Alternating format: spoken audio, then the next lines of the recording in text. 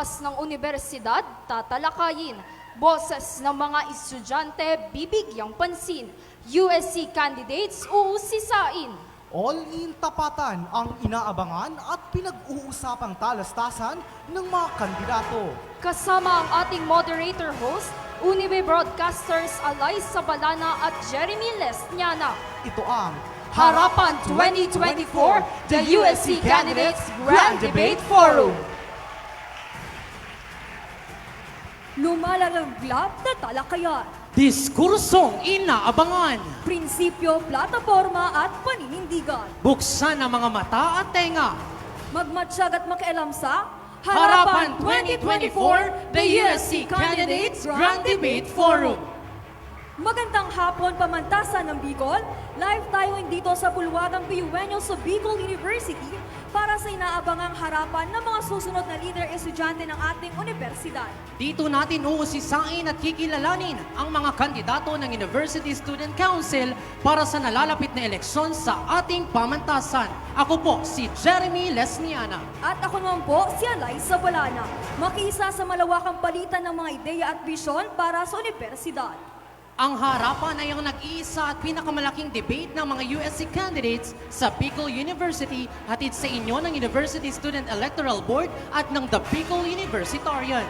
Para sa mga estudyanteng wala rito sa ating bulwagan, kagaya ng mga nasa Trade Campuses at sa kanilang bahay, mayroon po tayong live stream na makikita sa The Bicol Universitarian Facebook page. Kaya naman, simulan natin ang hapon na ito sa panalangin, pambansang awit at sa himno ng ating pamantasan.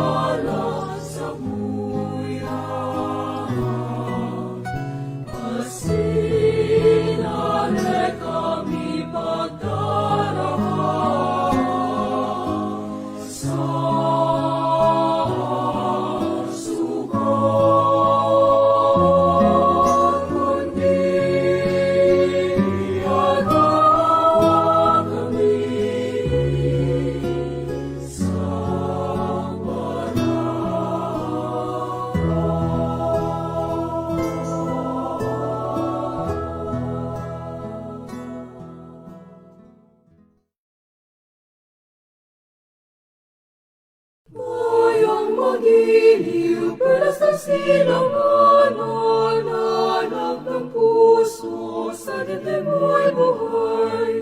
Lupang hinirang, tuyad ka ng magiting, sa manlulupig, di ka pasisilip. Sa dagat at bundok, sa simoy at sa langit mabaga, may nilagang tulad, awit sa paglayang minamahal. Pag-isap ng matawat mo'y tagumpay na naglilinig. Ang bituin at araw niya, kailan pang mali magdidilim.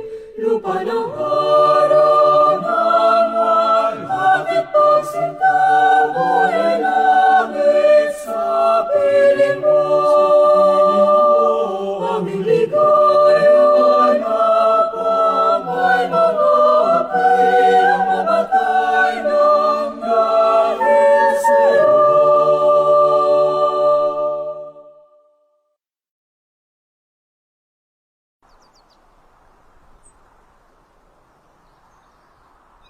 This is the school we wish to sing, of a school to honor and revere,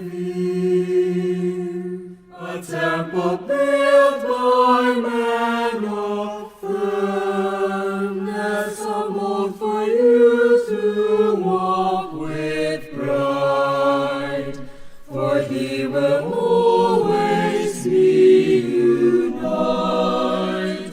although we tread on distant lands. We all shall cherish what you've taught us, that you wholeheartedly gave forth. Bicol University, burning torch of wisdom, fount of courage, hope, and love, seed of truth and light.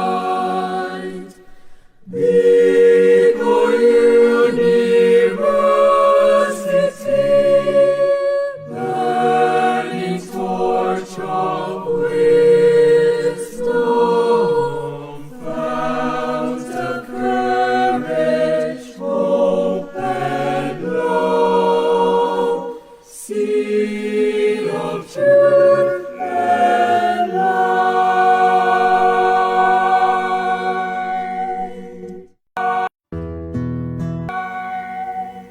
Maaari na pong umupo ang lahat.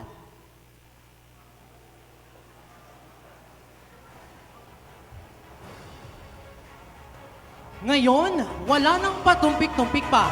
Narito na ang ating mga kandidato. Mula sa PU Buklod,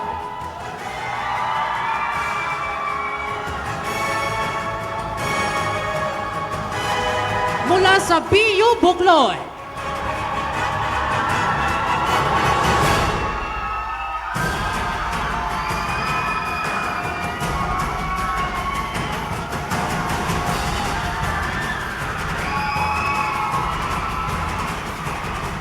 Narito rin ang League of Liberal Reformists Reforma Coalition.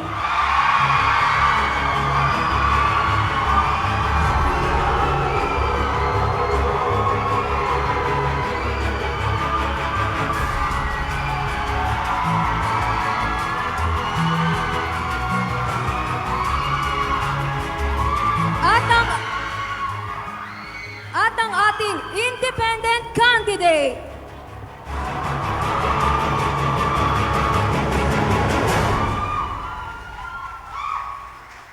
At ang huli, ang BU Leaders League of Democrats.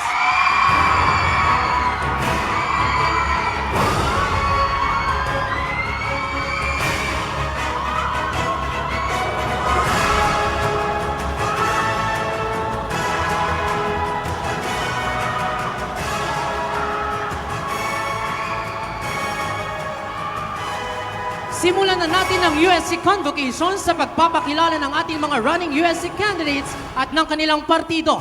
Magsimula tayo sa partido ng BU Leaders League of Democrats.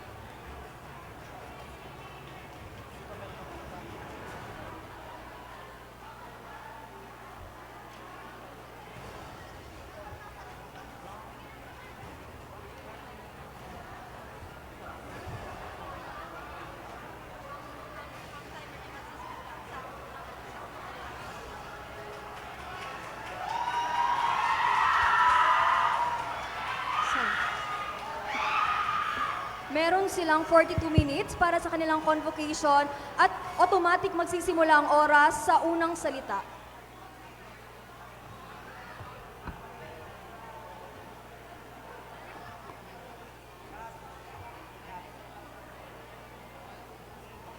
Bigyan ng isang bagsak, bigyan ng isang bagsak. Bigyan agad, bigyan agad, bigyan ng isang bagsak. Fair, vigilant, and democratic BUeños. Puso, prinsipyo at plataforma. Para sa konsehong BUeños ang ipapanalo. Para sa konsehong estudyante at dapat panalo. Of course, I am Earl Vincent Vista, your former USC chairperson and student regent.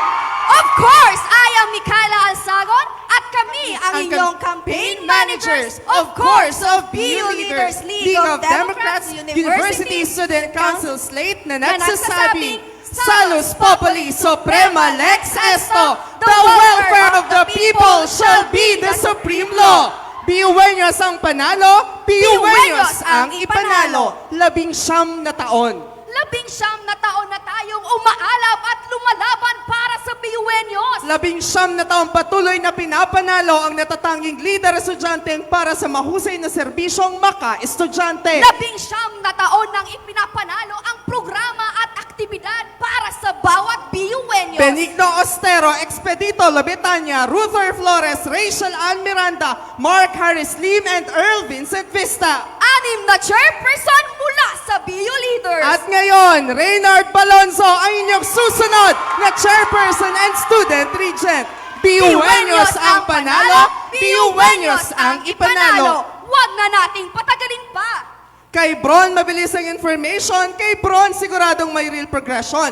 Si Bron, talagang orago na magbibigay sa inyo ng impormasyong kahit bilis. Si Bron, hindi magmimintis. Of course, your next USC Public Information Officer. Magandang hapon, Bicol University! Ako po si Kyle Reuben Obron mula sa College of Social Sciences and Philosophy. Naniniwala ako na sa panahon ngayon, dapat balansehin ang tradisyonal at modernong komunikasyon upang makarating ang impormasyon at balita ng tama at nasa oras. Ako po si Kyle Reuben Obron, your next USC Public Information Officer. Umaalab, lumalaban! Serbisyong may panata, dadalhin ng konseho sa matagumpay na kabanata. Yan si Aizel Manata. Of course, your next USC Business Manager! BUeños! Ako po si Aizel Manata mula sa Kolehiyo ng Arte at Letra. Bilang isang business manager, hindi lang income-generating projects ang aking tutugunan dahil ang sustainability at continuity nito ay akin ding ipaglalaban. Aizel Manata, your next USC Business Manager. Umaalab, lumalaban! Sa panahon ngayon, maririnig mo ang mga problema sa pera ng konseho. Tawara na daw barang bago. Marina, Maricar Sanorho, your next USC Auditor. BUeños! Ako si Maricar Mandia Sanoro from the Center of Teaching Excellence, the College of Education! Bilang isang auditor, handa akong ibigay ang tamang pagtitingin sa larangan ng evaluation, inventory at auditing. Maricar Sanoro, your next USC Auditor! Umaalab, lumalaban! Calculation na malinis, mga resibong walang bintis, walang charis-charis, sagot yan ni Charis. Of course, your next USC Deputy Finance Officer. BUeños, I am Charis de Los Santos from College of Engineering. Ako po ay inyong mapagkakatiwalaan bilang inyong deputy ingat yaman. Issue sa pera, agad tutugunan. Muli, Charis de Los Santos, your next Deputy Finance Officer. Umaalab, lumalaban! Kay Glenmar de Vela, walang pila. Online na pag-usaping kwarta. Of course, your next USC Finance Officer. BUeños! Ako si Glenmar De Vela mula sa College of Business, Economics, and Management. Ang inyong matapat na kahero para sa sistematikong konseho. Sa muli, Glenmar De Vela, your next USC Finance Officer. Umaalab, lumalaban! Abot mo ba?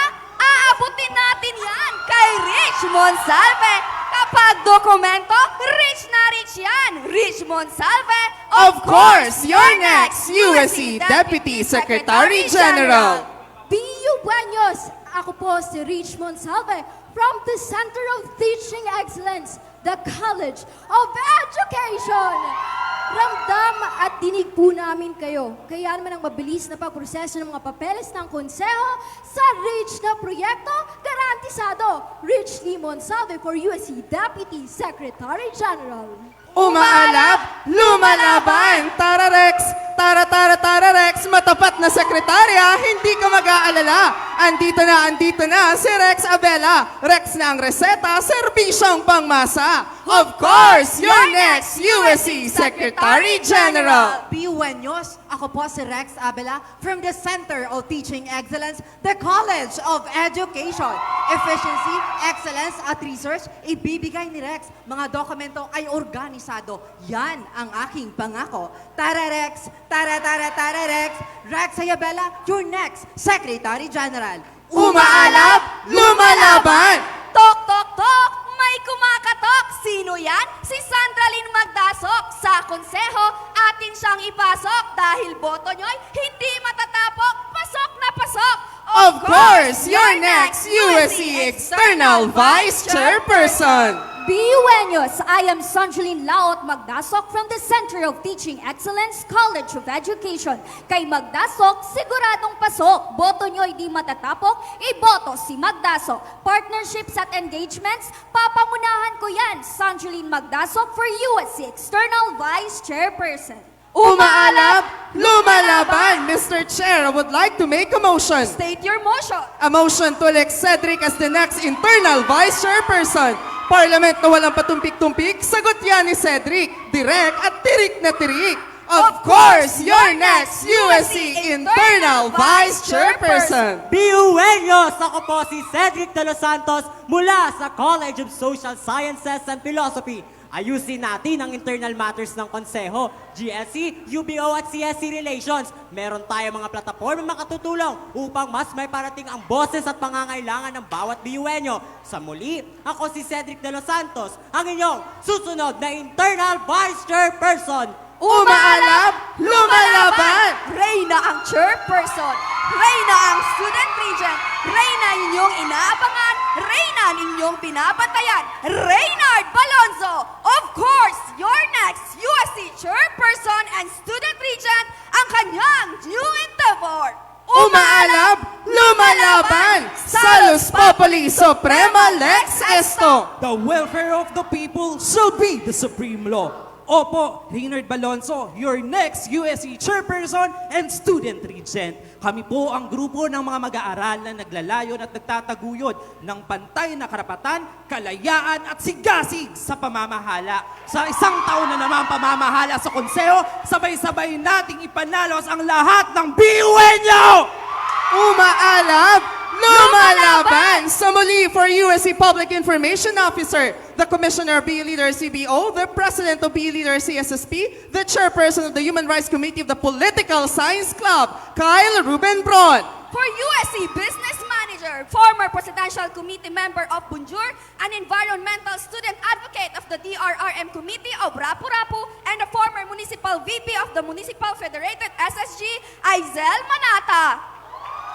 For USC Auditor, the Magna Excellence Awardee graduate in the Sumasasan Project at King International School, a two-time president of the League of Values Educators, and a five-time president of the Barangays Community Organization, Maricar Sanorho. For USC Deputy Finance Officer, an active member of the Geodetic Engineers of the Philippines Incorporated, officer and volunteer of the Children International Bicol Incorporated, and one of the most active officers in Katipunan na Kabataan of Barangay Imalnod, Legazpi City, Charis de los Santos. For USC Finance Officer, the President and former Vice President for Special Projects of Pio Cuarta, the former USC Finance Committee Junior Counselor Glenn Mardevela. For USC Deputy Secretary General, the UPO Chairperson of BU Leaders, former USC College Student Council Representative, and one of the most active member advocate of BU UNESCO Club Secretariat Committee, Rich Lee Monsalve. For USC Secretary General, the Vice President for Public Relations of BU Lawood, the BU University Councilor of Public Relations Committee, and a service awardee of the College of Education, Rex Abela. For USC External Vice Chairperson, member of Sirang Bicol Coalition of Youth Leaders, a Chief Girl Scout Medalist awardee of the Girl Scout of the Philippines, and former President of the SSG of the University of Northeastern Philippines, Sandra Lynn Magdaso. For USC Internal Vice Chairperson, the BU-USC University Councilor of the Internal Relations Committee, the Chairperson of the Junior Parliamentarian Committee of the Political Science Club, and the Vice President for Internal Affairs of BU Leaders CSSP, Cedric De Los Santos. For Chairperson and Student Regent, former Chairperson of the College Editors Guild of the Philippines Bicol Chapter, former President of Division Federation of YESO Officers of the whole province of Albay, Reynard Balonzo. BU-Anyos, panahon na para manalo ang bawat boses ng estudyante. Samahan ninyo kami at sabay-sabay nating ipanalo ang freedom, equality, and vigilance sa buong Bicol University. Muli, kami ang BU Leaders League of Democrats na nagsasabing, Salus Populi Suprema Lex Esto, the welfare of the people shall be the supreme law. Bron, Manata, Sanorho, De Los Santos, De Vela, Monsalve, Abela, Magdaso, De Los Santos, Balonzo. Sa tunay na progresibong konseho, BU-Anyos ang ipapanalo. Umaalab, lumalaban. BU-Anyos, your next USC Public Information Officer, Kyle Ruben Bron. Kay Bron, mabilis ang information. Kay Bron, siguradong may real progression. Kay Bron, siguradong Uragon. Magandang hapon, Bicol University! Kailangan nyo ba ng leader na ipapanalo ang karapatan at kapakanan ng student body? Kailangan nyo ba ng taong magtatanggol sa mga biyaya ng ating demokrasya? Subok na bilang miyembro ng Kabataan Party List Bicol, Pangulo ng BU Leaders CSSP, Chairperson ng Political Science Club's Human Rights Education Committee. Ako po si Kyle Reuben Bron mula sa Political Science Department ng College of Social Sciences and Philosophy, your next USC Public Information Officer. Ngayong taon na walang saysay ang kahalagahan ng prinsipyo ng transparency at accountability dahil maraming impormasyon ang itinago at patuloy na itinatago, maprotektahan lamang ang mga kasalukuyang halal. Bilang PIO, naniniwala ako na kaya nating tugunan ang hamong ito sa pamamagitan ng ating plataforma. Una, ang The USC Online Information Channel na magbibigay ng kinakailangang balita sa student body at ito ay isang cost-effective information dissemination strategy upang makapagbigay ng mga impormasyon gamit lamang ang ating messenger application at official BU emails. Kaakibat din ito ang paggawa ng USC website upang maisakatuparan natin ang full disclosure transparency system na magsasapubliko ng ating auditing records, accomplishment reports at financial standing upang mas maging bukas tayo sa pagsisiyasat o scrutiny because public office is a public trust. Sa tulong naman ng ating chairperson and student regent na si Reynard Balonzo, isasakatuparan natin ang Hururon, a socio-political and legal awareness fora na magbibigay ng kinakailangang kaalaman tungkol sa maraming social, political at legal issues upang kolektibo nating malabanan ang laganap na inhustisya sa lipunan. Bilang inyong public information officer, nasisiguro ko na kapag ako ay nahalal, tayo ay magkakaroon ng isang tapat at progresibong konseho. Isang konsehong may puso, prinsipyo at plataforma. Sa muli, huwag ninyong kalilimutan ang magbibigay sa inyo ng impormasyong kailbilis, si Bron yan na hindi mimintis. As your PIO, I will be your mouthpiece for truth and justice. I am Kyle Reuben Obron and I am beyond prepared and fully equipped to be your next public information officer. Umaalab, lumalaban. BU-Anyos, your next USC Business Manager, Aizel Manata. Magandang araw, Pilipinas! Marahay na agaw, Bicolandia! Mula sa halin ng mga tunay na progresibong BUeños, narito po ako hindi para maghatid ng balita, kundi ways and means, simple handa. Aizal, I see you, I feel you, Aizal got it all for you.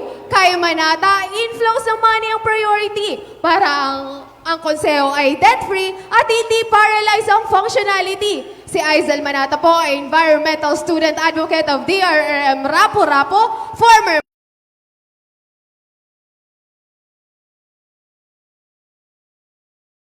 Aizal Manata po ay may 3 panata. Diretso kita. Manata number 1. Ipapanata ko po sa inyo ang aking KIFI o ang Knowledge Integration in Finance and Alliances in Innovations. Unlike Cynthia Villar, we believe on the importance of research, assessment, and gauging. We should all mind our businesses, pero sa usapang pera at negosyo, dapat atentibo tayo. Kaya naman, KIFI ang sagot. This mechanism is a mentorship program that will guarantee the sustainability, continuity of the IGPs offered by the CBOs, UBOs, and DBOs across Bicol University. This will also be open for publications. As a communication major, it is integral that we consider the sustainability, marketing, operations of our projects para ma-maximize natin ang profitability nito. Dahil naniniwala po kami na kapag may proper allocation ng salapi ang konseho, hindi ito magiging paralisado. Kaya naman, kapalit ng KIFI ko, ang boto nyo! Manata number 2. Muli po natin pupuksan ang orgulyong BUeño. This is a university-wide trade expo that will enhance the spirit of entrepreneurial mindset of our young entrepreneurs. Good item na naka-sachet, good item na naka-repack. Basta pasok sa kriteria ng aming quality check, ay maibibenta po natin ito. Pero pag nagkahulihan na, hindi pa ako dyan labas kasi inain at bukas na bukas po tayo sa extension at paglalayag ng tindahan ni Isko sa mga external campuses. Pero uunahin po natin ang pilot testing para kapag naging self-sustaining, saka po natin ibibigay sa CSE ang full managing. More datong para more give-song sa ating BU community. Sa pamamagitan ng aking advocacy projects, which brings me to my panata number 3. Ang Light Check. Light Check is an inventory mechanism for Bicol University na naglalayong pailawan ang may mga zero visibility areas sa buong Universidad ng Bicol. Huwag po natin kakalimutan ang tunay na ilaw ng aming konseho, ang makamasa, ang USC, chairperson and student regent na makamasa, maka-estudyante, at resigned. Reynard Balonzo, kay Reynard Balonzo, siguradong garantisado ang asenso ng konseho dahil si Reynard Balonzo ay may paglaom para sa BU. Muli po, I see you, I feel you, Aizal got it all for you. Aizal Manata, you're next. USC Business Manager. Umaalab, lumalaban. BUeños, your next USC Auditor, Maricar Sanorho. Ops, ops, ops! Maliit man sa inyong paningin, mostik at maurag pa rin. Sa panahon ngayon, realize mo ng pababa na ang value ng piso. Sa panahon ngayon, rinig mo na ang mga problema sa pera ng konseho. Sa panahon ngayon, ribok na ang mga estudyante, tawaran na daw barang bago. Mari na, kay Maricar ka na, magandang buhay, Bicol University! Ako, si Maricar Madia Sanorho, a proud advocate ng positive change at third-year Bachelor of Secondary Education, major in Values Education, and your next USC Auditor! Si Maricar po ay hindi lang simpleng BUeño dahil si Maricar po ay graduate sa international schools based in New York, USA. Nagkamit po si Maricar ng Magna Excellence Awardee. At si Maricar din po ay two-termer president ng League of Values Educators. At si Maricar din po ay 5 times president ng Barangay organization sa Libon, Albay. Kaya hindi na po bago kay Maricar ang usaping accountability, honesty, and wholehearted integrity. Kaya mari na kay Maricar ka na. Mari na sa platform number 1, League of Auditors Consultative Meeting. Bilang isang auditor, hindi lang po ini-evaluate ang financial statement and records. Bilang isang auditor, ang LACME ay magiging proseso sa pagbuo ng student charters na kung saan magiging organisado at maayos ang konseho. Kaya mari na kay Maricar ka na. Mari na sa platform number 2, Fin Audit Enhancement Training. Partnership with all business and management at Bangko Sentral ng Pilipinas. Participants are all interested BU venues that want to learn the value of finance and auditing. Kaya mari na kay Maricar ka na. Mari na sa platform number 3, Salming. Salming Student Welfare Desk Function na kung saan gagawa po ng resolution ang auditor para bigyan ng aksyon ang mga issue ng mga estudyante. Kaya mari na kay Maricar ka na. Huwag niyo din pong kakalimutan ang aming chairperson, Reynard Balonso, na may platapormang paglaong para sa BUenos. Maricar Matias Sanorho, your next USC auditor. Umaalab, lumalaban! BUenos, your next USC Deputy Finance Officer, Charis De Los Santos. Kalkulasyon na malinis, mga resibong walang mintis, walang charis-charis. Sagot yan ni Charis. Ako po si Charis De Los Santos mula sa Bicol University East Campus, College of Engineering. Charis is not just a student leader but also a community volunteer.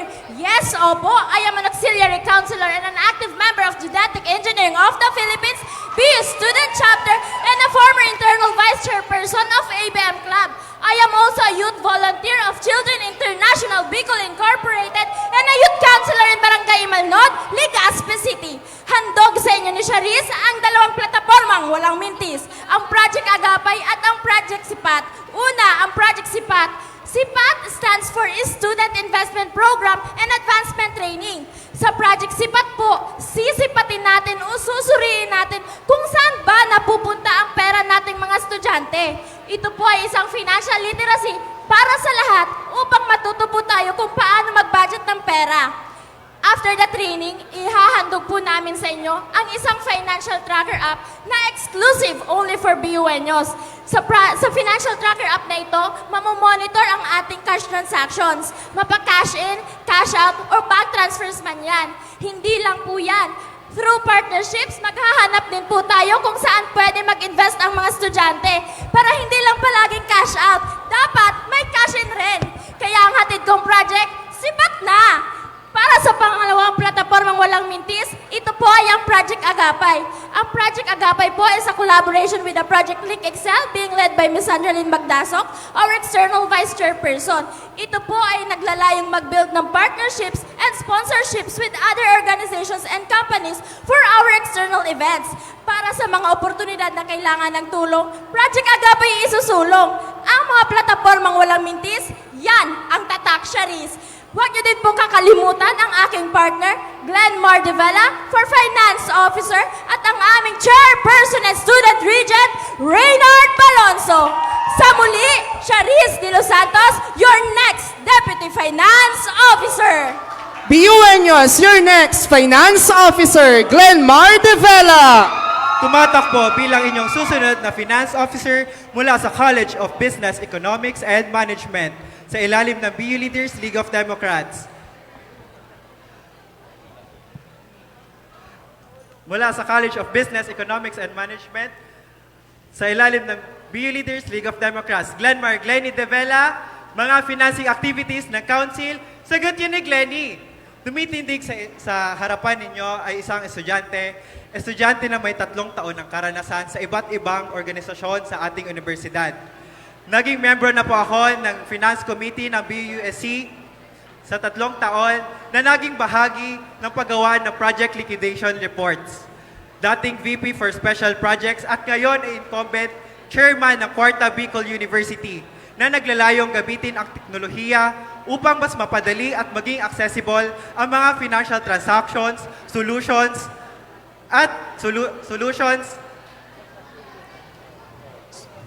at mga financial solutions para sa mga BUenyos. Through paglaom, a comprehensive development plan, a student-led development plan, mayroon po akong 2 plataforma na ihandog sa Bicol University students. Una ay ang Kadasig BUenyo, a resilient student initiative na naglalayong pagtibayin at gawing resilient at sustainable ang mga projects under the finance. Sa ilalim nito ay ang G-Financing, Centralized Financial Database,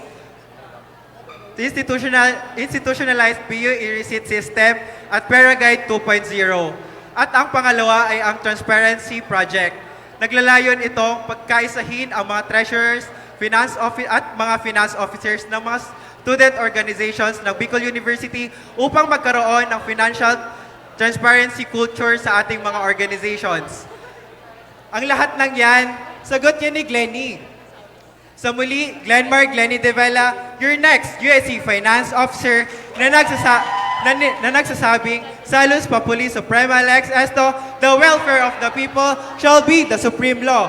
Huwag din natin kakalimutan ang aking katuwang sa finance, Zeris De Los Santos, your next USC Deputy Finance Officer at ating chairperson and student regent, Reynard Balonso.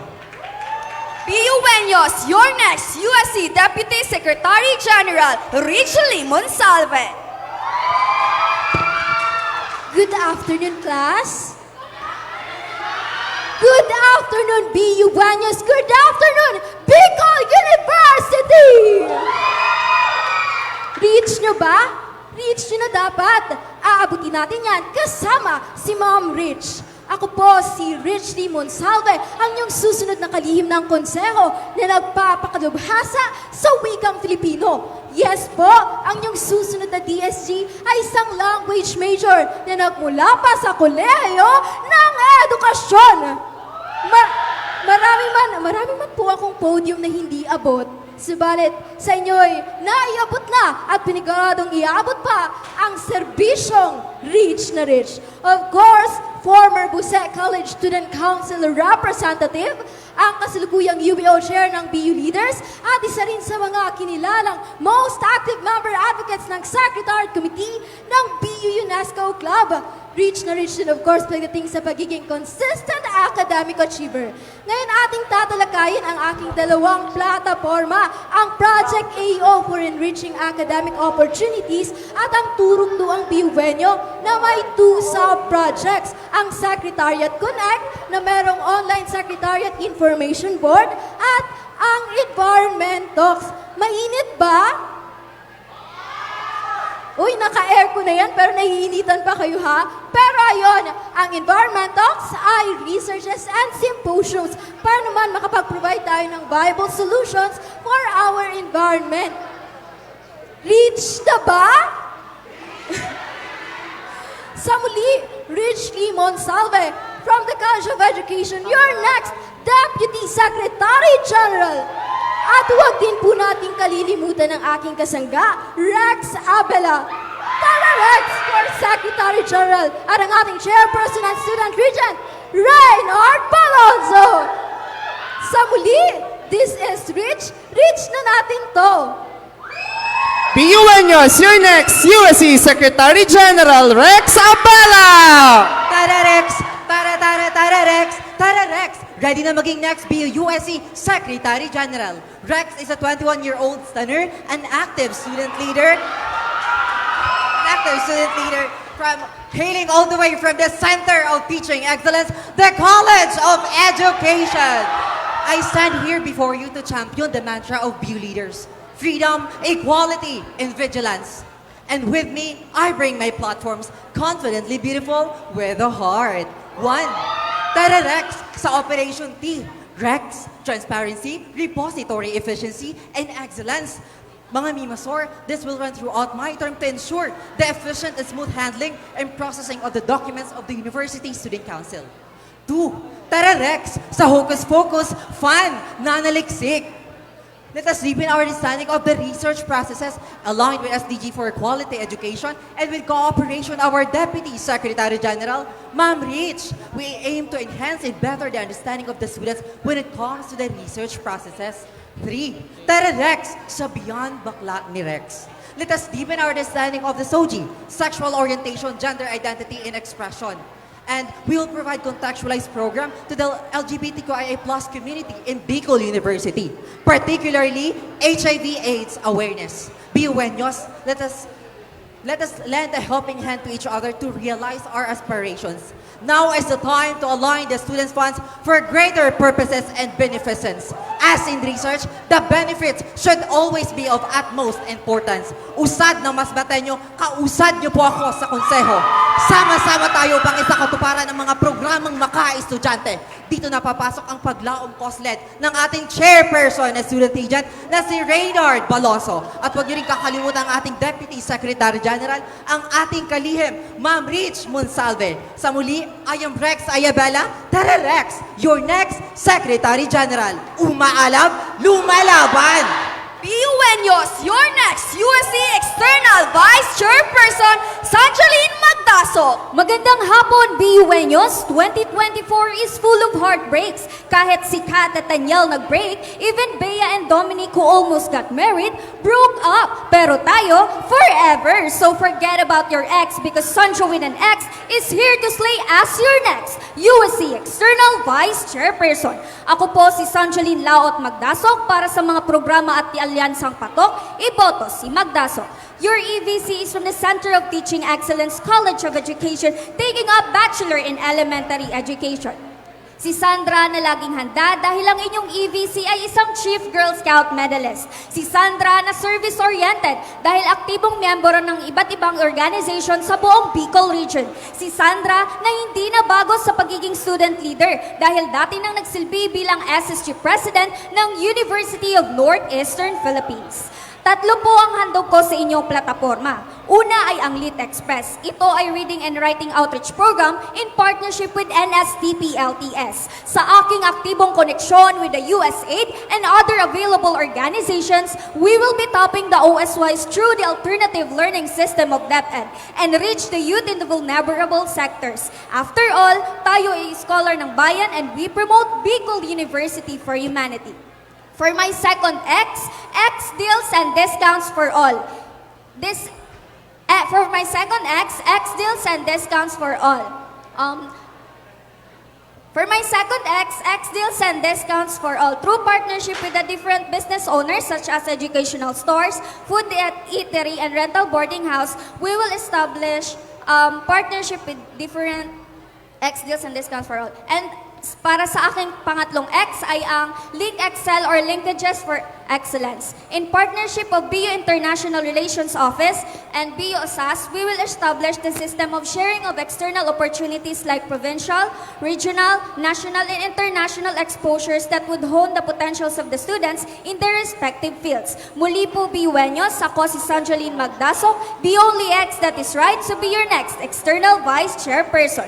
Umaalab, lumalaban! BUeños, your next USC Internal Vice Chairperson, Cedric De Los Santos. BUeños, ako po si Cedric De Los Santos. Sa GLC, bawal padalos-dalos para lahat ng karaingan matapos masagot. Smooth, walang atras, walang paltos. Basta kay said, only said and done. Ako po si Cedric De Los Santos mula sa College of Social Sciences and Philosophy. Isang kaibigan, mag-aaral, estudyanteng mambabatas, tubong mas matenyong laki sa bukid at sakahan, kaupod ang pobre sa pagsirbe na sincero kag may paninindugan. Lingkod bilang chairperson of Junior Parliamentarian Committee, 2-term SSG President at 2 taon na sa USC Internal Affairs Committee. Bilang inyong susunod na Internal Vice Chairperson, hindi na pwedeng paatras ang ating sistema. Bunga ng mga dagok na nakita natin sa konseho, andito ngayon ang BO leaders para magbigay ng mga serbisyo makabuluhan. Kung kaya't, eto na ang 3 puntong pasulong. Una, pagbaklas o plan revision ng konstitusyon. As your next Internal Vice Chairperson, I will be leading the updating the true and equal roles of the officers in the Constitution.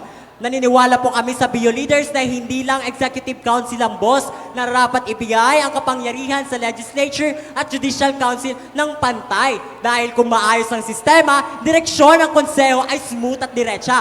Basta kay said, only said and done. Pangalawa, pagbigkis, pangmasang PAL-Pro, afford mo. Bilang inyong susunod na IBC, dapat meron na tayong Local Adjustative Management course na kung saan aantabayanan natin ang mga DBO President at Block President sa pagbibigay ng Parliamentary at Resolution Making Training. Ngunit aantabayanan pa rin natin ang mga miyembro ng GLC, pagbibigkis ng kaalaman para walang nauunaw na huli sa pag-alam. Basta I said, only said and done. Pangatlo, pagpadyak, bikes for students, bikes for clean energy. As a student being threatened by climate change, nandito ngayon ang BU leaders para magbigay ng isang serbisyo para sa mga estudyante sa pagpadyak o ang mga bikes na nandito sa OSAS. Nasimulan na ito na ngayon, papalawakin pa natin ito. Basta I said, only said and done. Pagbaklas, pagbigkis, pagpadyak, kakibat ng tatlong salitang ito ang mga salita nito, ang mga konkreto, ang mga plataforma kung saan papunta. Dahil ang USC ay hindi basta-basta, hindi pa-cute lang, or PubMat ay sapat na. Kailangan ng mga estudyante ng mga programang ramdam at nakikita.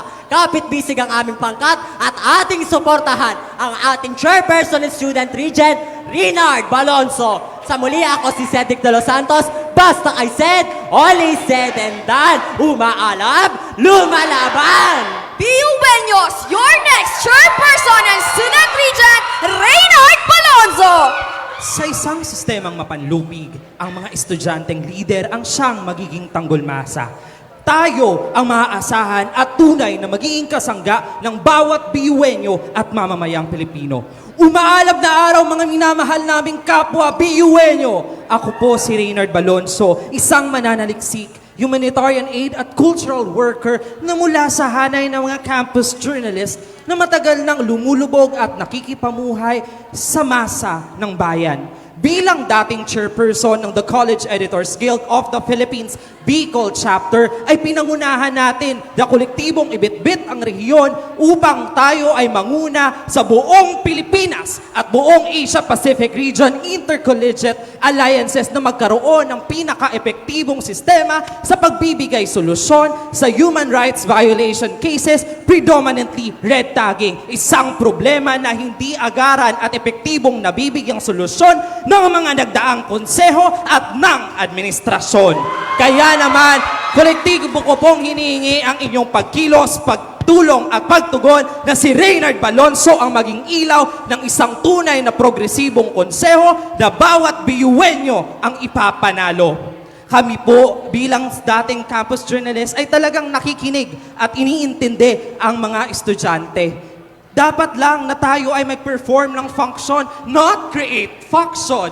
Dahil ito ang kolektibong puwersa na kinakailangan ng masang BUenyo. Kaya naman lakas loob kong ibinabahagi at ipinaglalaban sa inyo ang mga platapormang kailangan ng bawat estudyante. Platapormang research-based at strategic ang mechanisms. Ito po ay hindi lang pa-cute at hindi lang apapil sa mga botante, kundi totoong vision-oriented at logistics-directed. Ito po ay ginawa para sa mga BUenyo at kasama ang mga BUenyo. Kaya naman po ang BU Leaders League of Democrats ay binabahagi sa inyo ang paglaom, isang comprehensive student-led development plan na merong 4 na components. Isa na po dyan ang students' rights and welfare na tumatalima sa fundamental democratic and academic rights and freedom ng mga estudyante. Nakapaloob po dito ang Lapit at Kasurog Project na magtatatag ng epektibong campus press freedom, violation interventions at lalong magbibigay ng komprehensibong direksyon paano natin mabibigyan ng funding ang mga publication. Ang Campus Press Freedom Violation Interventions din ay magkakaroon ng quick response teams na para sa mga red tag at harass students. At syempre, ang psycho-emotional interventions para sa lahat. Ipagpapatuloy ng student transformation ang pagpapatingkad ng buong Bicol University sa pamamagitan ng pag-change ng research culture and other socio-economic and dimensional interventions na dapat naman talaga ay binibigyan or pinapangunahan ng konseho. Mangunguna dito ang BU Optimized Research Alliances and Grant Opportunities for Progressive Reforms. And ang alternative Learning Courses for Social Advancement o ACLA. Ito po ang magbibigay sa atin ng kapangyarihan sa mga estudyante na labanan ang korupsyon sa loob o labas man ng pamantasan sa pamamagitan ng research and strategic innovations. Siyempre, ang development naman ang totoong magtataguyod ng kaunlaran ng lahat ng estudyante. Ito po ay sa pamamagitan ng lahat ng plataforma at proyekto ng aking mga kasamahan. Ito po ay ginawa para sa inyo at kasama kayo. Bilang mga productive scholars ay kailangan i-integrate natin ang lahat ng ito sa community sa pamamagitan ng fourth component ng paglaom, sa pamamagitan ng community immersions. Ito po ay maibibigay natin sa lipunan at sambayan ng Pilipino sa pamamagitan ng basic masses integration programs na para rin sa development ng lahat ng student-led organizations sa Bicol University. Kaya naman po mga minamahal naming mga kapwa BUenyo, basta BU leaders at kay Balonso, siguradong kasama nyo sa makabuluhang aktibidad at proyekto. Ngayong tag-init, siguraduhin natin na tayo ay uminom ng tubig. Ngayong tag-init, make it rain because rain will make it for you and will make it with you. Ipaglalaban kayo sa kalsada man o sa Board of Regents at magbibigay tugon sa lahat ng problema ng mga estudyante, mapastro, transformation, development, and community integration. Siyempre, kasama sina PIO Kyle Ruben Bron, BM Aisel Manata, Auditor Maricar Sanorho, DFO Charis de los Santos, FO Glenn Martivela, DSG Rich Limon Salve, SG Rex Abela, EVC Sandra Lynn Magdasok at IVC Cedric De Los Santos. Dahil sa tunay na progresibong konseho, BUenyos ang ipapanalo. At muli po, ako po si Reynard Balonso, ang inyong susunod na Chairperson and Student Regent. Solus Populi Suprema Lex Esto, the welfare of the people shall be the supreme law.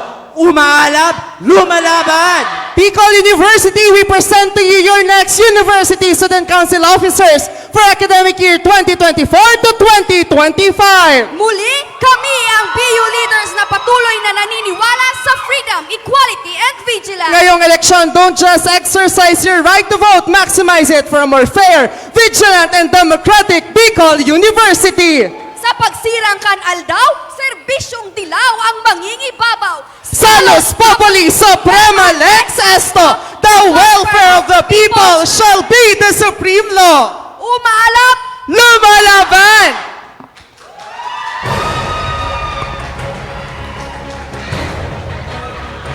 Maraming salamat, BU leaders.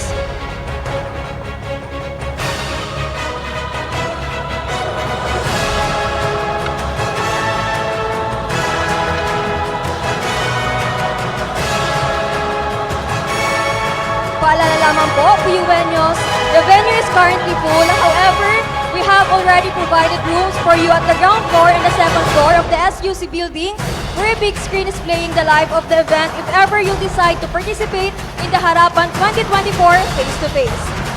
Again, BUenyos, the venue is currently full.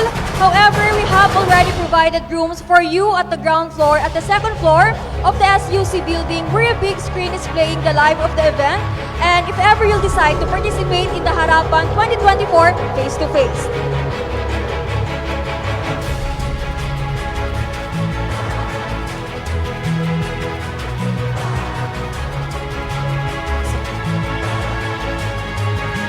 Ngayon naman, atin namang kilalanin ang ating independent candidate.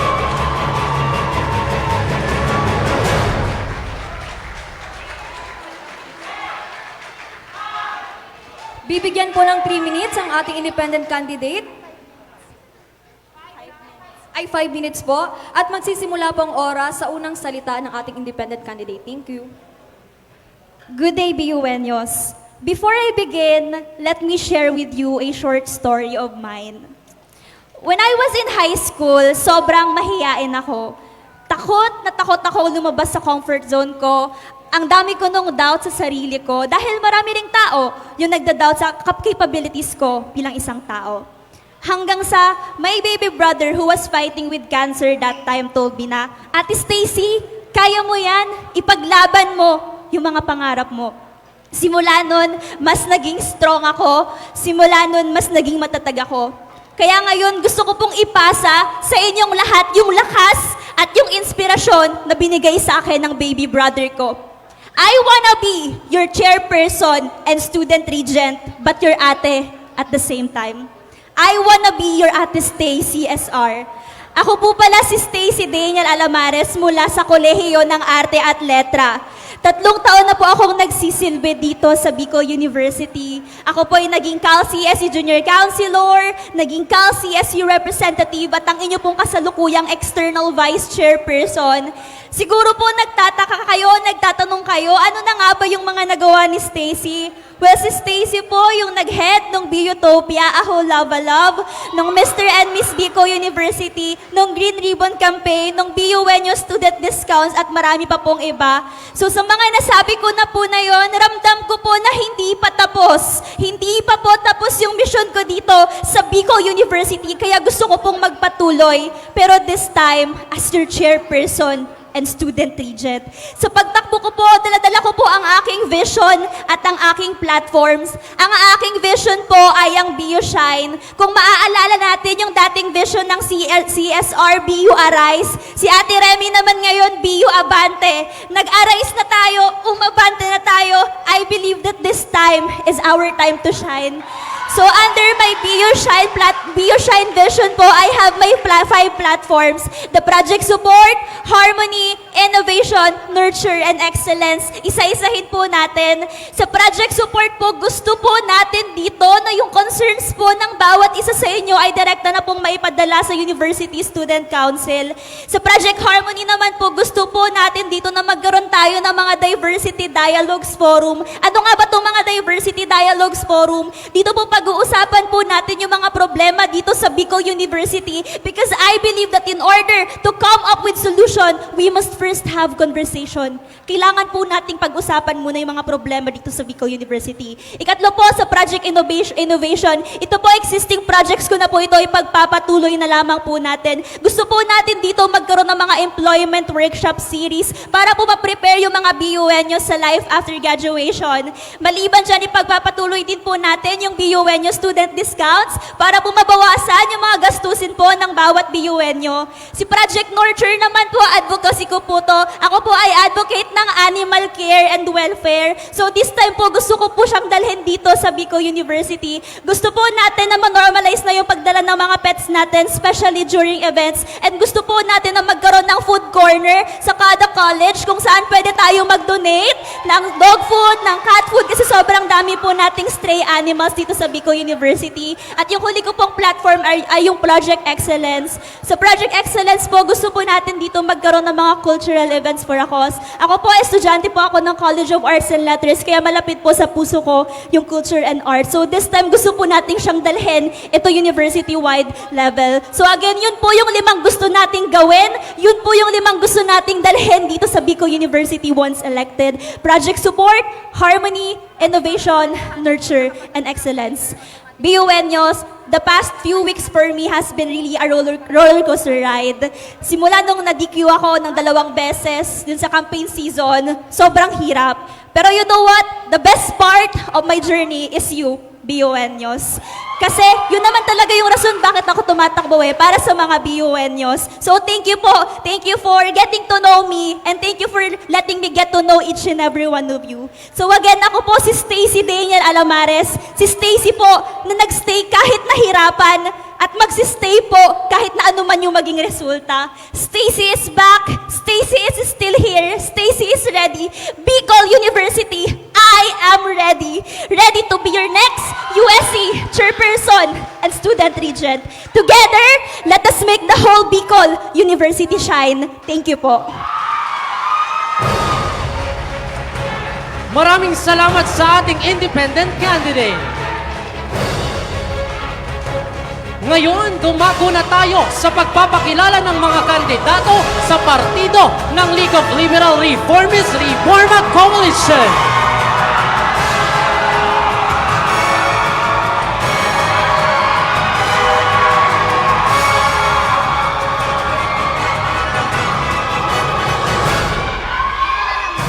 Paalala bibigyan lamang po ang LLR ng 42 minutes para sa kanilang presentation. And after 42 minutes, automatic po na mawawala ng sound ang microphone. Thank you so much.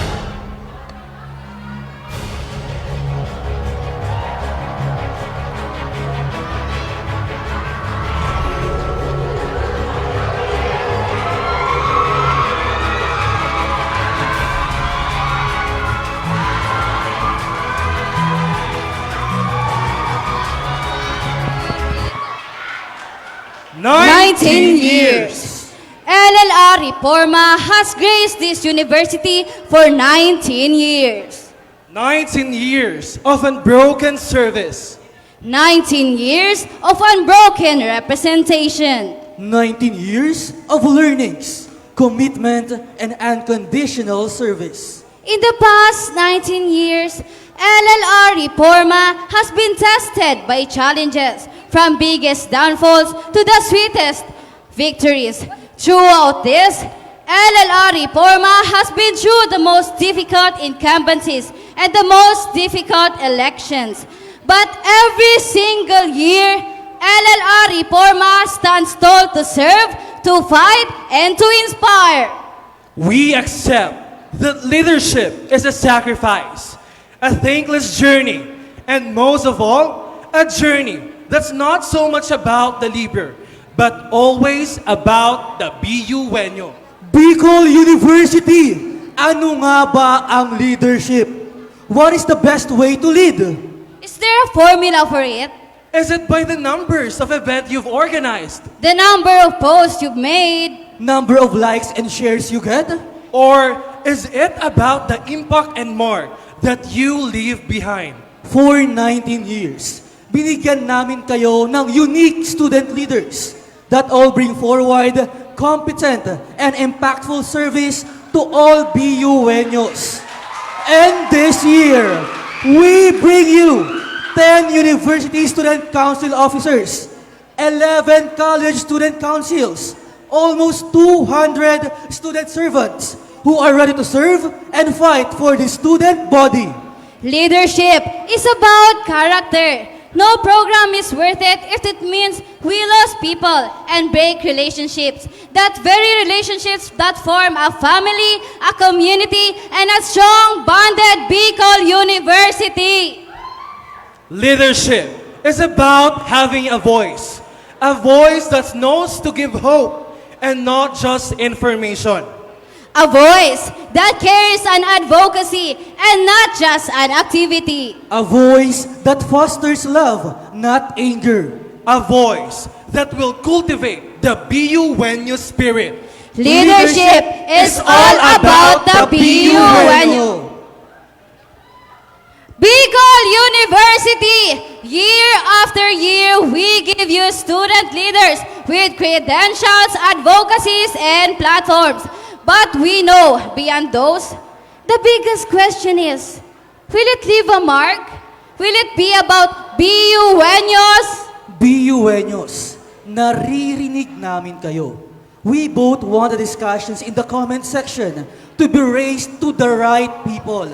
We see and hear every rant, frustration, and challenge that you guys share online. BU-Wenyos, naririnig namin kayo. Alam at ramdam namin ang bawat hinaing ninyo ng hirap at pagod ng pagiging isang scholar. Ang League of Liberal Reformists Reforma Coalition ay ang partido na naghahatid ng prinsipyo, plataporma at paniniwala na may karapatang aksyon, integridad at responsibilidad sa kakayahan ng bawat BU-Wenyo. Kakayahang gumawa ng responsableng aksyon para sa progresibong universidad. It is pointless to complain without offering solutions. And it's even more useless to start the hate and create divide.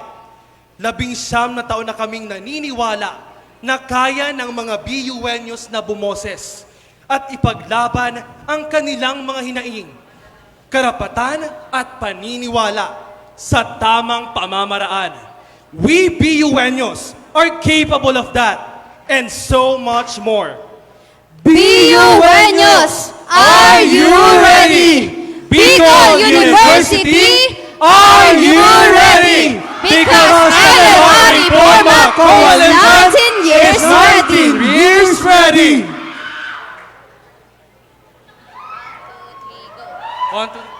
BUenos, narito na ang 10 lider estudyante na mag-iiwan ng marka sa Bicol University. Ang bakas ng BUenyo. BUenos, andito na ang Kirby's yung totoo, Kirby's yung para sa'yo. Dahil kay Kirby, always ready, always more, never less. Kaya dito na kay Morales. Dahil kay Morales, he will give you the best service. From the College of Arts and Letters, Haven Kirby Morales. Haven Kirby Morales, your USC Public Information Officer. Para sa bakas ng BUenyo. Ready to serve, ready to lead. Valyado To lead. lead. Solusyon sa problema, Kasama ka. kontrobersya at anomalya, Ipagtatanggol ka. May aprobadong pamamaraan, BUenyo, ika'y pakikinggan. Kay Rob Lester, We better. Si Valyado lead, Ang leader na solid. From the College of Industrial Technology, Rob Lester Valyado lead. Rob Lester Valladolid, your USC Business Manager. Para sa bakas ng BUenyo. Aryana, Aryana, Aryana. Aryana ang serbisyong tapat at totoo. Aryana ang dekalidad na trabaho. Aryana, si Aryana. Kay Aryana, ikay makakasiguro kung gusto mong ligtas ang pera mo, Digo for Digo. From the College of Business, Economics, and Management, Aryana Casidigo. Ariana Casidigo, your USC auditor. Para sa bakas ng BUenyo. BUenos, siya nga pala si Jonel Lopera! Dahil kay Lopera, sa kwarta sigurado ka. Dahil kay Lopera, Never magiging low ang pera. Kaya marina, sarabay kita. Loperang muling kakarera, kita gabos maarangkada. Kaya kanino ka pa? Kay Jonel Lopera na. From the College of Business, Economics, and Management, Jonel Lopera. Junel Lupera, your USC Deputy Finance Officer. Para sa bakas ng BUenyo. Usapang transparency, yansi-yansi. Usapang integrity, yansi-yansi. Finance officer na di ka magsisisi, yansi-yansi. Siya nga pala si Yancy Bermas, maasahang pera'y laging ligtas. Pera mo'y may security sa muli, yansi-yansi. From the College of Engineering, Yancy Bermas.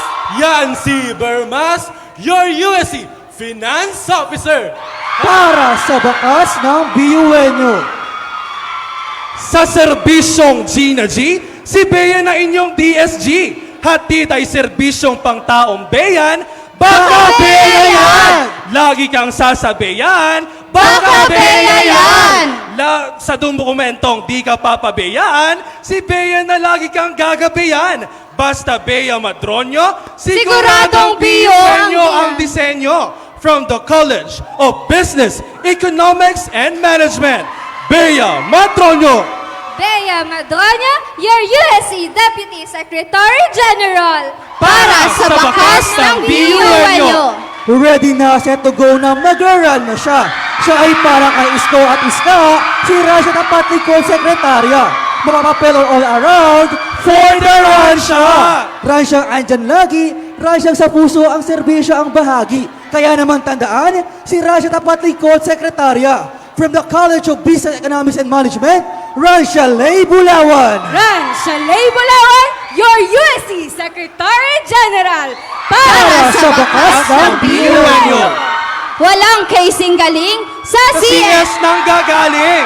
Serbisyong outstanding sa USC paparating. Dapat kay Casey na! Casey nga, si Casey ay may karanasan na. Pag si Casey, kay siguradong walang magsisisi. Dahil si Casey, handa na maging inyong EBC. From the College of Science, Casey Maxine Mendones. Casey Maxine Mendones, your USC External Vice Chairperson Para sa bakas ng BUNyo! Ang jam para mag-stop at BUNyo, ang jam para magserbisyo, ang IBC na tutulong sa inyong journey, ang IBC na ibibigay ang sarili. Ang jam na, Jamil Puiza! Jamil na may will, Ito ay real na real! from the Jesse M. Robredo Institute of Governance and Development, Jamil R. Puiza. Jamil or Buiza, your USC Internal Vice Chairperson. Para sa bakas ng BUNyo. She is more than ready. She has faced it all, from doubts and tears to failures and losing peers. Today, this leader will be your empathetic voice, a symbol of resilient leadership and never faltering spirit. Tangible! Serbisyong tangible, Kaibigan! Dila na pang matagalan, dila na masasandalan, Dilan na di ka iiwan. Wala nang iba. Dilan is the one! From the College of Arts and Letters, Dilan Tangi. Dylan Zanji, your USC Chairperson and Student Regent. Para sa bakas ng BUNyo.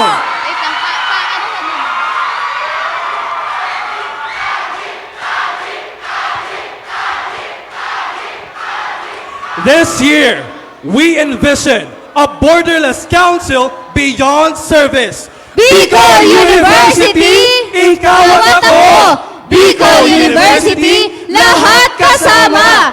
Bicol University, walang maiiwan! Our fellow BUNyos, we are the League of Liberal Reformists Reforma Coalition saying, Stat pro ratione voluntas, let your will stand for your reason. Viva Reforma, Viva Bicol University, para sa bakas ng BUNyo!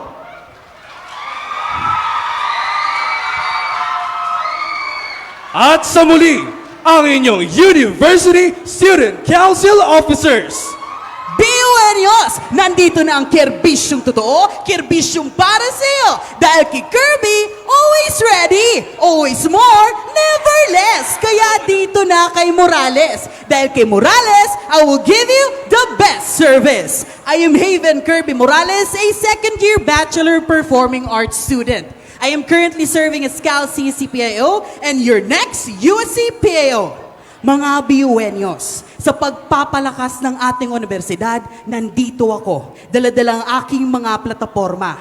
Una, ang Tingog BUNyo. Nakatuon po ito sa pagpapalakas ng inyong mga boses at sa pagpapalago ng inyong abilidad sa public speaking. With Tingog BUNyo, tayo po ay magtutulungan sa pagharap sa hamon ng totoong buhay while ensuring your ability to express your thoughts effectively. Sunod po ay ang Info Plus. Sa tulong po ng ating mga Tingog BUNyo contributors who will serve as our content creators, our initiative is to revitalize information dissemination sa pamamagitan ng paggamit ng iba't ibang social media features. Through this, magpo-post po tayo ng informative videos na maaring makapagbigay sa inyo ng kaalaman at maaari nyo ring balik-balikan. And through a telecast, tayo po ay magsuspotlight ng mga BUNyos na nagbigay karangalan sa ating universidad. Huli naman po ay ang aking advocacy platform, Presenting Spectra. A colorful, vibrant celebration of our culture and the arts. Under this po ay may 2 pong proyekto. Una, ang Tanghalan ng Sining. Bilang isang theater art student, nakikita ko po, marami pong BUNyos ang talentado sa pagdating po sa teatro. Kaya through this, gagawa po tayo ng entablado para maipamalas ng ating mga BUNyos ang talento nila sa teatro, promoting creativity and storytelling. Sunod po ay ang BU Draga. Bilang isang drag performer at miyembro ng LGBTQIA+ community, magbibigay po tayo ng avenue sa mga miyembro ng komunidad na para maipakita ang kanilang talento through a drag festival. Through this initiative, we will create and contribute to make a supportive environment for everyone to feel accepted and valued for who they are. Tiyak, bawat boses ay maririnig, bawat talento ipagdiriwang at bawat pagkakataon ay sasamantalahin. Kaya naman, my dear BUenos, together with our chairperson in Student Region, Dylan Tanji, samahan niyo po kaming tuparin ang aming mga layunin. Sa muli, ako po si Haven Kirby Morales, your USC Public Information Officer. Pakantanaan sa Kerbisyong Neverless, dito na kay Morales. Viva Reforma! Viva!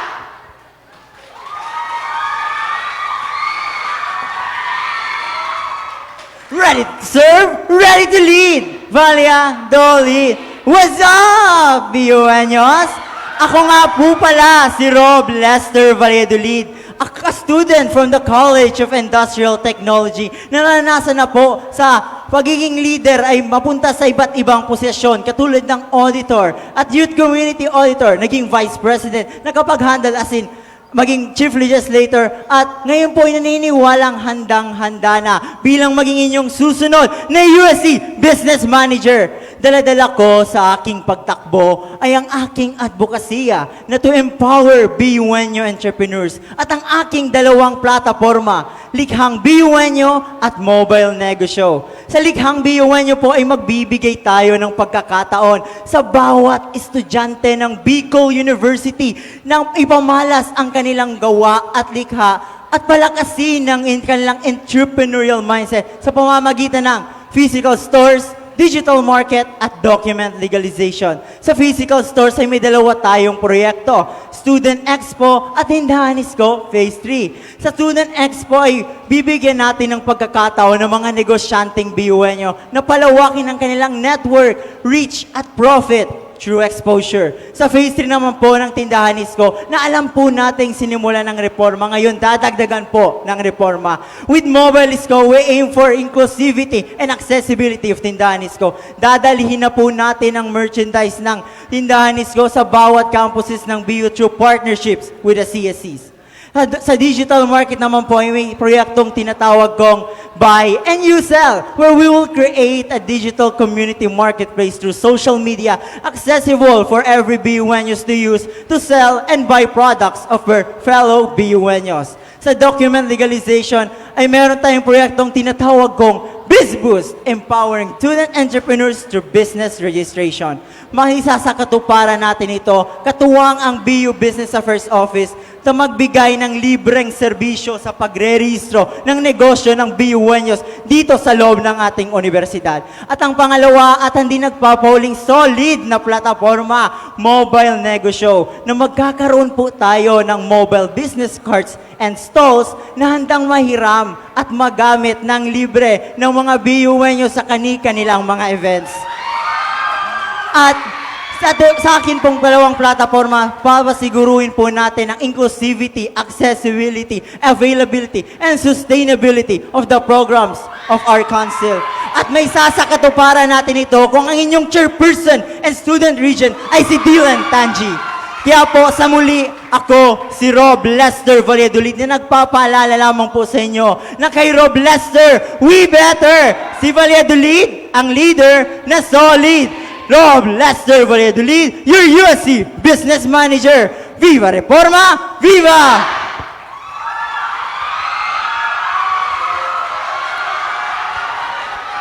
Ayan na, ayan na, ayan na! Ayan na ang serbisyong tapat at totoo. Ayan na ang dekalidad na trabaho. Ayan na, si Ariana. Kay Ariana, ikay makakasiguro. Kung gusto mong ligtas ang pera mo, di go for Digo. From BS Accountancy, ako nga pala si Ariana Cassie Digo, the current auditor of BUCBEM RCY and a founding officer of Google Developer Students Club. Handa nang magsilbi bilang inyong susunod na USC auditor.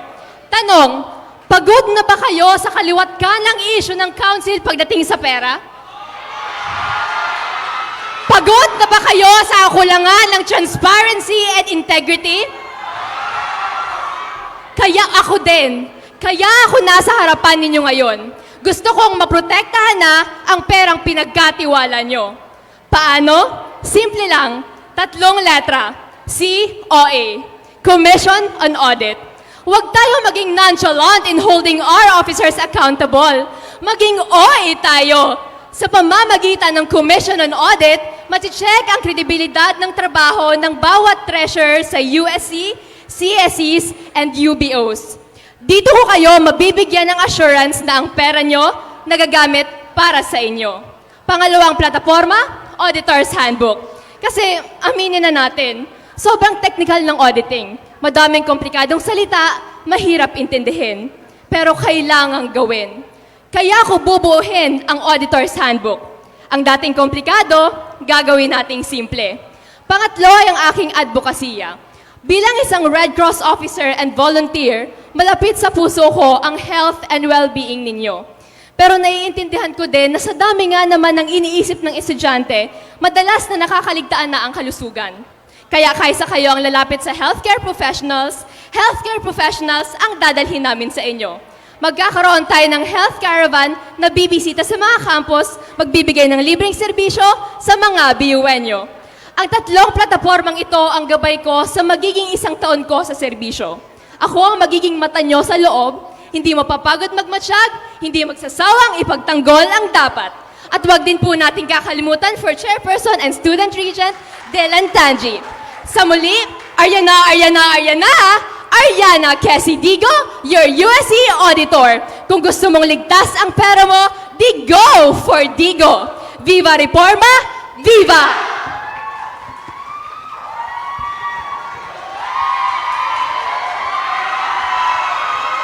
BUNyos! Ako nga pala si Junel Lupera. Dahil kay Lupera, sa kwarta, sigurado ka. Dahil kay Lupera, never maging low ang pera. Kaya Marina, sarabay kita. Luperang muling kakarera bilang inyong susunod na USC Deputy Finance Officer. Ako nga pala si Kuya Junel mula sa College of Business, Economics and Management. Dating junior counselor and CSE representative sa aming kolehiyo at 2 taon na pong Vice Chair for Finance at Vice Chair for Audit sa Team Alba Youth Organizations Incorporated at ang inyong susunod na USC Deputy Finance Officer. So may tanong po ako, kung papapiliin kayo, diskarte o diploma? Hindi nyo na kailangan pumili pa dahil kay Kuya Junel, ibibigay po natin yan pareho. Handog ko po ay ang Project DND o sa madaling salita, diskarte at diploma. Sa Project Diskarte po, nais po namin magbigay ng avenue sa ating mga BUNyos para maging financially independent at job ready sila sa hinaharap. Layunin po namin na ilapit ang konseho sa mga estudyante papunta sa mga tamang opisina at ahensya. Sunod po ay ang Project Diploma. Napakahirap na po ang buhay. Napakarami na pong bilihin na tumataas sa panahon natin ngayon. Kung kaya't layunin po namin na tulungan ang ating mga BUNyos at magbigay ng financial aid sa ating mga underprivileged graduating students. Layunin po namin na tulungan ang ating mga ate at kuya sa pangarap nilang makapagtapos sa ating pinakamamahal na kolehiyo. At ang pinakahuli at ang pinakamalapit po sa aking puso ay ang Ready Player BUNyo. Gusto po namin ibalik ang esports tournament sa Bicol University, but this time, it will be bigger than ever. Dahil mag-i-invite po tayo ng mga professional esports players na magko-conduct ng bootcamp po in preparation sa Grand Intercollegiate Esports Tournament.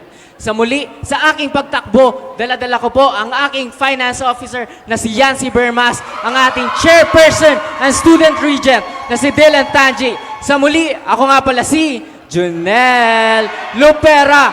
Luperang muling kakarera bilang inyong susunod na USC Deputy Finance Officer. Viva Reforma! Viva!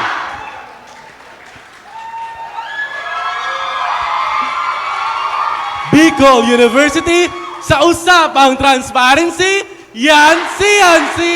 Sa usapang integrity, yan si Yancy. Finance Officer na di ka magsisisi, yan si Yancy. Ako nga pala si Yancy Bermas, maasang peray, laging ligtas. Yancy Bermas po, your USC Finance Officer. 3 taon na sa kolehiyo, 3 taon na rin sa konseho nagseserbisyo. At ngayon, 3 plataporma handog ko sa inyo.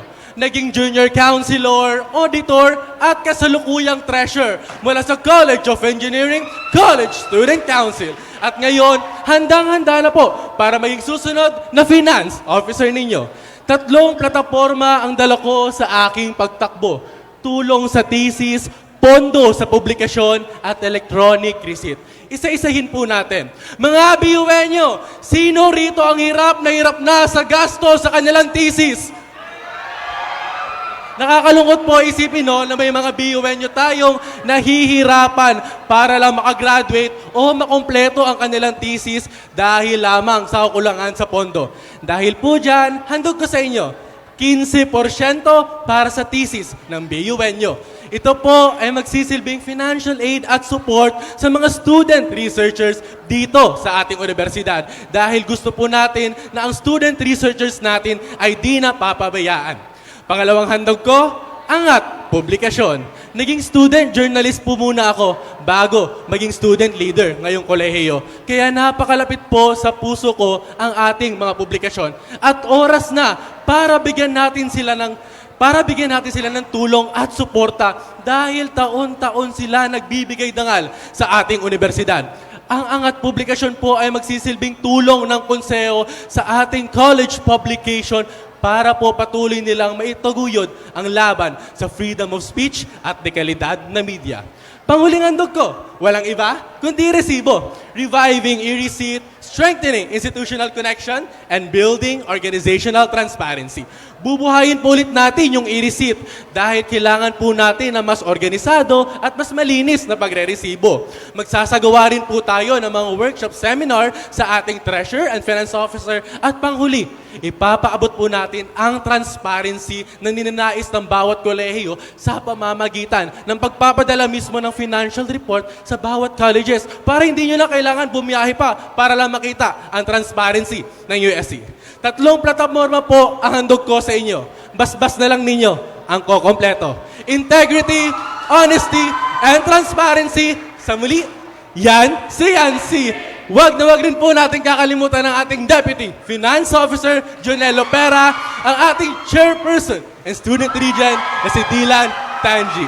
Sa muli, yan si Bermas mo, your USC Finance Officer. Viva Reforma! Viva! Sa serbisyong G na G, si Bea na inyong TSG.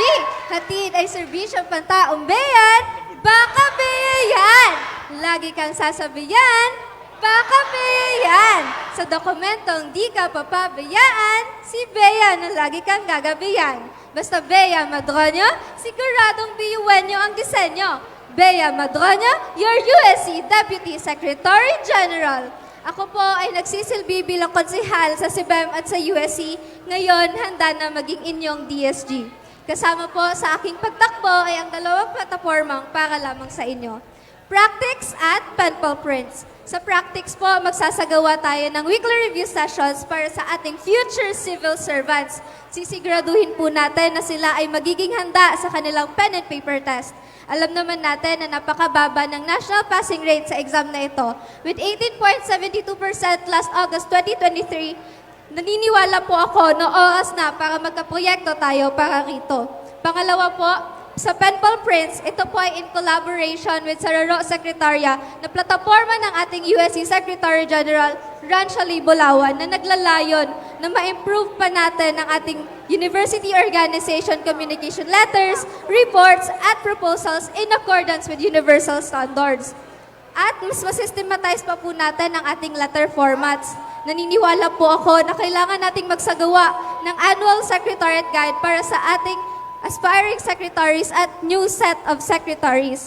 Pakatadaan lamang po, Practice at Penpal Prints. Huwag natin pong kakalimutan ang aking tandem sa konseho, Ranchali Bulawan for USC Secretary General at ang ating Chairperson and Student Regent, Dylan Tanji. Sa muli po, Bea Liza Madroño, your USC Deputy Secretary General. Viva Reforma! Viva! Ready na sa tugon na maglaro na siya. Siya ay para kay Isko at Iska. Si Ransha, tapat lingkod, sekretarya, mapapapeller all around, for the Ransha! From humble beginnings, this is Ransha Leibulawan from Bicol University College of Business, Economics and Management, a management student and now running as your next Secretary General. Secretary has been my calling for the past 2 years in this amazing university. From being the Deputy Secretary to being the Secretary General, my experience has made me believe that the university, what they offer and deem as the best, can still be made better. And with that, I would like to give, if not the same, a much better opportunity sa students ng Bicol University. Bilang sekretarya, ayaw kong nag-iisa ka sa trabaho mo. Naniniwala ko na sa universidad na ito, dapat nagkakaisa tayo. Sa hangad kong ito, handog ko po sa inyo ang 2 plataporma at ang nangunguna sa Raro Sekretarya, embodying my advocacy for student empowerment and connectivity. Dito, sisiguraduhin natin ang ating secretaries ay equipped with the right resources and knowledge, improving not only their writing skills, but also their social and work management skills. Sa Sararo, Sekretarya, abo kong magsaro ka. Bilang estudyante, ramdam ko ang mabagal na proseso sa papel at paghingi ng impormasyon. In building student connectivity, I give you SecFicient Hotline for efficient communication between students, colleges, and offices. Sisiguraduhin po natin na lahat po ng offices and CSE offices ay equipped with working telephones and complete directories. BUenos, handog ko po ang serbisyong may puso at isipan. Ngayon, nasa inyo ang kapangyarihan. Sa muli, ready na, set to go na, magraran na siya. Siya ay para kay Isko at Iska, si Ransha, tapat lingkod, sekretarya. Wag na wag po ninyong kakalimutan ang aking kasama sa pagtakbo, Bea Liza Madronio, your next Deputy Secretary General. Wag na wag din kakalimutan ang hindi kayo iiwan, ang ating susunod na Chairperson and Student Regent, Dylan Tanji. Sa muli, Ransha Leibulawan, your USC Secretary General. Viva Reforma! Viva! Walang kaising galing, sa CS nang gagaling. Serbisyong outstanding, sa USC paparating. Dapat kay Casey na. Casey nga, si Casey may karanasan na. Pag si Casey, kay siguradong walang magsisisi dahil si Casey handa na maging inyong EVC. Bicol University, Casey Maxine Mendones, your USC External Vice Chairperson. Bilang isang University Counselor sa loob ng 2 taon, event head ng Huron, the Bicol University Student Town Hall, second semester State of the Students Address, Grand Esports Olympics, at parte ng mga programa at proyekto sa loob at labas ng ating universidad, handog ko po sa inyo ang 3 pangunahing plataforma na planchado at serbisyong garantisado. Ang aking unang plataforma ay ang Opportunity Hub na mayroong 3 pangunahing agenda: student discounts, unlocking savings, sponsorship grants, and then scholarship grants, and then sponsorship opportunities for student athletes and student performers.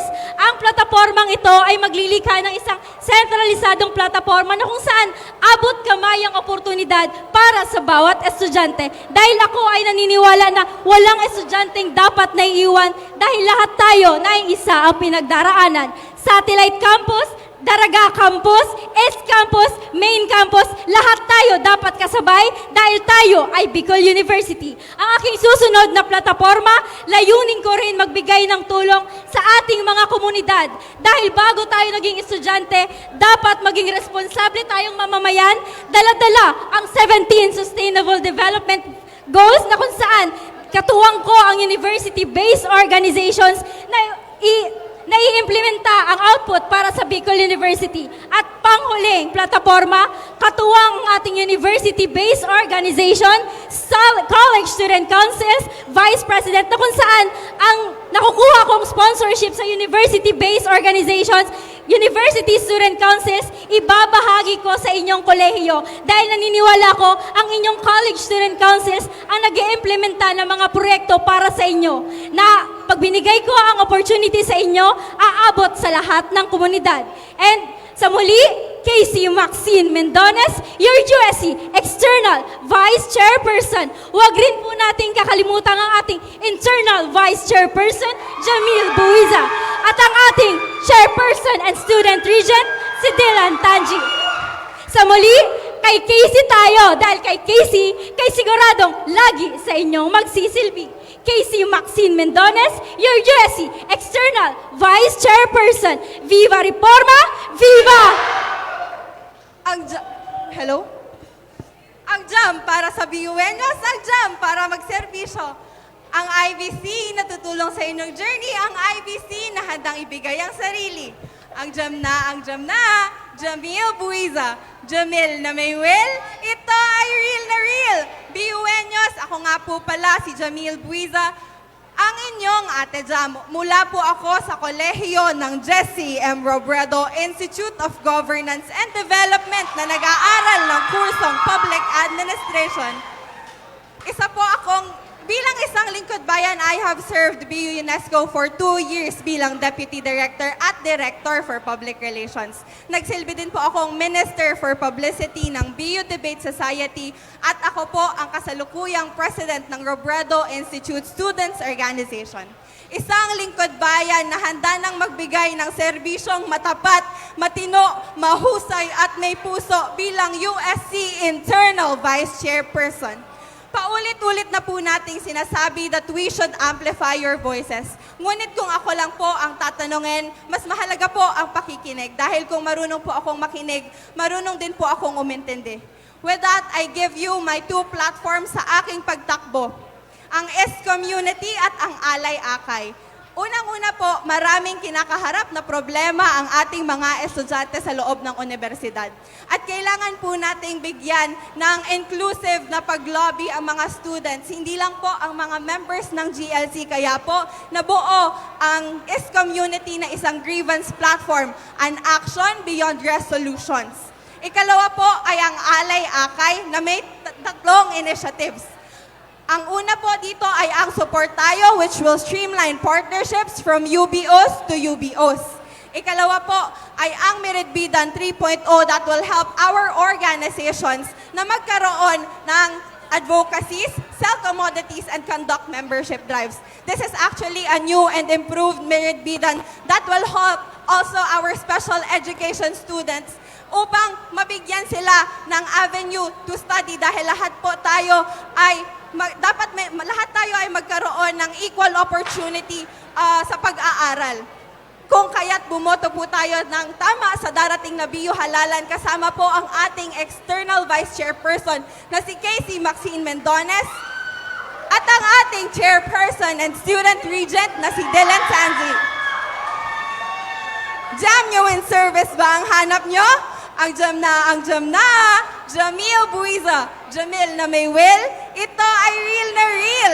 Sa muli, ako po si Jamil R. Buiza, your USC Internal Vice Chairperson. Viva Reforma! Viva!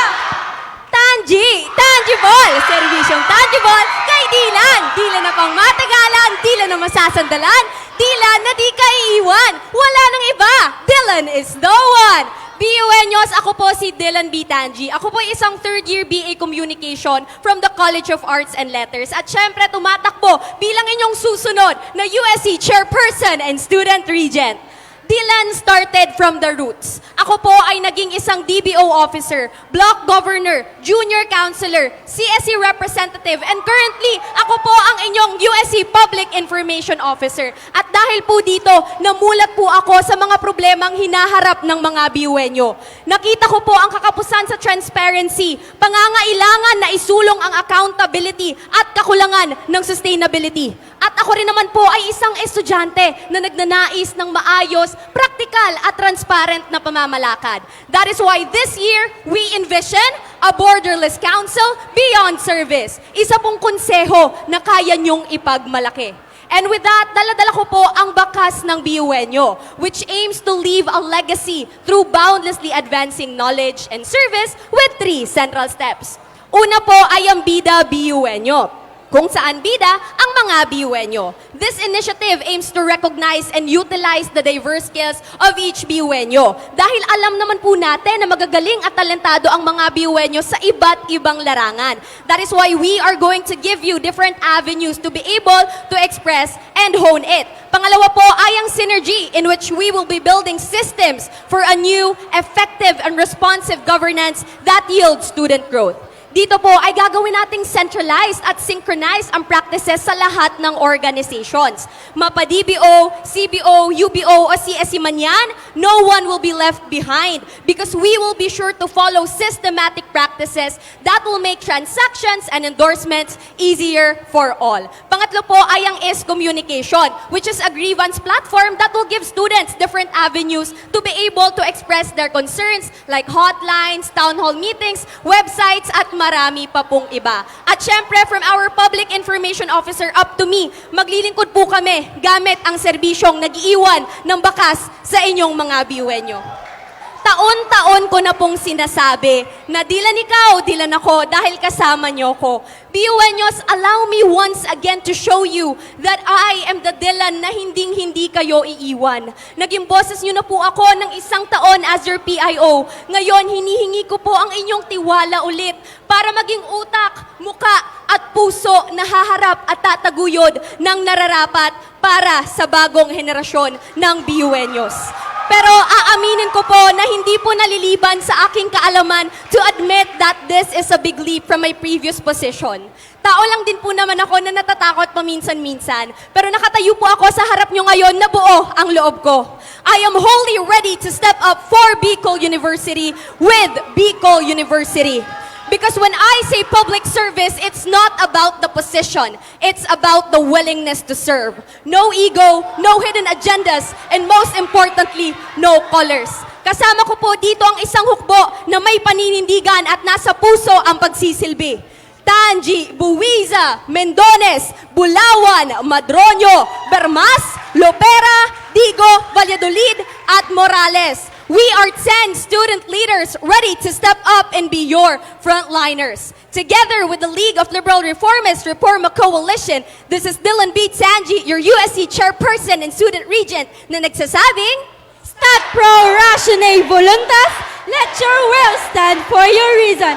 Viva Reforma, viva Bicol University para sa bakas ng BUenyo.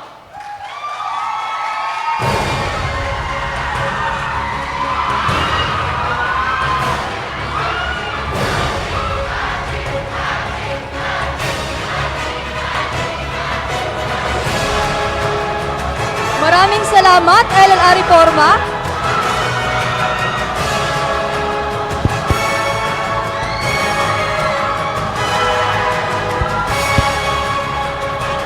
Sa ngayon, magpapakilala rin ang BU Buklod.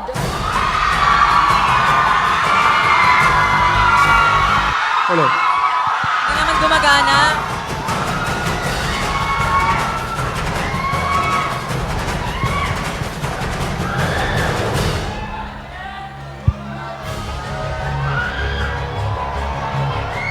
Hello, mic test, mic.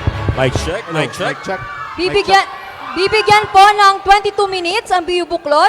Magsisimula po ang oras sa kanilang unang salita. By the way po, paalala sa ating mga kandidato na automatic po mag-off ang mic pagtapos na po ang oras, just to be fair po sa ibang candidate. Thank you.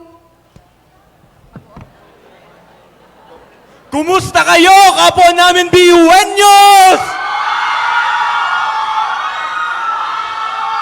Eleksyon na naman. Sing-init ng panahon ng alab sa puso ng mga tao na nasang entablado upang pagsilbihan kayo. May napili na ba kayong karapat-dapat sa mga posisyon? Kung wala pa, hayaan ninyo kaming ipakilala ang hanay ng mga leader estudyante na mula sa Bughaw. Mga leader estudyante na may paninindigan, may pakialam, at marunong makinig sa mga hinanaing ninyo.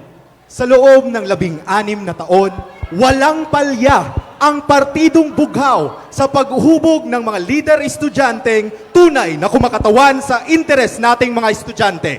Nanguna ho tayo at hindi pumalya sa pagsulong ng mga kampanyang para sa mga kabataan at iba pang sektor ng lipunan. Bitbit ang core principles ng Buklod BU. Integrity, initiative, and involvement para sa prinsipyadong pamumuno at paglilingkod.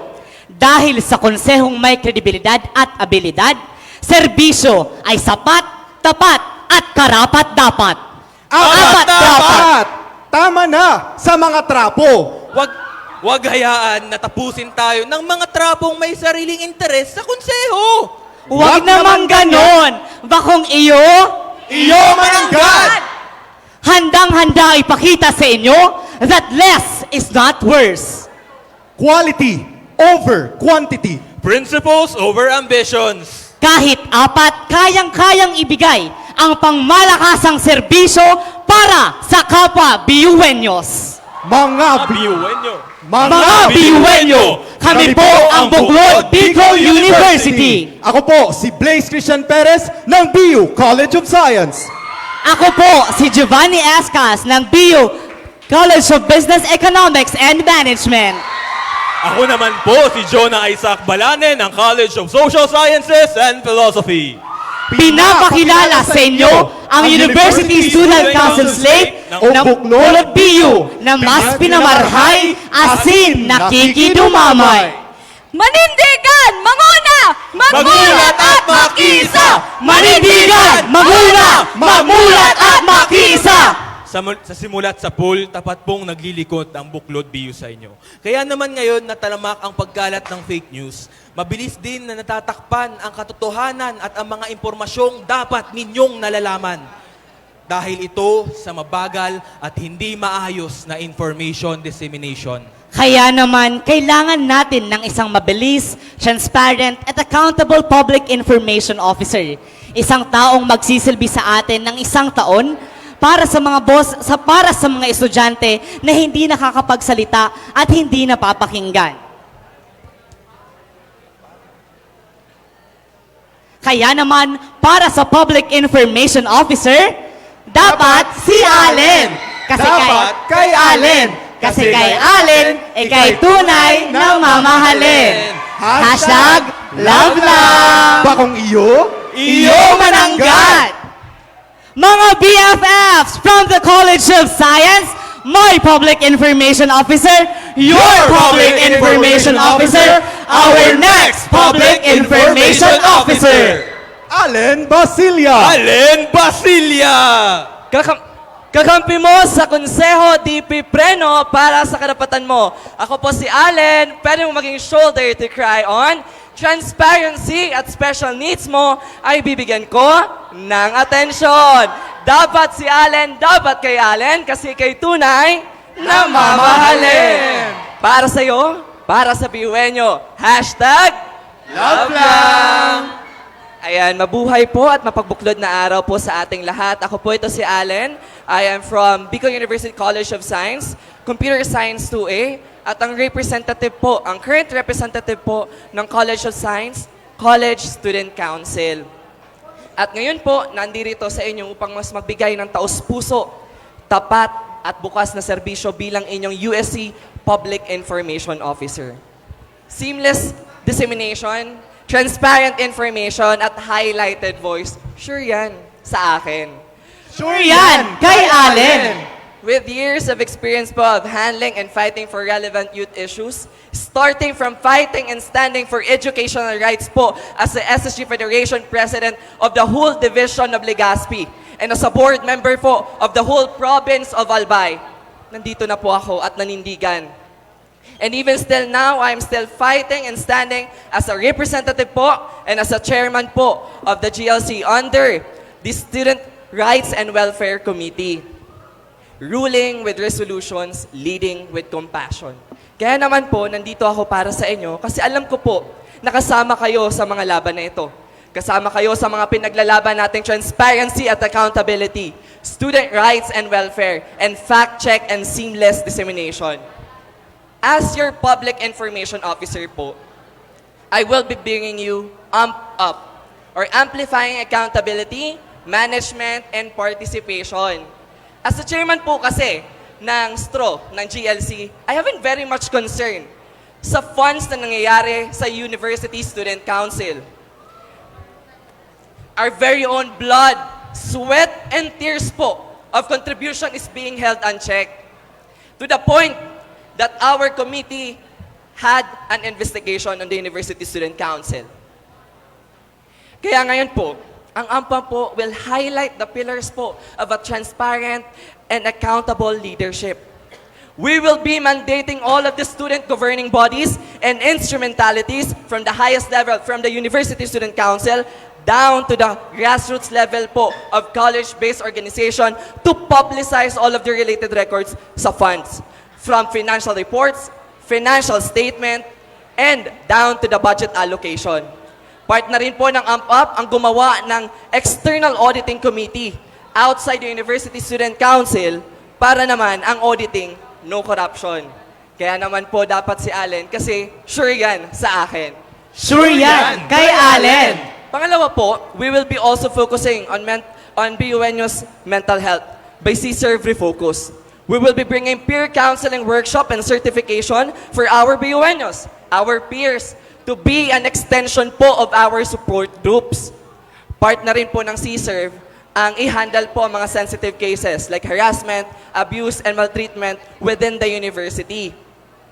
Through giving them hotlines and connecting us to the social services at finest way possible. We will be bringing psychosocial services, legal aid services, and health services. Kaya naman po, dapat kay Allen, kasi sure yan sa akin. Sure yan kay Allen! And lastly, we will be bringing you digital asset management. Digital asset management po will centralize all of the communication within the University Student Council. From storing, organizing, to distributing po of digital assets, we will be handling by that po, by the DAM. Part na rin po dyan, ang i-cancel po, ang red tape that we are experiencing here in the Bicol University. Connecting us, the University Student Council, to the administrative agencies po. Parang information, sakto para sa atin. Biglaan po para sa mga student body. Kaya naman po, dapat si Allen kasi sure yan sa akin. Sure yan kay Allen! You know everyone, love takes courage po. Courage to make a statement and to stand and fight to what you believe in that is right. Kaya naman po, sa hashtag love lang, ngayon pa lang po, kakampi nyo na ako. Kaya po kay Allen Basilia as your next Public Information Officer at kasama po ang buong buklod USC Slate, Panaligan, Malagueño, at Carranza, ibibigay po namin ang lideratong mas pinamarhay, Serbisyong nakikidumamay. Buklod ako, buklod man giraray. Buklod ako, buklod na tayo. Sa konseho, ekis pagkulang sa money. Hindi aasenso ang konseho kung walang balansing pera. Ang kailangan natin yung magpapasok at magpapalago ng kwarta. At dahil dyan, kailangan natin ng isang alisto at madiskarteng business manager.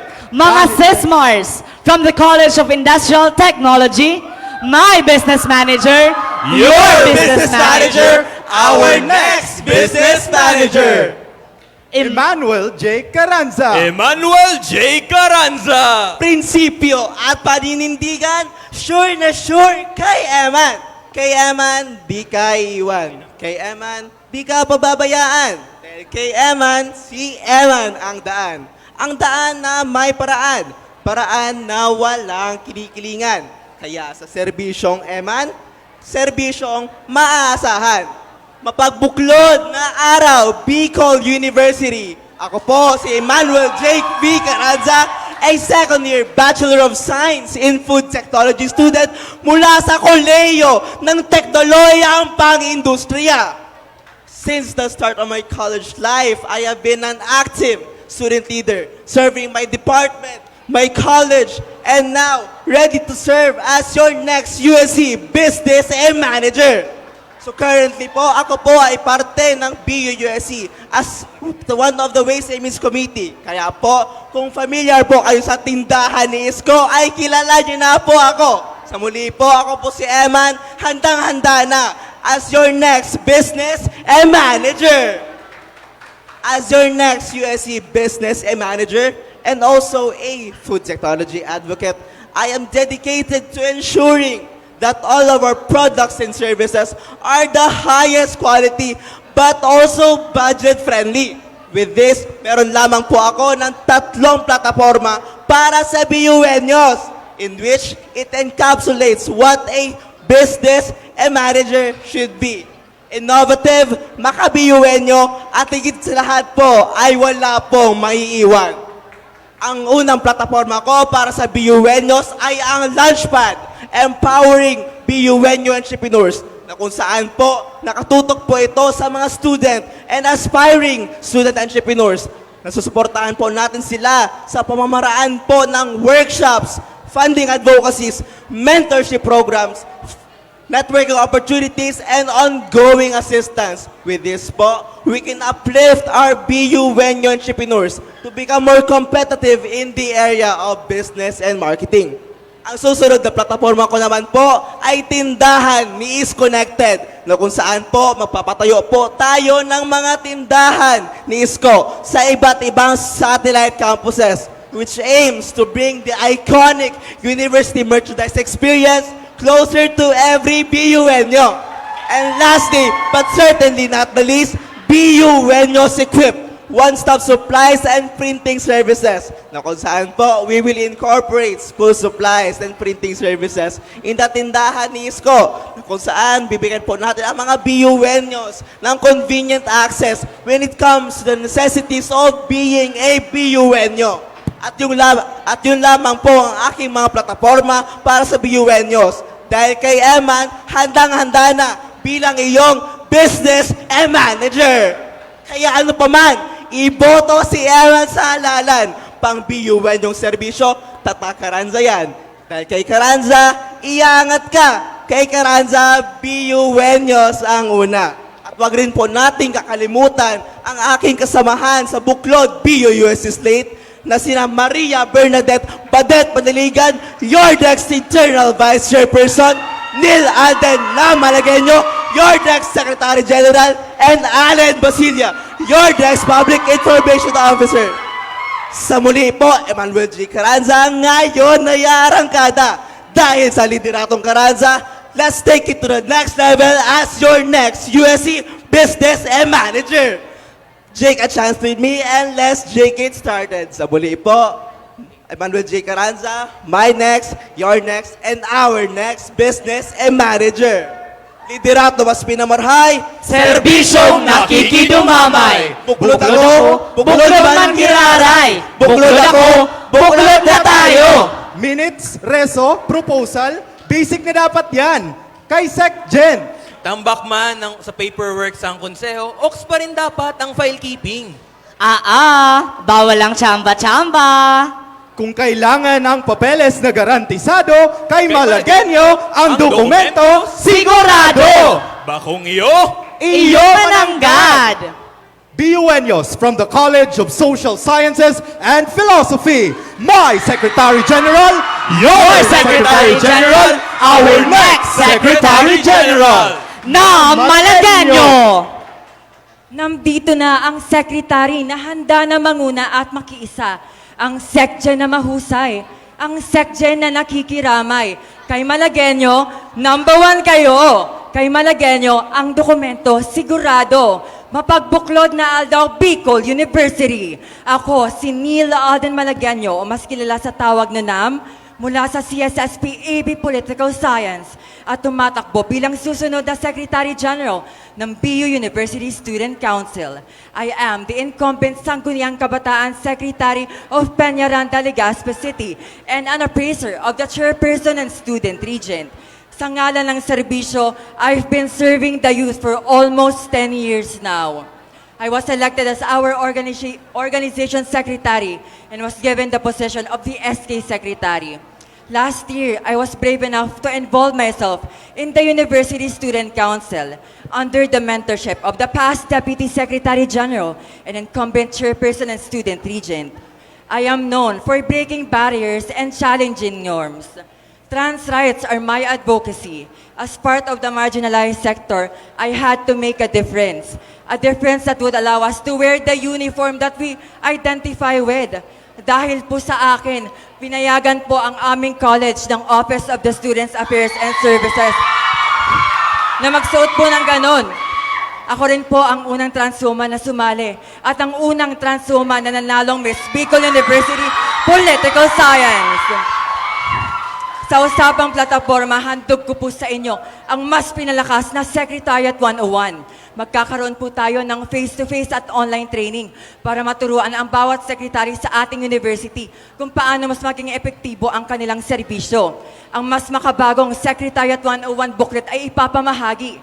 Ilalabas din po namin ang SecConnect, isang accessible letter tracking system.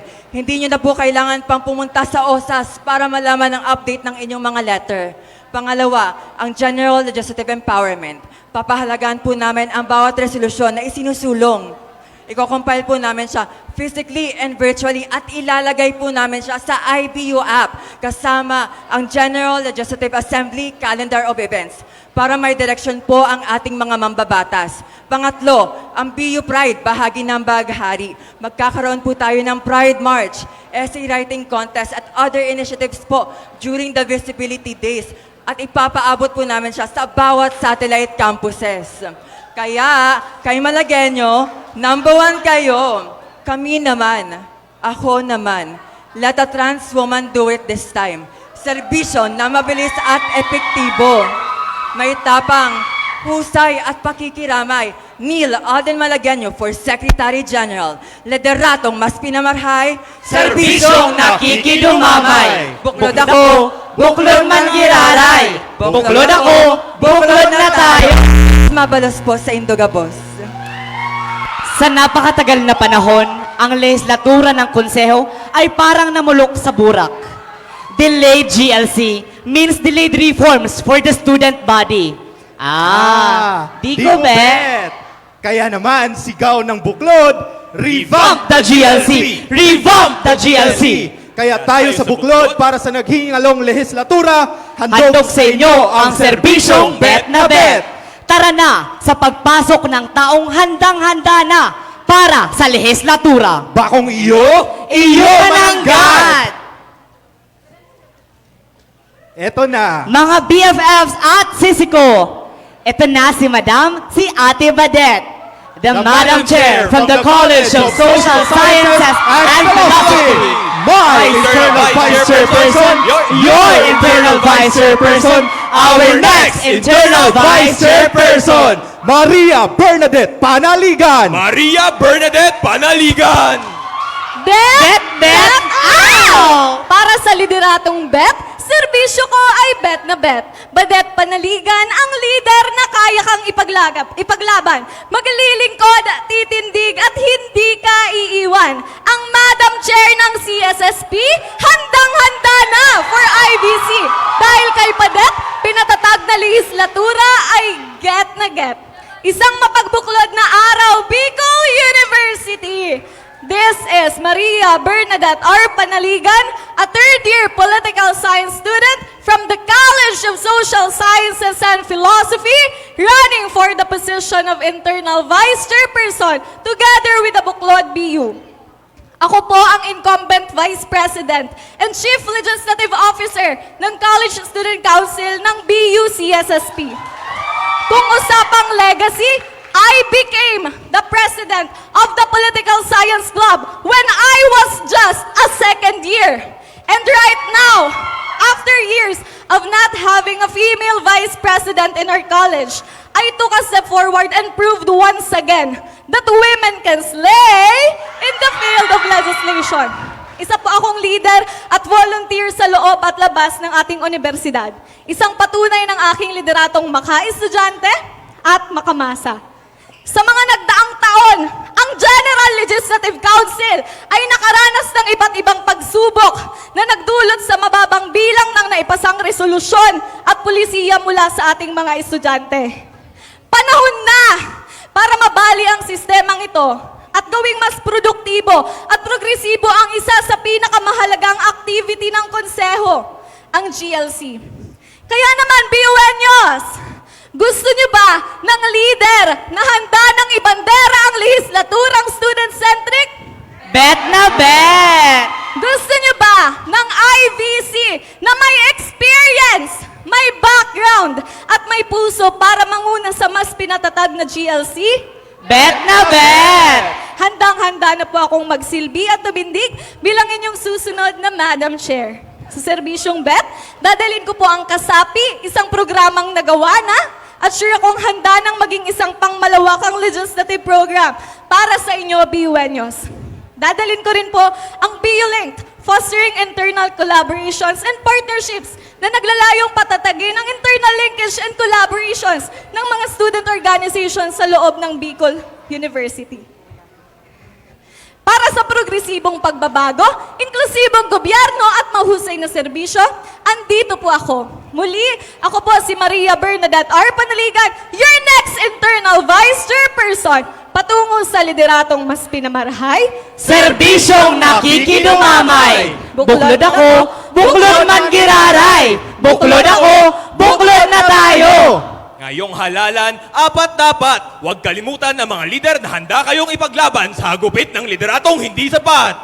Bukaras BUNyos, buruli sa pinagkasarong aspirasyon.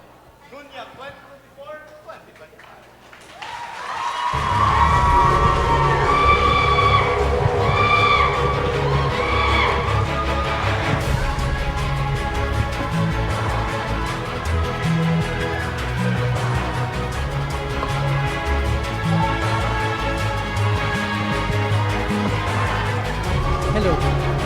Bago po tayong magpatuloy sa debate na ito, pinapaalalahanan po lahat ng mga kandidato na kung sakali man na may hawak po kayong mga cellphones or any electronic devices, may we request na pakibigay po muna ito sa inyong mga campaign managers or mga kakilala dahil hindi po natin inaalaw na may hawak kayong cellphones during the debate forum. Ayan.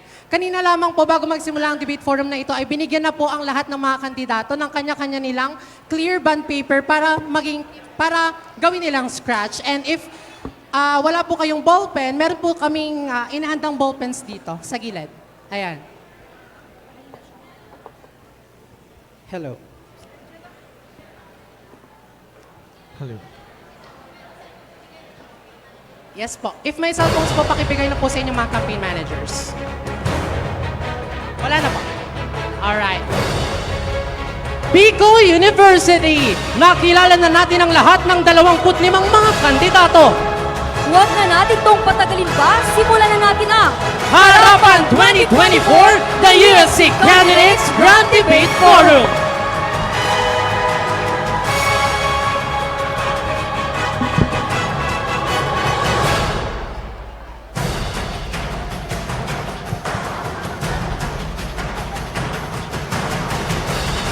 Para sa guidelines ng debate ngayong hapon, lahat ng tanong ay babanggitin lamang ng 2 beses. Bawat kandidato ay bibigyan ng 90 seconds para sagutin ang tanong. Kapag tapos na sumagot ang naunang speaker, bibigyan naman ng 60 seconds ang kanyang kalaban para mag-rebut, mag-react at magtanong bilang pagtugon. Ang tanong, reaksyon o rebuttal ng kalaban ay sasagutin ng speaker sa loob lamang ng 30 seconds. Makikita po sa ating LED wall ang ating timer at maririnig ang pagtunog ng chime ng isang beses bilang hudyat ng huling 10 seconds at isang beses ulit kapag tapos na ang oras ng pagsasalita. Automatic na mawawala ang sound ng mikropono kapag naubos na ang oras ng kandidato. Ang nasabing manner of interpellation ang gagamitin sa lahat ng rounds ng debating ito. Ang pagkakasunod-sunod ng partido ay base sa isinagawang draw lots bago pa man magsimula ang debate forum. Round 1, track record and performance. Sa round na ito, sasagutin ng bawat kandidato ang mga tanong na ibabato sa kanila upang sila ay makilala at makilatis ng mga estudyante. Ang bawat tanong sa kanila na kanilang sasagutin ay batay sa mga impormasyong nakalap ng The Bicol Universitarian Research Team. Simulan na natin ang round 1. Para sa unang round, ang track record and performance ng bawat kandidato ay ating uusisain pati na rin ang mga isyu na kanilang kinakaharap o tungkol sa kanilang mga plano kung sakaling sila ay makaupo sa pwesto. Ang mga tanong ay hinanda base sa background checking na ginawa ng journalist ng The Bicol Universitarian, maunang ating Public Information Officers.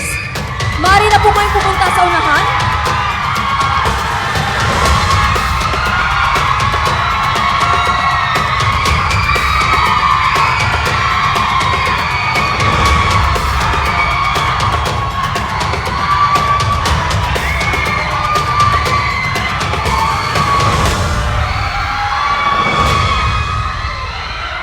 Hello. Pinapaalalahanan po ang lahat na habang sumasagot po ang ating mga kandidato, please lessen your voices as respect po sa ating mga candidates na nasa unahan. Nandito na po sa ating harapan ang mga kandidato na tumatakbo bilang USC Public Information Officers. Ang unang sasagot sa ating katanungan ay si Mix Cal Rio Membron mula sa PU Leaders.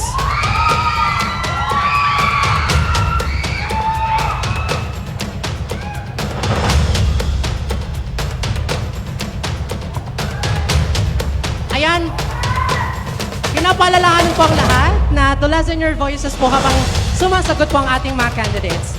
Are you ready? Yes. This is your question, Mix Cal-Rio Membron from PU Leaders. With your USC Online Information Channel, you aim to create a website for the USC and seek help from the Information Communication Technology Office, or ICTO. Given that website development takes months, even years to be fully functional, and that the full disclosure transparency system may be affected if the website is not created. Now, how can you guarantee that this platform will be actualized during your term? I'll repeat. With your USC Online Information Channel, you aim to create a website for the USC and seek help from the Information Communication Technology Office, or the ICTO. Given that website development takes months, even years to be fully functional, and that the full disclosure transparency system may be affected if the website is not created, how can you guarantee that this platform will be actualized during your term? Your 90 seconds will start kapag nagsalita ka na po ng first word. Good afternoon, everyone. I am confident that my USC Online Information Channel will be actualized. Modesty aside sa aming tatlo dito, I am the only one who wrote an 8-page platform of government, and I included there the mechanisms for my USC Online Information Channel. Nilagay ko po doon, and I also solicited advice from an information technologist friend sa College of Science. And I also included there that I will solicit information regarding my website to IT experts, web developers, software developers, so that we could materialize my USC Online Information Channel. I am confident that this will be materialized despite what you said na matagal talaga magkaroon ng website or fully functional website. Ang Bicol Universitarian ay mayroon kayong sariling website, and actually, kinuha ko ito doon. Kung ang Bicol Universitarian ay mayroong sariling website, bakit wala ang University Student Council? This is a platform for transparency and accountability because gusto namin mapalapit kami sa inyo. That's why I included that kind of platform. And moreover, it is very important na maging transparent ang USC because the USC right now is not being transparent, it is not being accountable, and that is something I want to solve. That is something that I want to remedy, and I will do that once I assume the position of Public Information Officer. Ano naman ang iyong naging reaksyon dito? Mix Haven Kirby Morales, ang iyong 60 seconds will start now. One of the feature of the online is the transparency of the council's reports, including the financial reports. But we all know that this kind of reports is only for BUNO's eyes only, not for public eyes only. Paano mo masasabi sa amin na yung transparency nito is it is only for BUNO's lang talaga ang transparency ng mga financial reports. And through this online, mas ipapakita mo siya in public. Kaya, paano mo masasabi na na secured yung financial reports na yun? Ano naman ang iyong naging reaksyon dito, Mix Calbron? Ang iyong 30 seconds ay magsisimula na. I'm so sorry, but I was a bit confused with the question. But I'm just going to promote my platform, which is the USC Online Information Channel. It is a platform for transparency and accountability. And tayo sa University Student Council, our loyalty stands with the BUenos. Kaya nga, ako tumatakbo para sa BUenos, and I aim to create that because I want to be transparent and I've included my mechanisms there. Gagawin na lang natin siya. Dumako naman tayo kay Mix Allen Basilia. Ano po ang iyong naging reaksyon sa sagot ni Mix Bron kanina? Ang iyong 60 seconds ay magsisimula na. Ayan, hello. Mapagbuklod na hapon po sa ating lahat. Good afternoon, Mr. Kyle. Point of information lang po sa everyone. There is an existing po website of the University Student Council. Hindi lamang po nagagamit, hindi lamang po na-up. Okay. Number 2, given that you have take time para gumawa ng full 8 pages na para sa plataforma, do you have a timetable sa website po? Actually, we have a project brief, and I've already wrote a 15-page project brief about my USC Online Information Channel. And that is wrong to assume na mayroong sariling USC website. Kasi under Bicol University academic website yon, may portion lang ang USC. What I want is to create a separate USC website wherein I, as the head of the Public Relations Committee, will manage that USC Online Information Channel, will manage that USC website para kami na direkta mismo magre-release ng information, hindi na dadaan sa kahit anong stakeholders, USC na kaagad. Maraming salamat sa PIO candidate ng BU Leaders. Ngayon naman, tanungin natin ang PIO candidate ng LLR Reforma na si Mix Haven Kirby Morales.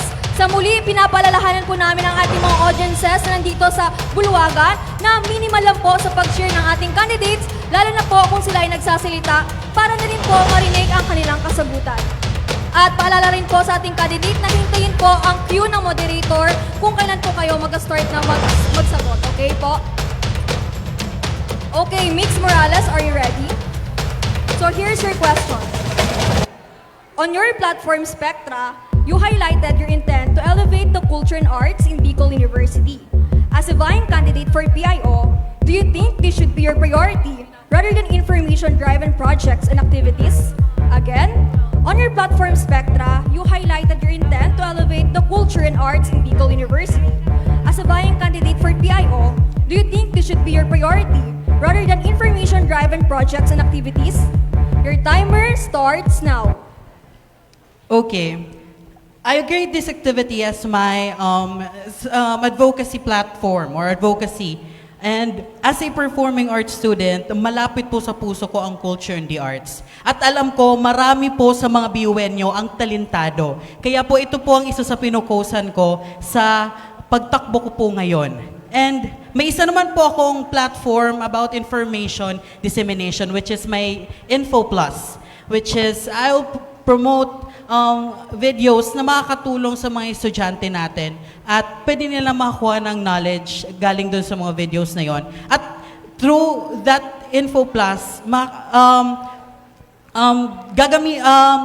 through the help of our Tingog BUenyo participants, na sila po ang maging content creators ng Info Plus, yun, sila po yung gagawa ng videos at ipoproduce natin sa social media. Kaya po, and through Info Plus, yun po yung platform ko na naba ng information dissemination. Is that it po? Okay, maraming salamat.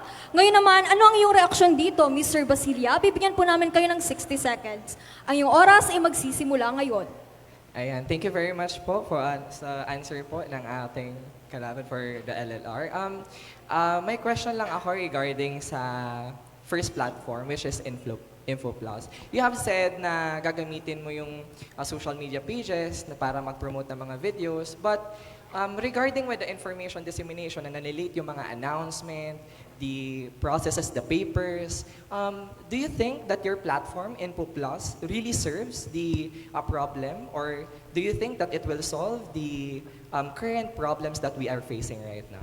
Thank you. Okay. Maraming salamat. Mix Morales, ano naman yung kasagutan sa kanyang naging tanong? Bibigyan ka po namin ng 30 seconds. Okay. Okay, nag-focus po ako sa platforms ko, in this kind of platforms na sa Info Plus nga po is information dissemination. Dahil po, meron po tayong mga existing platforms na ginawa po ng ating incumbent PAO na ang pag-utilize po ng mga bulletin boards ng mga iba't ibang colleges po. And i-continue po natin siya, kaya hindi ko na po siya ginawa sa platform ko po. Maraming salamat. Ngayon naman, pagkakataon naman ni Mr. Bron ng BU Leaders na tanungin ang candidate ng LLR Reforma na si Mix Morales. Ang iyong 60 seconds ay magsisimula ngayon. You've made mention na yung bulletin boards ng incumbent public information officer natin ay nagawa, but I want to reject that notion because it is not true. And yung platform mo na Info Plus, based on my research, naging platform na rin siya ni Mix Dylan Tanji. And, you know, it was not materialized. Sinabi niya before na yung mga reels and yung mga kita doon kapag naging profitable yung reels is bibigay sa mga students, but I don't think that was materialized. And ginamit mo ulit yun ngayon. So ano yung pagkakaiba ng platform mo sa platform ni Mix Tanji? And do you think that will be materialized or it is just another promise that will be etched in a stone?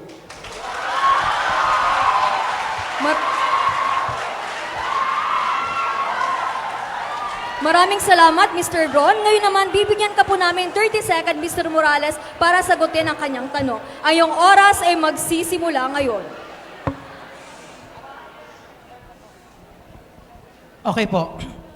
Yes po, gagawin po natin ito. And ang twist po nito ay makakatulong pa tayo sa mga BUenyos na gustong ma-express pa yung sarili nila at magka-gain ng confidence to Tingog BUenyo. And the Tingog BUenyo na contributors, sila yung wing content creators. So they can practice their public speaking skills through these videos po.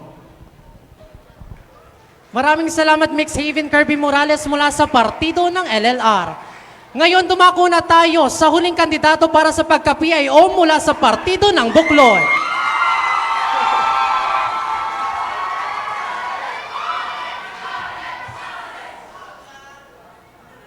Mix Basilia, this is your question. Your platform C-Serve Refocus tackles producing peer counselors to attend to students dealing with sensitive situations like abuse and harassment.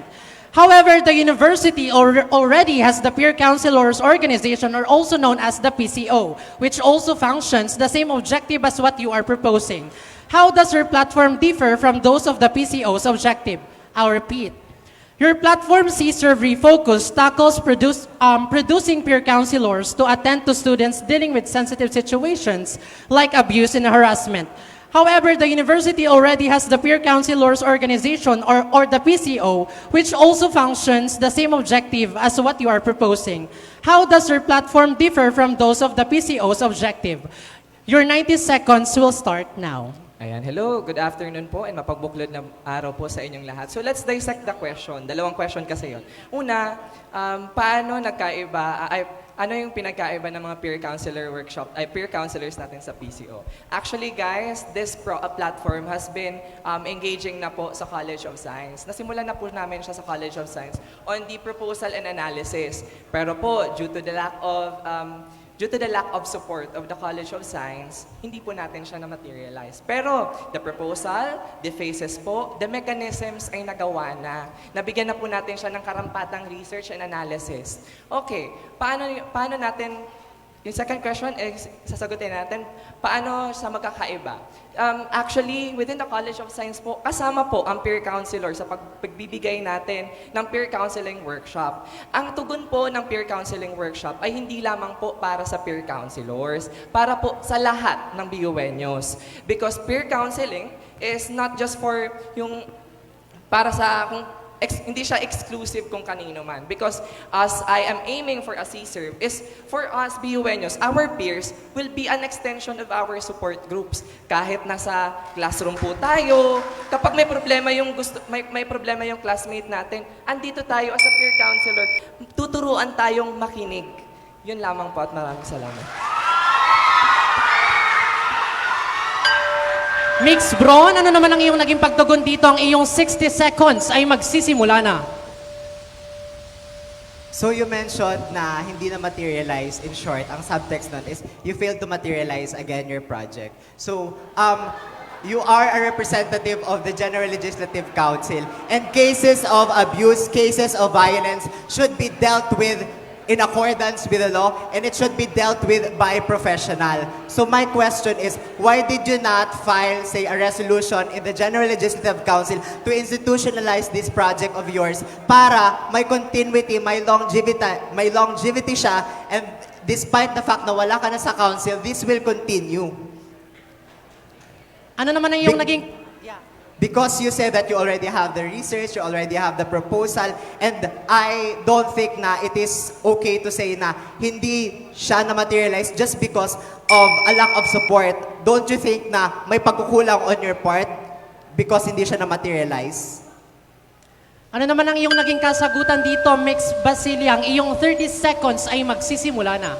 Okay, let me just correct the PIO from BU leaders. Hindi po natin siya na-materialize kasi hindi po nagsuporta ang mismong guidance office. Di ba? And mismong peer counselor po ay hindi nagsuporta sa project na yun. Kasi ang aim po ng peer counselor, itong last year pa, bago pa lang po sila. Kumbaga, nag-i-starting pa lang ang peer council office po sa College of Science. So, ganyan naman po, kaya hindi natin siya na-materialize. But we are aiming for a more inclusive na peer counseling trainings po. Ano naman ang iyong naging reaksyon, Mix Morales? Sa sagot kanina ni Mix Basilia, ang iyong 60 seconds will start now. Okay, as Vice Ron's question, you're a part of the legislative committee. Bakit hindi mo nalobby ito sa legislative committee para maging isang resolution? And yun nga sabi niya, you're prepared proposals and letters for this, pero nandun ka na po mismo sa legislative committee. So, ba't hindi mo po nalobby ito doon? Una, because late ang GLC. Ano Wala naman? tayong time para ibigay pa ang efforts natin, ang project sa GLC kasi late. Pangalawa, bakit hindi natin siya i-institutionalize nung time na nasa GLC pa ako? Kasi nga, with our support po, ang support system natin mismo ay nasa College of Science. Ang officers po, ang council ng College of Science, lahat supported by ang CSERV. Kaya naman po, ipinokus po natin muna siya sa College of Science. Hindi natin siya na-institutionalize, wala kaming ginawang resolution because of that. Kasi wala namang GLC. Maraming salamat sa ating tatlong Public Information Officers candidates.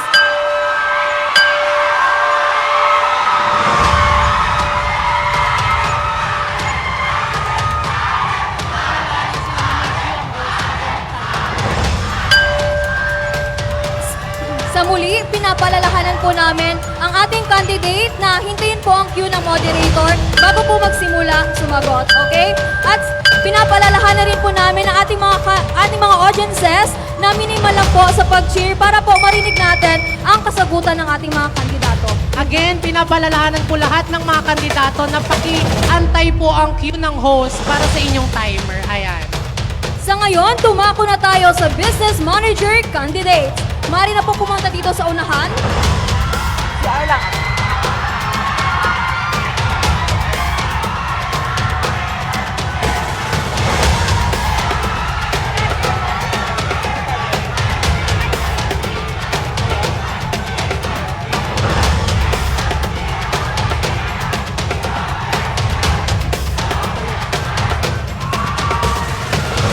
Sa muli, magsisimula po tayo sa Business Manager Candidate ng BU Leaders na si Miss Izel Manata. Izel Manata. Ito po yung katanungan.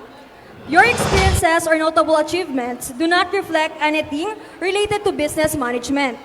Running for a position as a business manager that requires knowledge on supervising all business and fundraising activities of the council, how will you be able to guarantee to the student body that you have the technical know-how of the position? Again, your experience or notable achievements do not reflect anything related to business management. Running for a position as a business manager that requires knowledge on supervising all business and fundraising activities of the council, how will you be able to guarantee to the student body that you have the technical know-how of the position? Your timer starts now. Okay, so thank you for that question. I am Aizal Manata. I am vying for the position of business manager.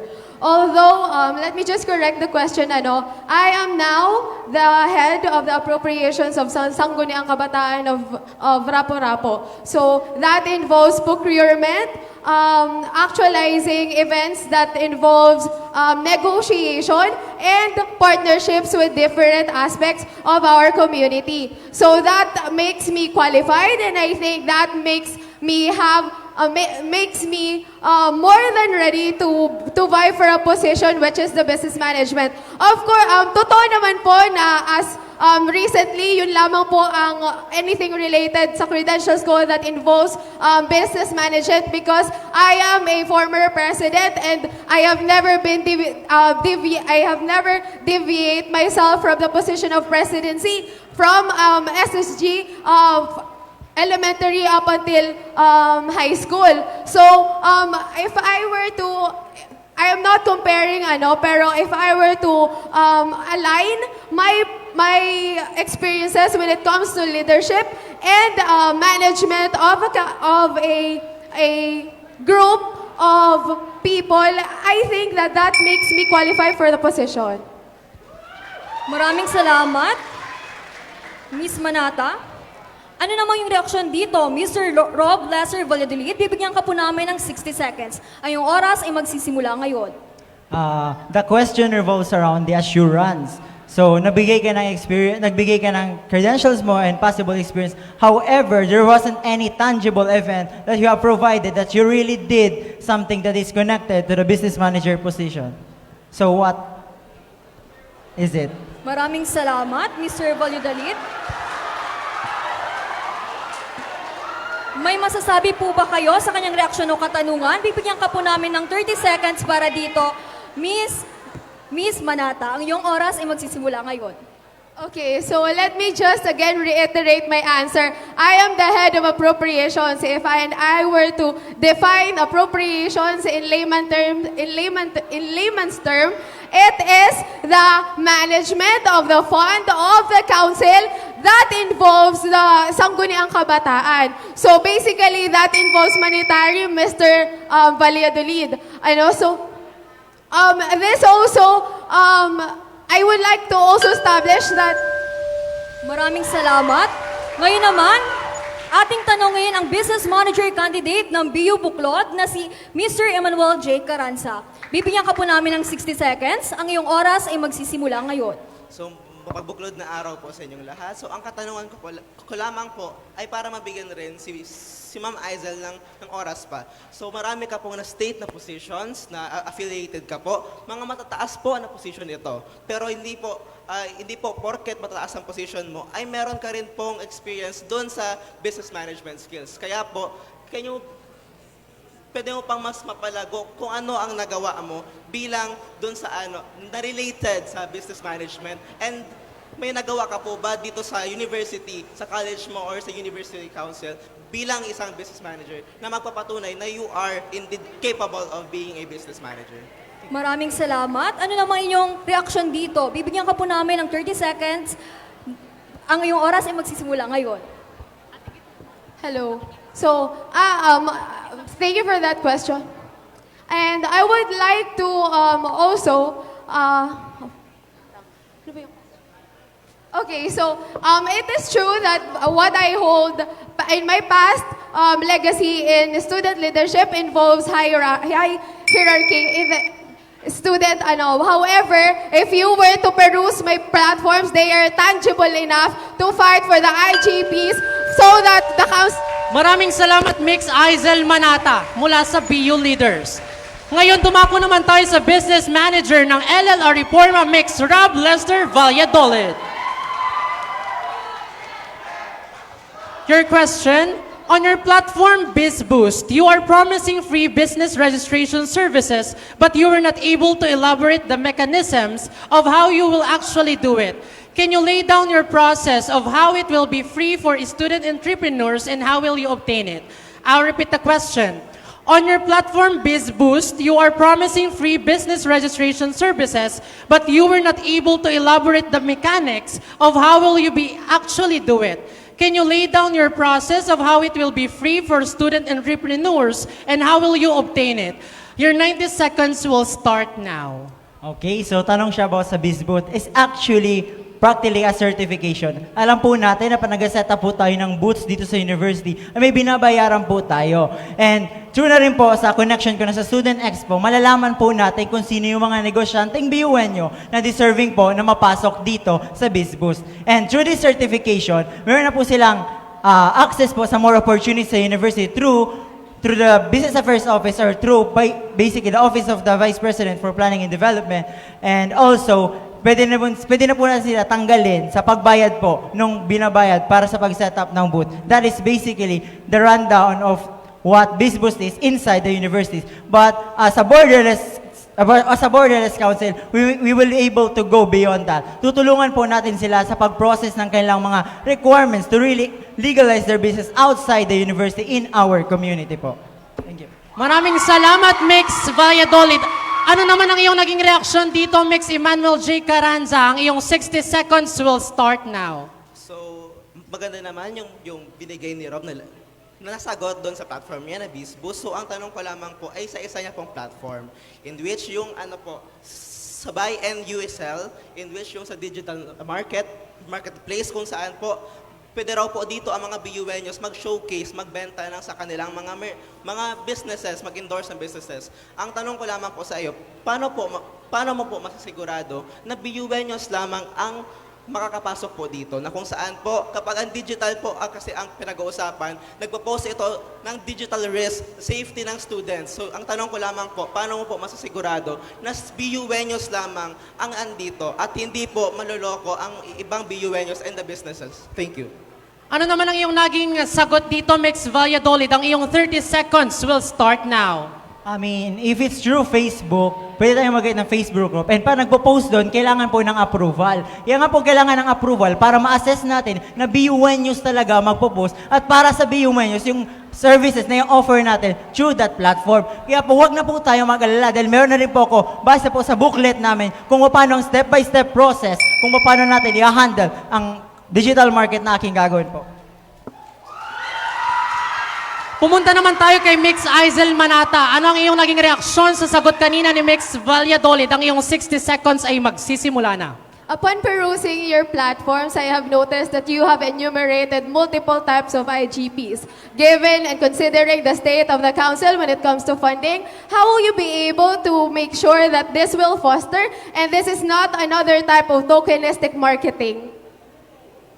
Ano naman ang iyong pagtugon dito, Mix Valladolid? Ang iyong 30 seconds will start now. I think that addresses yung kakulangan natin ng funds to start up the project, right? I wish to be able to maximize the SDF kasi po napapansin po natin na lagi na lang po hindi parang nagagamit yung SDF. So, in my term, i-maximize po natin siya. And most po ng projects ko is funded naman po talaga ng SDF. And I'm already stated sa Ballot Watch other systems kung paano po tayo mag-earn ng money to start up the project and gain more money for the council.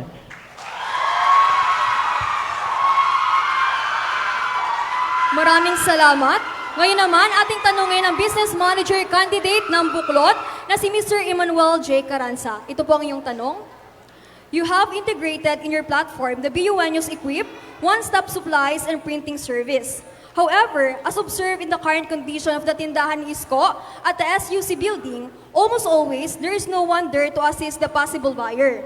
In your platform, how can you ensure that the post will have available individuals which can cater to the students, given that you cannot always predict that the schedule of your future junior counselors or your colleagues will align? Again, you have integrated in your platform the BUNyos Equip, one-stop supplies and printing service. However, as observed in the current condition of the Tindahan ni Isko at the SUC building, almost always there is no one there to assist the possible buyer. In your platform, how can you ensure that the post will have available individuals which can cater to the students, given that you cannot always predict that the schedule of your future junior counselors or your colleagues will align? Your 90 seconds starts now. So, mapagbuklod na araw po sa inyo pong lahat. Ako ulit po si Emmanuel J. Carranza. And to answer the question, ang BUNyos Equip po is school supplies and printing services in the tindahan ni Isko po.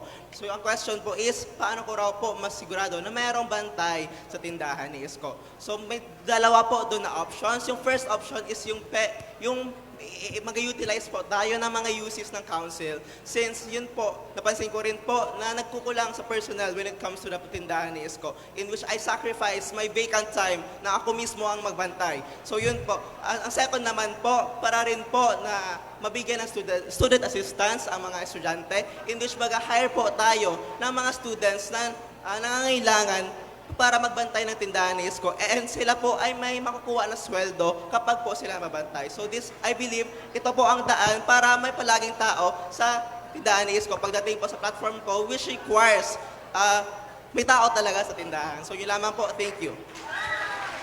Maraming salamat. Ano namang yung reaction dito, Miss Manata? Ang iyong 60 seconds ay magsisimula ngayon.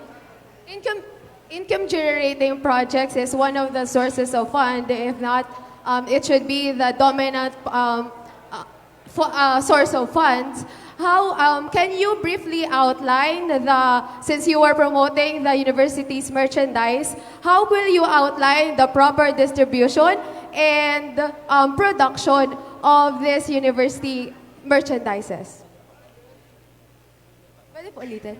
Okay, so income generating projects is one of the funds, sources of funds. If not, if it is the dominant sources of fund. However, can you briefly outline the multifaceted intricacies of distribution and production of the university's merchandise? Maraming salamat, Mr. Caranza. Ano naman po ang iyong reaksyon sa kanyang katanungan? Bibigyan ka namin ng 30 seconds para dito.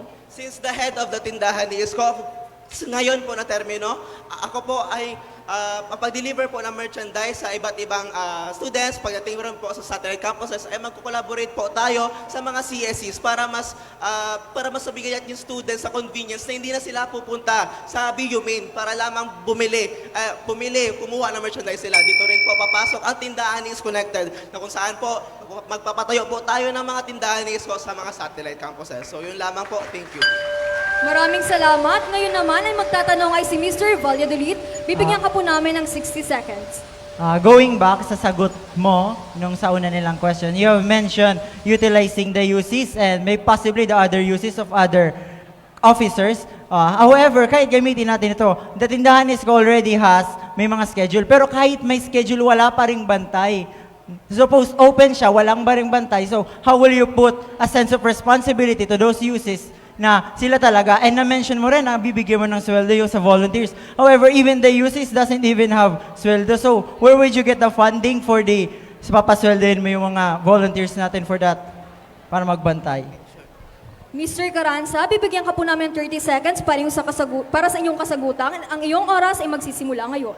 So, as the head of the tindahan ni Isko, hindi po ako naniniwala na yung binigay po namin na schedule ay wala pong bantay. At kung wala naman pong bantay, ay nag-a-announce naman po kami. So, pagdating po sa sweldo ng mga BUenyos, ay ito rin po, ang kukunin po natin dito, ay yung sa IGP yung sa IGP, kung saan po magtutumbas rin po yung nagawa nila sa tindahan, kung ano po yung makukuha nila. So, naniwala po ako na hindi po ako nagkulang pagdating sa tindahan ni Isko when it comes to pagbantay ng tindahan ni Isko. So, thank you po. Maraming salamat sa ating tatlong kandidato para sa pagka-business manager.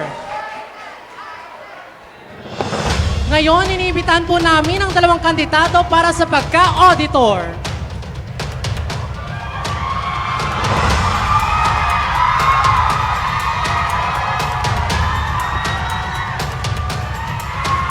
Ang una pong sasagot ay si Mix Maricar Sanoro mula sa BU Leaders.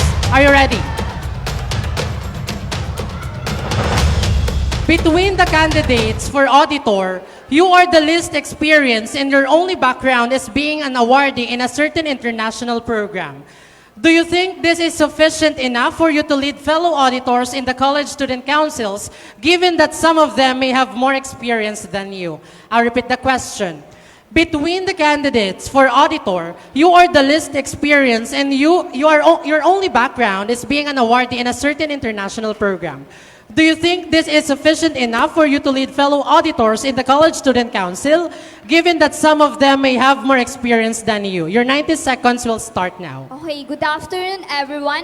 We all know that we have different skills and abilities. So, alam ko po yung international background program ko is enough because na-prove ko nga sa international na I am capable na maging part ng isang intensive leadership program that will provide an outstanding youth program sa buong mundo. So, etong pagiging auditor ko po ay isang way para mag-explore at mag-share ng knowledge kung ano yung natutunan ko na kung saan ilalagay natin ang integridad at honesty. At sa pagiging international graduate ko po, ito ay magiging daan para ma-prove ko po sa sarili ko na karapat-dapat ako dito. Kasi we all know, we have different skills, we have different talent po na kaya nating patunayan sa lahat. That's all. Maraming salamat, Mix Sanoro. Ano naman ang iyong naging pagtugon dito, Mix Digo? Ang iyong 60 seconds will start now. You mentioned that we have different skills and that would help you in the auditor position. Pero kasi yung audit is very technical siya. You need 3 things. Una, you need theoretical knowledge. Pangalawa, you need background in finance. Pangatlo, you need background in auditing. However, according to your answer, you have none of these 3. So, sobrang nakakabahala siya, to be honest, considering that you are vying for the highest governing body na milyones na yung pera na hinahawakan. How are you going to assure the student body that you are going to perform your best as an auditor, considering that if you get elected, this is going to be your first experience in audit? Okay. Ano naman ang iyong naging sagot dito, Mix Sanoro? Bibigyan ka po namin ng 30 seconds. Ang iyong 30 seconds ay magsisimula na. As a values education major, I am values-oriented because hindi lang baga financial audits ang ini-incorporate natin. Kailangan natin ng integrity and honesty. Kung gusto ko talagang malaman kung ano yung process ng auditing, I have experience, I have a background about that po because hindi lang po sa pagiging international graduate, I have background sa pagiging leadership. Maraming salamat. Ngayon naman, ating tanungin ang auditor candidate ng LLR Reforma na si Ariana Quezzi Digo. Here's your question. Your platform consists of auditing programs that might help train students in their roles as an incumbent or future auditors. However, one of your platforms top health services and student health concerns, which is far from your primary role as an auditor. How can you make sure that your primary responsibility will not be jeopardized by your platform on health services? Again, your platform consists of auditing programs that might help train students in their roles as incumbent or future auditors. However, one of your platforms top health services and student health concerns, which is far from your primary role as an auditor. How can you make sure that your primary responsibility will not be jeopardized by your platform on health services? Your timer starts now. So my performance as an auditor will not be limited to my responsibilities. I am confident na kaya kong magawa. I have actually 3 platforms. Una, Commission on Audit. Pangalawa, Auditor's Handbook. And what the question mentioned was the Health Caravan. Itong Commission on Audit and Auditor's Handbook, it's actually already in the works. Sinisimulan ko na yung papeles. Alam ko, confident ako sa sarili ko na kaya siyang magawa because I have the skills and I have the experience, I have the credentials to get this working. Yung Health Caravan, this will not hinder my performance. Hindi ko hahayaan na ma-limit nito ang kaya kong gawin as an auditor because health is an advocacy. This is something that I am passionate about. And hindi porket I have responsibilities as an auditor, kakalimutan ko na something that I am passionate about, something na alam kong makakatulong sa estudyante. I am an advocate for both transparency and health. And hindi kailangan na pumili lang ako sa isa kasi kaya tong gawin pareho.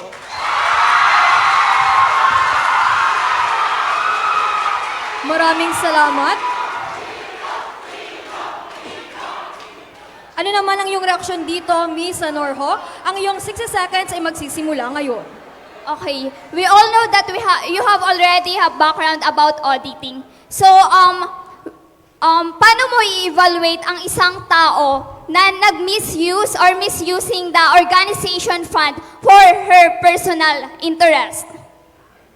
Maraming salamat. Ano naman po ang iyong reaksyon dito? Miss Vigo, bibigyan ka po namin ng 30 seconds.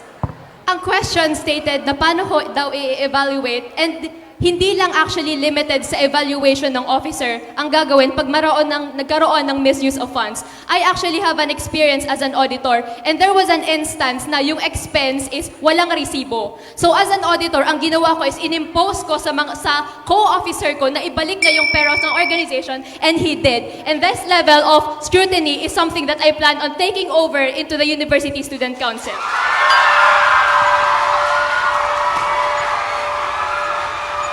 Nagsisimula na pong uminit ang ating tapatan. Maraming salamat sa inyong dalawa. Mari na kayong umupo. Ngayon, dumako na tayo sa Deputy Finance Officer.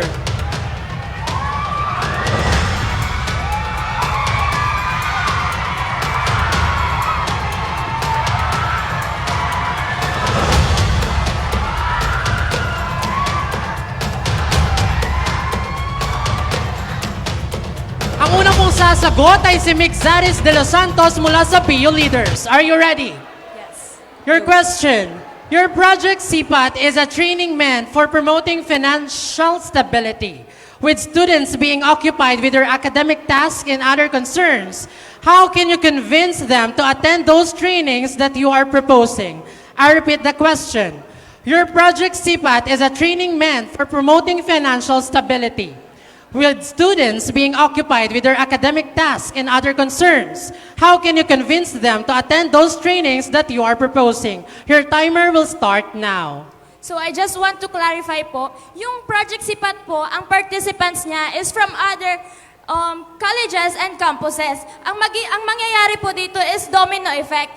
Magkakandak yung USC ng isang implementation kasama yung participants from other colleges and campuses, and after that, hindi po doon natatapos ang training. After that po, with the coordination by the sa treasurer ng mga CSC, sila naman po yung mag-i-implement ng Project SIPAT sa kanilang colleges para po magkaroon tayo ng sustainability. Kasi yun po ang promote ng Project SIPAT, which is financial stability. Yun po. Ano naman ang iyong naging pagtugon dito, Mix Junelo Pera? Ang iyong 60 seconds ay magsisimula na.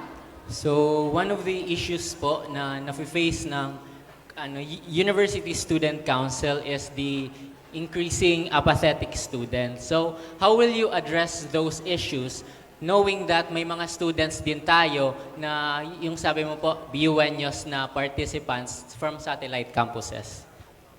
Ano naman ang iyong naging sagot dito, Mix de los Santos? Ang iyong... Okay. One of the issues po na kinakarap ng USC po is the increasing rise of apathetic students. So how will you address that issue knowing that may mga BUNYO participants ka po from satellite campuses po? Ano naman ang iyong naging sagot dito, Mix de los Santos? Ang iyong 30 seconds will start now. Dito na po papasok yung responsibility ng University Student Council. Kasi po, di ba, dapat tayo as a council, student council and leader, dapat tayo yung nag-encourage sa mga student na makilahok sa mga events ng USC. Kaya nagkakaroon ng apathy sa student dahil hindi na-encourage yung hindi alam ng ibang students na merong event na ganito na kinakandak ng USC. Kaya dapat ngayon, i-encourage natin. Maraming salamat. Ngayon naman ating tanungin ang Deputy Finance Officer ng LLR Reforma na si Mr. Junel Ropera. Here's your question. Ready Player BUNYO is one of your platforms highlighting the comeback of esports in a much bigger scale. Do you think that the esports comeback should be main focus of the council, provided that the students have more concerning situations that needed to be addressed, and how would you monetize this platform? Again, Ready Player BUNYO is one of your platforms highlighting the comeback of esports in a much bigger scale. Do you think that esports comeback should be a main focus of the council, provided that the students have more concerning situations that need to be addressed, and how would you monetize this platform? Your 90 seconds starts now. There are so many issues facing the university right now with the red tagging incidents and the rising heat index that mainly affects the health of the students. I am an advocate for those as well. But I want to advocate for the issue that that is often overlooked by our University Student Council, which is the increasing rise of apathetic students. Kasi marami na pong estudyante na nawawala ng pake sa mga events ng University Student Council, and I want to encourage them as well. And as an economic student, we tend to study the economy of various sectors in the Philippines, and the economy of esports is one of the increasing industry in our Philippines with the increasing industry in the Philippines, and there is so much untapped potential because we have so many esports players here in the university, and with around 1.4 billion projected revenue in the esports industry. With those numbers, if we can bring that here in our university, I believe we can have breakthroughs of an event. As your next Deputy Finance Officers, we want to implement that event because I believe that we can garner sponsorships, partnerships that will really help our University Student Council. Maraming salamat. Ano naman ang iyong reaksyon dito, Miss De Los Santos? Ang iyong 60 seconds ay magsisimula ngayon. So, upon reading yung tinatawag niyong project handbook, yung naka-allocate sa project mong e-sport is 80,000. So, how can you ensure the BUNOs na hindi masasayang yung 80,000 na yon for a one-time event na hindi nag-promote ng sustainability and parang hindi naman siya sagot sa problema ng mga BUNOs? Ang iyong 30 seconds ay magsisimula ngayon, Mr. Lopera. So as I've stated po, the esports industry is one of the highest industries right now in the Philippines. And approximately po, 1.4 billion pesos po ang projected revenue po as of this day in the Philippine context alone. And I believe po na kung 80,000 po yung i-allocate po natin na budget dun po sa aking esports platform, doble po yung babalik sa atin kasi napakarami pong esports enthusiasts dito sa ating universidad. Yun lamang po. Maraming salamat. Maraming salamat sa ating dalawang finance officer candidates. Mari na ba kayong umupo? Sa muli, pinapalalahanan po namin ang ating mga audiences na minimal lang po sa pag-cheer sa ating mga candidates para marinig po ang kanilang mga kasagutan.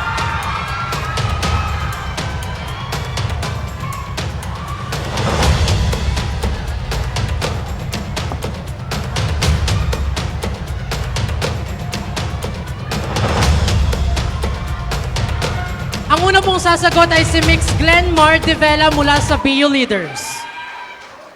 This is your question. In your Kadasig BUNU project, you mentioned that it aims to assess, introduce, execute, and reevaluate the financial practices of the organization. Having said that, are you satisfied with the incumbent finance officer's performance, given that the council admitted that they committed overspending in an event, as well as a delayed financial report during the conduct of the last GLC? I'll repeat the question. In your Kadasig BUNU project, you mentioned that it aims to assess, introduce, execute, and reevaluate the financial practices of the organization. Having said that, are you satisfied with the incumbent finance officer's performance, given that the council admitted that they committed overspending in an event, as well as a delayed financial report during the conduct of the last GLC? Your 90 seconds will start now. Okay. Those are two different things, my platform and my comment on the performance of this current administration of our University Student Council. I will address first the University Student Council. Personally, as the chairman of the 4th BU and as a member of the Finance Committee, I am not satisfied with the performance of our current Finance Officer, Mr. Carl Teres Gambito. In fact, I have filed in the General Legislative Committee the Students' Rights Welfare Committee. I have filed an investigation that our finance officer must be investigated because of malicious activities. And that is not being acted up right now because wala pa po sumusunod na GLC ngayon. Pangalawa, ang aking plataforma na Kadasig BUNU, yes, may dala po akong solusyon ngayon sa University Student Council. Hindi lang basta solusyon, but sustainable ones to assess, to introduce, to implement, and to re-evaluate. Because naniniwala pa ako na hindi kailangan ng bagong proyekto or na it doesn't matter na ay hindi dahil uupo tayo sa konseho kailangan may bagong proyekto. Why not adopt the old projects that is effective to the BUenos and implement new ones? 'Di ba? We just have to identify areas for improvement for the betterment of the students of Bicol University. Yun lamang po. Ano naman ang iyong naging pagtugon dito, Mix Yancy Bermas? Ang iyong 60 seconds will start now. Magandang hapon po, Mr. De Vela at sa lahat ng BUen. Paulit-ulit namin sinasabi sa harap ninyo na importante ang integrity at honesty. Kaso po, Mr. De Vela, paano mo mapapatunayan na meron kang integrity at honesty kung kinumpirma po mismo ng profesor mo na nag-cheat ka sa midterm exam ninyo? Mr. Glenmar De Vela, nakapanayam ko po ang profesor, pati po ang mga klase mo sa subject nyong strategic business analysis. Yun lamang po.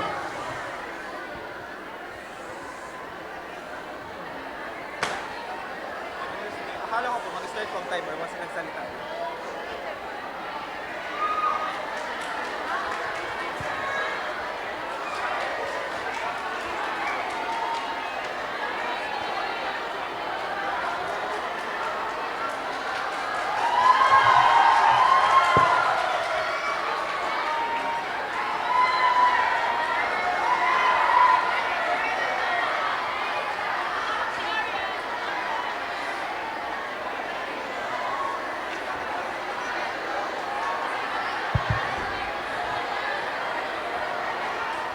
I'll start once you prompt na ready. I'll start once you prompt na ready.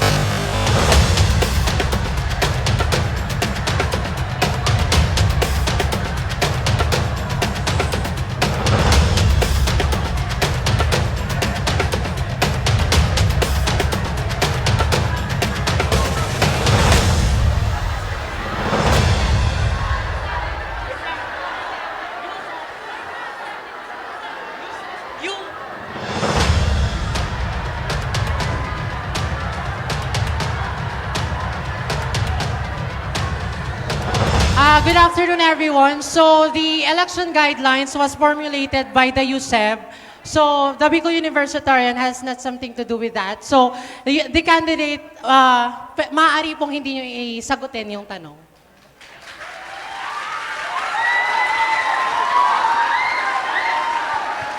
So the candidate opted to answer the question by...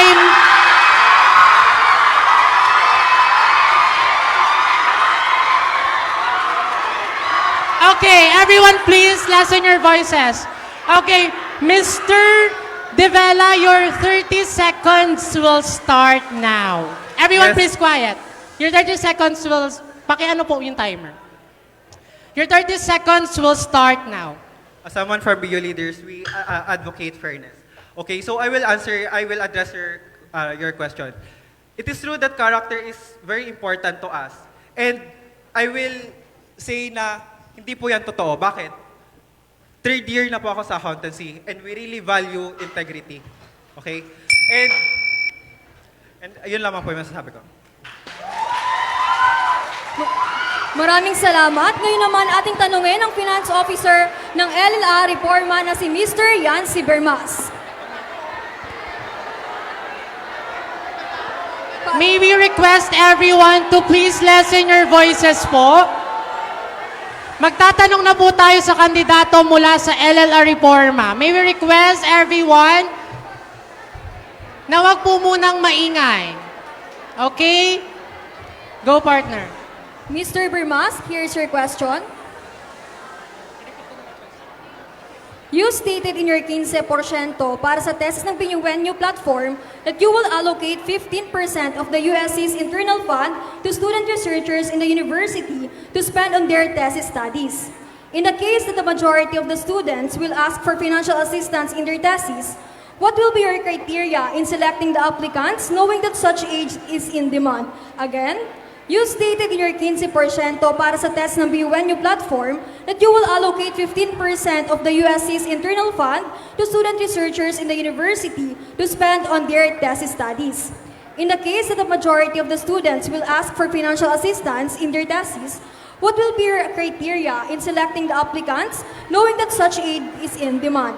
Your 90 seconds starts now. Maraming salamat po sa Bicol Universitarian para mabigyan ako ng plataforma para i-explain itong favorite platform ko, ang 15% para sa thesis ng BUNyo. Ang magiging criteria po natin, unang-una, i-assure ko kayo na hindi po akong pipili dahil wala naman akong karapatan para mag-assess. Ako po ang papatupad ng programa, pero po ang pagpili, ibababa natin sa bawat kolehiyo. Kasama ang research development centers, kasama ang iba't ibang department-based organizations at college student council. Magkakaroon po tayo ng iba't ibang guidelines gaya po sa pag-assess sa kanilang economic profile, sa pag-assess po sa kanilang thesis quality, at ito po ay ibababa natin sa department at sila po ang magbibigay sa atin kung ano nga ba ang karapat dapat bigyan ng assistance dito sa ating 15% para sa thesis ng BUNyo. Dahil naniniwala ako, oras na para tulungan natin ang mga BUNyong hirap na hirap para lamang makapagtapos sa kanilang thesis dahil sa sobrang taas ng gastusin. Kasi as an engineering student myself, ako po mismo nakikita ko sobrang taas ng gastos. At itong proyekto ko po, siguradong makakatulong sa maraming BUNyo. Maraming salamat. Ano naman ang iyong reaksyon dito, Mr. Divela? Ang iyong 60 seconds ay magsisimula ngayon. Okay. So since you're very proud of your 15% project, okay, tiningnan ko yung parang project brief nyo which was recently posted. Ayun, so naghabol. Okay, so doon sa budgetary requirements, okay po doon sa budgetary requirements, blanco siya. Bakit? Okay, let's say hindi pa na-identify yung budget ni internal fund daw manggagaling. Okay, let's say there is a 1.2 million internal fund and there are 5,000 students. Okay, makamasa tayo. 5,000 yung magkiklaim ng assistance. Let's say 1.2 million times 15%, say 180,000, divided by 5,000. That is only 36 pesos per student. Okay? That is only 36 pesos per student. Okay, bigyan mo kami kung saan yan dapat manggagaling. Ilan ba dapat? 5 million ba dapat ang internal fund? Okay, pati ang angat publikasyon, saan yan manggagaling? Bigyan mo kami ng konkretong proyekto, hindi lang promise.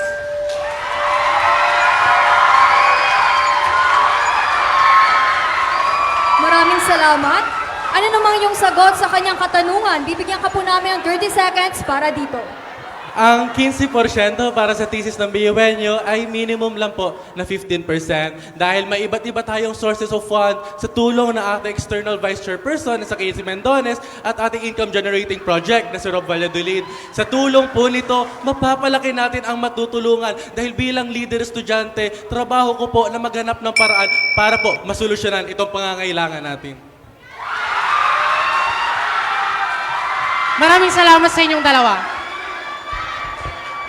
Paalala lang po sa ating mga audiences na maging respectful po sa mga kandidato at minimal lang po sa pag-cheer sa mga candidates. Maraming salamat. And may we remind all the candidates to please stick to the election guidelines. If you think that the given question was against the stick guidelines,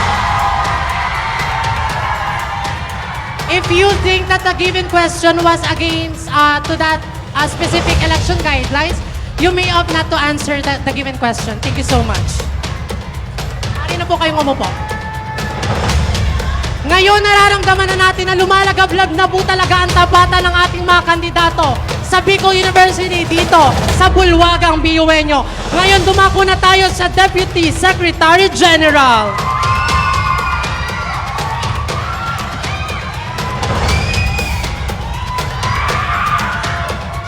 Ang una pong sasagot ay si Mix Monsalve mula sa BU Leaders. Are you ready? So your question goes like this. During the Ballot Watch interview series, you stated that your platforms alongside your slate Secretary General are interconnected and promise an efficient and well-organized system in creating, safekeeping, and delivering papers. However, your platforms focus on different projects like enhancing student opportunities, providing secretariat training, and environmental advocacy. How will you make sure that you and your Secretary General will strengthen the system of processing documents whilst keeping your separate platforms? I'll repeat the question. During the Ballot Watch interview series, you stated that your platforms alongside your slate Secretary General are interconnected and promise an efficient and well-organized system in creating, safekeeping, and delivering papers. However, your platforms focus on different projects like enhancing student opportunities, providing secretariat training, and environmental advocacy. How will you make sure that you and your Secretary General will strengthen the system of processing documents whilst keeping your separate platforms? Your timer will start now. Ayan, so thank you so much po before that question.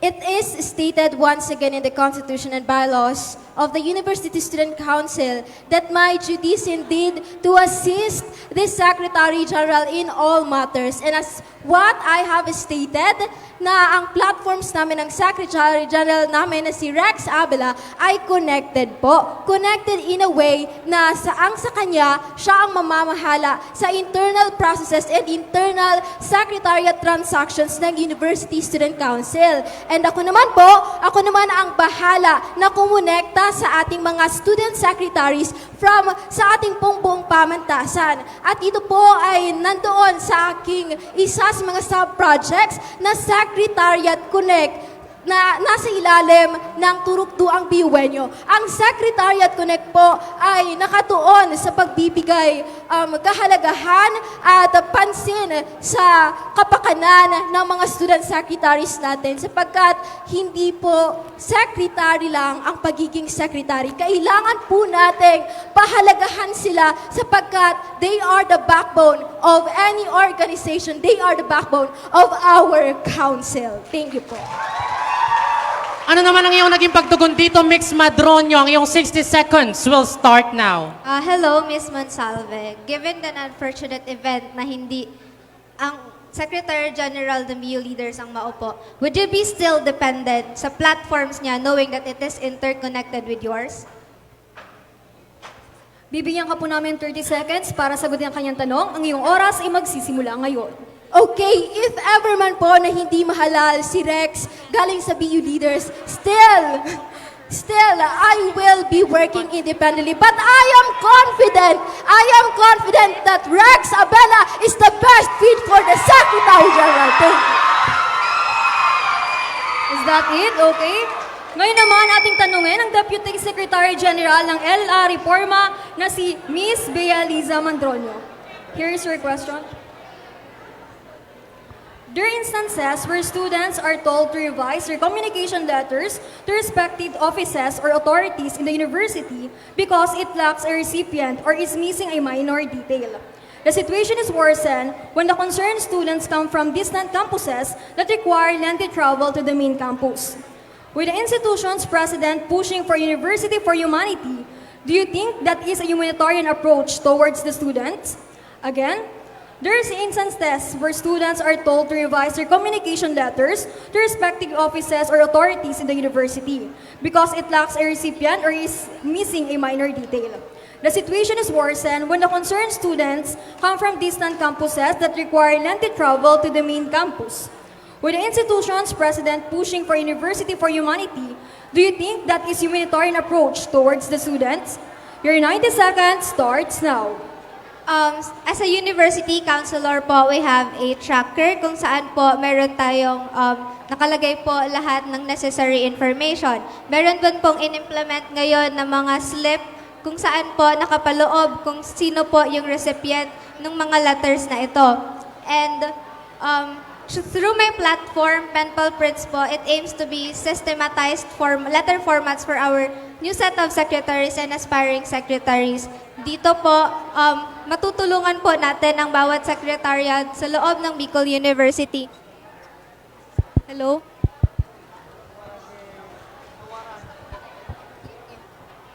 Dito po, matutulungan po natin ang bawat estudyante ng mga secretaries po na mas mahanap po nila and mas institutionalize po natin yung system na ito para mas maging organized din po ang ating secretary sa iba't ibang organization sa loob ng Bicol University. Maraming salamat. Ano naman po ang iyong reaksyon dito, Miss Monsalve? Ang iyong 60 seconds ay magsisimula ngayon. Actually, nabanggit na rin last year na itong templates kunwari ng secretaries ay from USC susundin siya sa CSCs. However, in my experience, sa akin hindi siya nagawa. Now, my question will be you know that it is a very crucial role ng secretaries sa knowing na University Student Council na yung pinag-uusapan natin. Pero ang question ko naman ay napakasimple. What is the difference of a memorandum and a letter? What is the difference of a memorandum and a letter? Is that yung it? memo letter po is... Wait. So maraming salamat. Ano naman po ang iyong reaksyon dito o sagot? Bibigyan ka po namin 30 seconds. To answer directly po, memo letter are for announcement and communication letters are for request, sponsorship, partnership letters.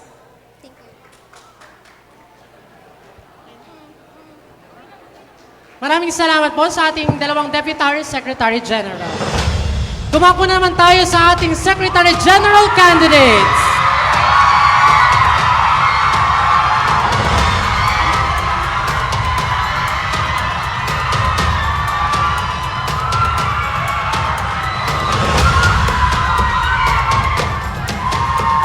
Ang una pong sasagot ay si Mix Rex Abila mula sa BU Leaders.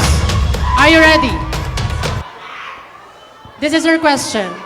It was found out that during the filing of candidacy, your members did not personally submit the election requirements, but rather, a certain secretariat committee did it for your slate. Can you confirm it if this is true? And how can you assure BUenos that you are indeed capable enough to manage documents if your candidacy started with depending on someone else? I repeat the question. It was found out that during the filing of candidacy, your members did not personally submit the election requirements, but rather, a certain secretariat committee did it for your slate. Can you confirm if this is true, and how can you assure BUenos that you are indeed capable enough to manage documents if your candidacy started with depending on someone else? Your 90 seconds will start now. Thank you so much for that question. Now, during our submission, we submitted all the needed requirements, whether online or offline. And unfortunately, nagkaroon po kami ng problema sa ibang requirements po namin. And thus, na-disqualified po ang ibang candidates namin. Unfortunately, because of the decision from the tribunal, they argued that the guidelines stated in the guidelines of the USEB is quite hazy and ambiguous. So that's why we need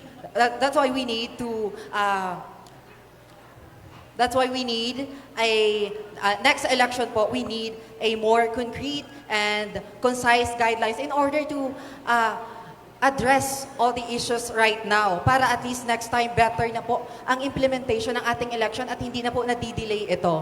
And hence, dito po papasok ang ating first platform, Operation T-Rex. Operation T-Rex po, it aims to assess first, based on our paglaom cost, it aims to assess first all the gray areas in the current standing of the Secretariat Committee in the University Student Council so that we could address all these gray areas and improve in better the receiving and archiving processes of the University Student Council Secretariat Committee.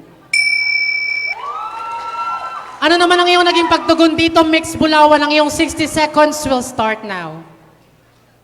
Hello. So being a secretary, it is required or part na ng responsibility namin ang pagiging organized and mag-safeguard ng documents ng organization. Napaka-importante po ito para sa mga organisasyon. Now, as you are running as the next for Secretary General under the USC, can you provide me a tangible proof na maa-assure mo ang mga students na you will be organized, na you will assure them na walang mawawalang dokumento sa loob ng council? Thank you. Ano naman ang iyong sagot dito, Mix Abela? Ang iyong 30 seconds will start now. Thank you for that, Ms. Bulawan. Now, as an English major, secretarial work is my playing field. And apart from that, I've had 3 units of technical writing course with one of the best professors in Bicol University College of Education. And that is vital in being a secretary general. And apart from that, I've had leadership roles, and I've managed not just people, but the repositories and arsenals of the organizations that I've been with. And that is important. That is a necessary skill in being the next Secretary General. Dumako naman tayo kay Mix Malagueño ng Buklod. Ano po ang iyong naging reaction sa naging kasagutan ni Mix Abela kanina? Ang iyong 60 seconds will start now. Good afternoon po, Mr. Mix Rex Abela. As part po of the LGBT community, parehas naman po tayo, and you have an advocacy project. And then, na grassroots consultation po kami sa College of Education, which is your college.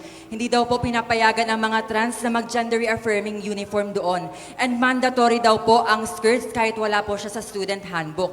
And blatantly din po na sinabi mo sa inyong Facebook post na handa ka makinig. So, bakit wala kang nagawa? What have you done? And bakit ngayon lang? Ang iyong 30 seconds will start now. Thank you so much for that, Ms. Nam. I've been very active when it comes to voicing out about the issues concerning the LGBTQIA+ community. However, due to my limited power, I can only do so much. I can only advocate for something so much. I can only say something so much. That is why, as your next Secretary General, a part of my platform is Beyond Bakla. Beyond Bakla for my tangible platform. It focuses on SOGI, and apart from that, HIV/AIDS awareness catered, programs catered and contextualized to LGBTQIA+ community. Maraming salamat. Ngayon naman, ating tanungin si Ms. Ranshari Bulawan, ang Secretary General ng LLR. Here's your question. One of your platforms opens the chance of College Student Council offices having telephones for efficient communications to various university and college offices on pending document approvals. Do you think that it is a priority to dedicate a fraction of the university and council's fund to provide a telephone line when in fact smartphones are more accessible and versatile than compact telephones? Again, one of your platforms opened the chance of College Student Council offices having telephones for efficient communication to various university and college offices on pending document approvals. Do you think that it is priority to dedicate a fraction of the university and council's fund to provide a telephone line when in fact smartphones are more accessible and versatile than compact telephones? Your 90 seconds starts now. Okay, so ang aking sufficient hotline po, hindi lamang po telephones ang ipro-provide natin. Kasama po dito ang complete directories. And ang plataforma pong ito, isa po sa mga purpose niya ay ang collaboration between different colleges. May include din dito ang ating satellite campuses. Na ngayon, I am aware that smart telephones are also a means of communication. But telephones, I believe would be a formal way para sa offices makapag-communicate tayo sa isa't isa. And I have a specific guidelines on how we should use it as officers and how we can utilize it to communicate better sa students ng Bicol University. Thank you. Maraming salamat. Ano naman ang iyong reaksyon dito, Mix Malagueño? Ang iyong 60 seconds ay magsisimula ngayon. Good afternoon, Ms. Bulawan. Nag-consult po ako sa BUICTO and sabi po nila, napakahirap daw po nito i-approve. Each telephone po cost 36,000 pesos times 20 CSE offices, so 720 pesos po siya. Saan mo siya kukunin? And sabi po sa akin ng director mismo ng BUICTO na hindi po siya feasible. So pinag-isipan mo po ba talaga tong platform or basta ka lang nag-assume na pwede siya? Maraming salamat. Ano namang iyong sagot dito, Miss Bulawan? Ang iyong 30 seconds ay magsisimula ngayon. Okay, thank you so much, Ms. Malagueño. I have actually been to the ICTO din myself. I have coordinated with Sir David and I have opened up this platform. And the ICTO is currently planning din na mag-integrate ng working telephone sa university offices outside na ng BU Main. And I have suggested na i-include din ang ating CSE offices for communication and proper collaboration. Thank you. Maraming salamat. Ngayon naman, ating tanungin si Mr. Abela. Bibigyan ka po namin ng 60 seconds. Ang iyong oras ay magsisimula ngayon. Hi, Ms. Bulawan. In your second platform, you will provide landline telephones to all the CSEs. Okay, highlight on that, landline telephones to all the CSEs. Now, how will you make sure that you can provide all the CSEs with all the equipments, given the current financial standing of the University Student Council, and the cost to actualize the platform? Maraming salamat. Ano po ang iyong reaksyon sa kanyang katanungan? Bibigyan kami ng 30 seconds. Thank you so much, Mr. Abella. Actually, as I have stated, I have been to the ICTO and may dedicated budget na po sila sa pag-install ng telephones. And all I have to do is i-count natin ang offices sa other colleges, sa mga CSE offices, and ibibigay ko na lang po sa kanila ng numbers. And when it comes sa budget allocation, we can discuss it and i-integrate po siya next year. Thank you. Maraming salamat, Mix Bulawan. Dumako na tayo sa huling kandidato para sa pagka-Secretary General mula sa BU Buklod. Mix Neil Alden Malagueño. This is your question. You experienced being an appraiser of the chairperson and student regent, wherein the CSR gained more councilors than that of the business manager, which is a manpower-reliant position.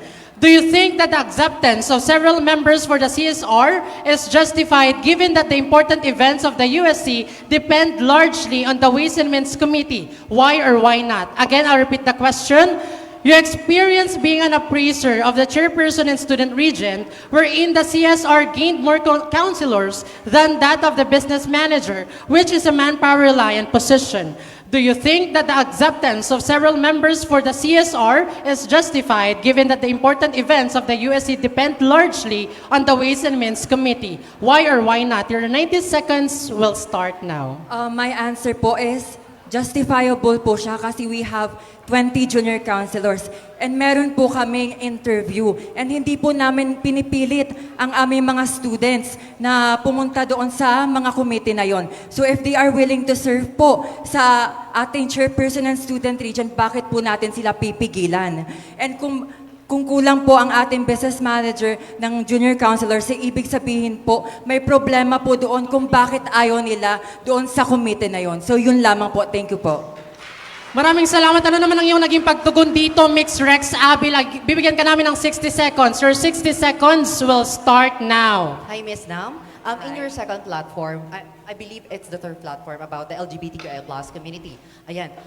When we talk about the LGBTQI+ community, in your platform, nakalagay doon na magkakaroon tayo ng march. Aside from the Pride March, you included a lot of things. Now, how will you make sure that it is not just another platform na archetype lang siya na parang nagsasabi lang just to please the LGBTQIA+ community na wala naman talagang sustainable development program na naka-align doon sa platform mo? Ano naman ang iyong naging kasagutan dito, Mix Malagueño? Ang iyong 30 seconds ay magsisimula na. Again po, it is the celebration po ang Pride March and ang dami ko na pong nagawa para sa ating community. So isi-celebrate po natin yun and ngayon po waiting na lang po tayo sa approval ng Board of Regents ng Gender Affirming Uniform. So kapag may last BOR na po tayo, yun po ang ating main event para po sa ating LGBT community sa Bicol University. Maraming salamat.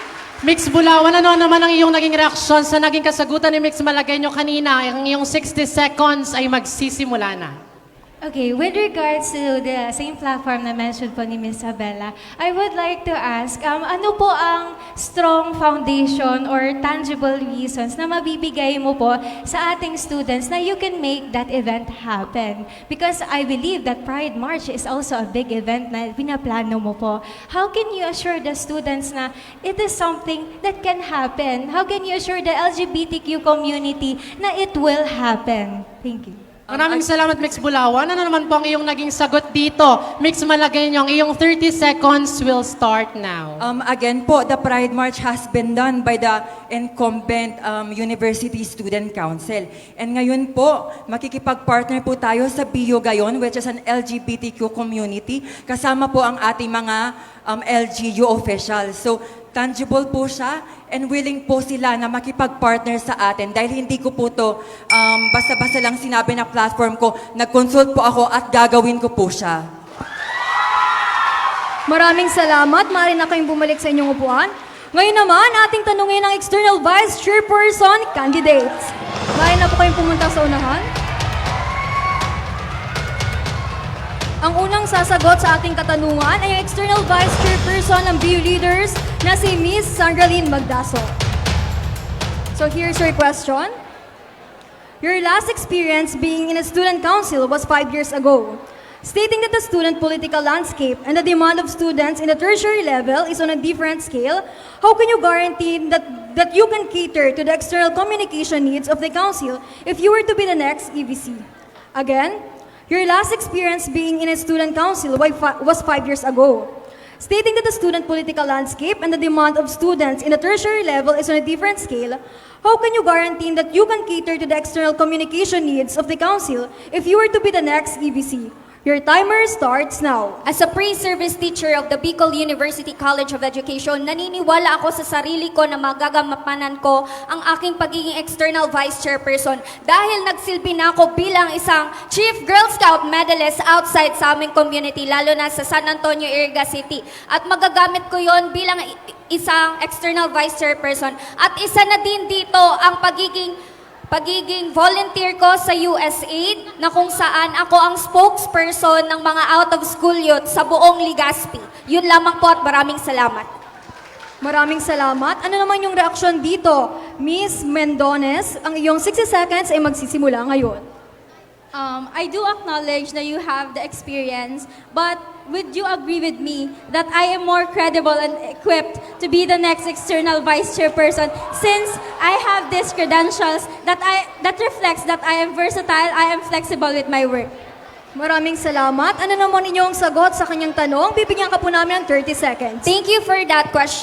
Thank you for that feedback, Casey. So, alam ko na mas marami kang experience sa USC. Pero ako, bilang isang pre-service teacher na incoming 4th year, gagampanan ko ang aking tungkulin sa pagiging EVC. Kasi naniniwala ako sa sarili ko na si Sandra ay laging handa because isang Chief Girl Scout medalist at isang aktibong miyembro ng iba't ibang youth organization sa buong Bicol region. At dating na nagsilbi bilang SSG President ng University of Northeastern Philippines. At hindi yung hadlang sa pagiging EVC ko ngayon. Thank you. Maraming salamat, Miss Sandralyn Magdasok mula sa BU Leaders. Ngayon, dumako na tayo sa External Vice Chairperson ng LLR, Miss Casey Maxine Mendones. This is her question. Are you ready? In your platform, you said that you want to bring opportunities closer to students like student discounts, scholarships, and sponsorships. However, it is known that these privileges require screening processes and applications which could take large amount of time. What can you do to ensure that these bureaucratic processes are kept to a minimum or shortened to reduce students' burden? I repeat your question. In your platform, you said that you want to bring opportunities closer to students like student discounts, scholarships, and sponsorships. However, it is known that these privileges require screening processes and applications which could take large amount of time. What can you do to ensure that these bureaucratic processes are kept to a minimum or shortened to reduce students' burden? Your 90 seconds will start now. As a student leader, I do respect the bureaucratic process of our council. But since flexible na ako enough to this work, naging junior counselor ako ng ating student region commissioners and now external affairs committee. And magagamit ko lahat ng knowledge ko to apply na magagamit ko ito sa aking plataforma dahil bilang tumatakbong inyong next external vice chairperson, ginawa ko na, nag-communicate na ako, ginamit ko na lahat ng connections ko, nakipag-usap na ako sa General Alumni Associations and other organizations that would prove na magagawa ko ang plataformang ito. Ang huli na lang, ihahalal nyo na lang po, handa na po ang mga plataforma. Maraming salamat, Mix Mendones. Ano naman ang iyong naging reaction dito, Mix Magdasok? Ang iyong 60 seconds will start now. My question is, sa isang leader ng USC, dapat maiwasan natin ang overspending. So my question is, sa platform mong Connect Tayo, can you discuss kung saan mapupunta ang 100,000 na funding requirement sa platform mong ito? Okay, thank you for that question. Okay. Ano naman ang iyong naging sagot dito, Mix Mendones? Ang iyong 30 seconds will start now. Okay. Nangyayari po ang overspending kapag naglalak tayo ng communication sa ating finance officer. And I do know the fact that I collaborated and I talked properly to our finance officers, Yancy Bermas and Junel D. Lupera, na kung saan ang work and financial plan ng ating University Student Council ay minamaximize natin sa student advocacies na kung saan mapaprioritize natin na gawin ito without overspending because I am accountable and responsible to do this. Maraming salamat. Atin namang tanungin ang internal vice chairperson candidates. Maaari na po kayong pumunta dito sa unahan.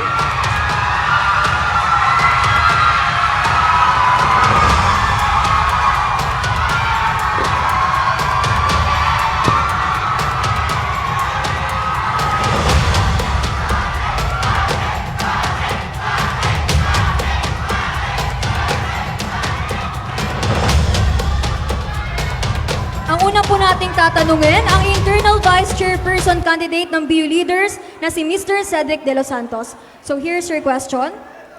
Aside from authoring comprehensive revision of the Constitution and bylaws of the University Student Council, which you have included in your pagbaklas platform and authoring itself being your main credential upon running for the IVC position, what additional plans can you state to ensure that the implementation of those paper-written resolutions can be beyond words and be rigorously enforced?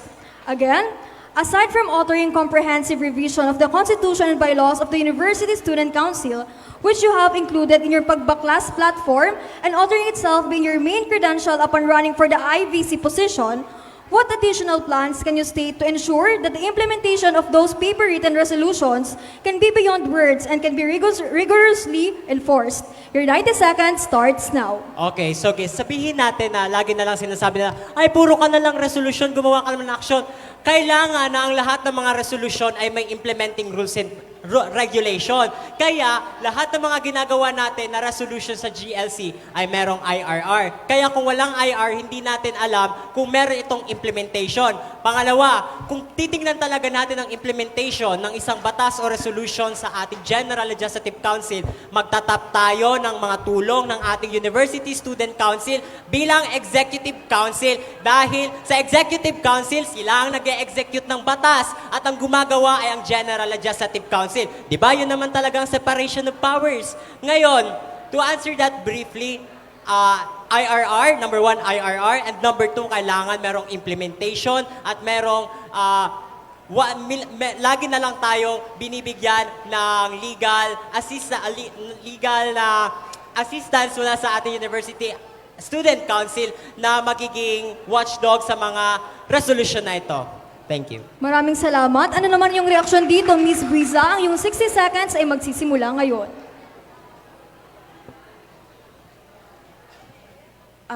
You have mentioned the GLC IRR specifically.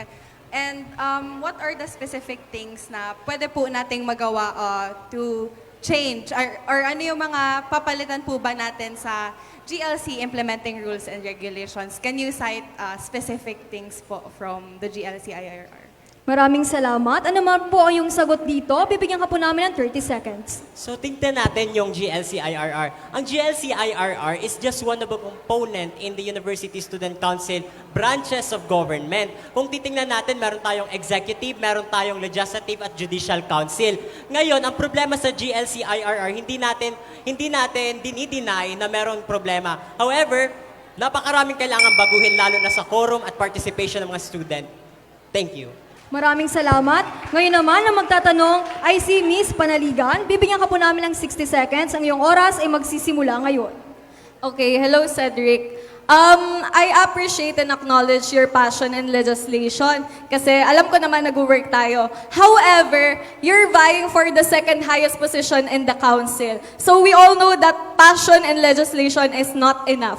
So how can you ensure us that you will be an effective IVC when sa department pa nga lang, constructively, sa department pa nga lang, you're not an effective leader. You still have, you are still lacking in different areas of leadership. Maraming salamat. Ang iyong 30 seconds ay magsisimula po ngayon. As far as I know, ako lang naman ata ang pinakauna nag-revise ng IRR ng GA natin. At paano natin masasabi na wala akong ginagawa at hindi effective ako bilang legislator? At pangalawa, akong pro-temporate ng GA ngayon sa Political Science Club. And to acknowledge it simply, I slay. Thank you. Maraming salamat, Mix Cedric De Los Santos mula sa Bio Leaders. Ngayon, dumako naman tayo sa Internal Vice Chairperson candidate mula sa LLR, Mix Jamil Buiza.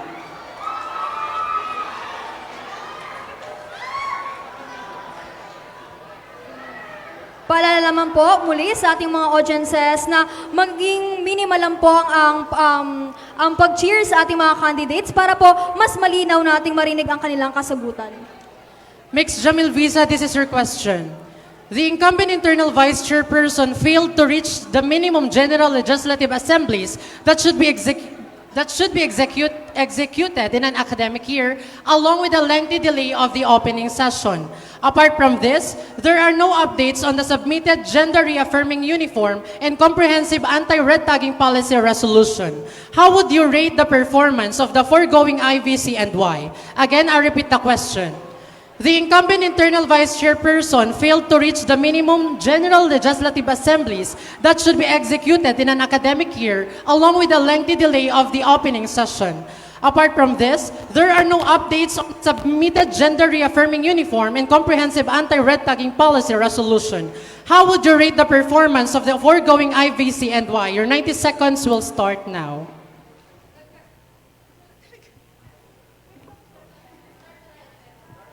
Nagkaroon po ng kakulangan sa responsiveness ang ating incumbent.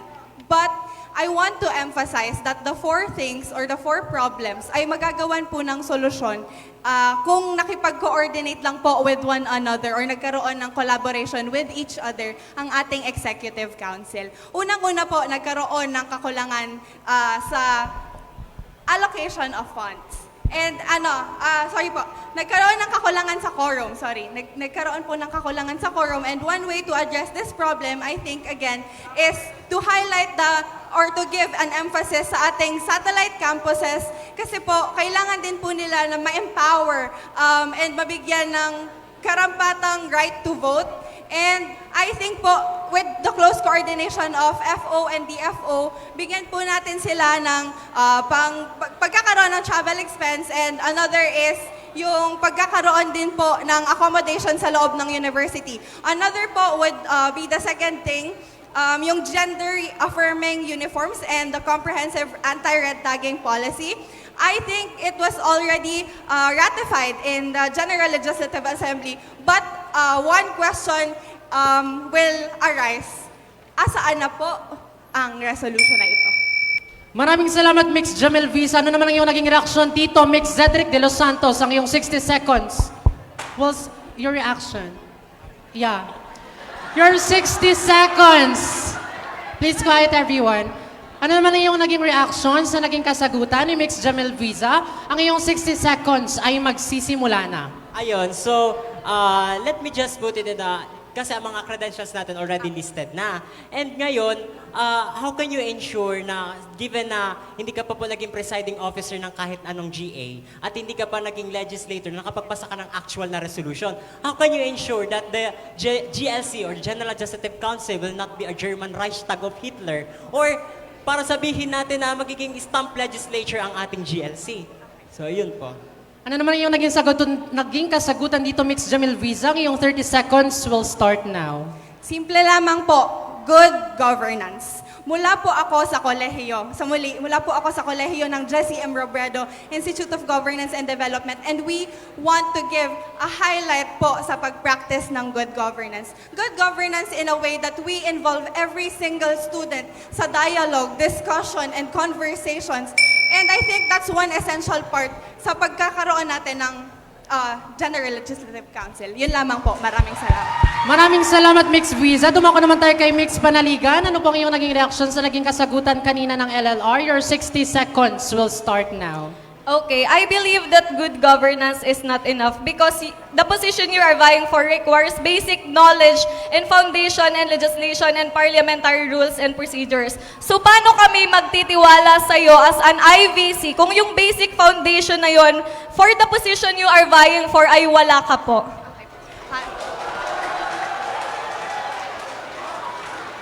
Mixed Visa, your 30 seconds to rebut. We'll start now. Maraming salamat po. Actually, I have an IVC booklet.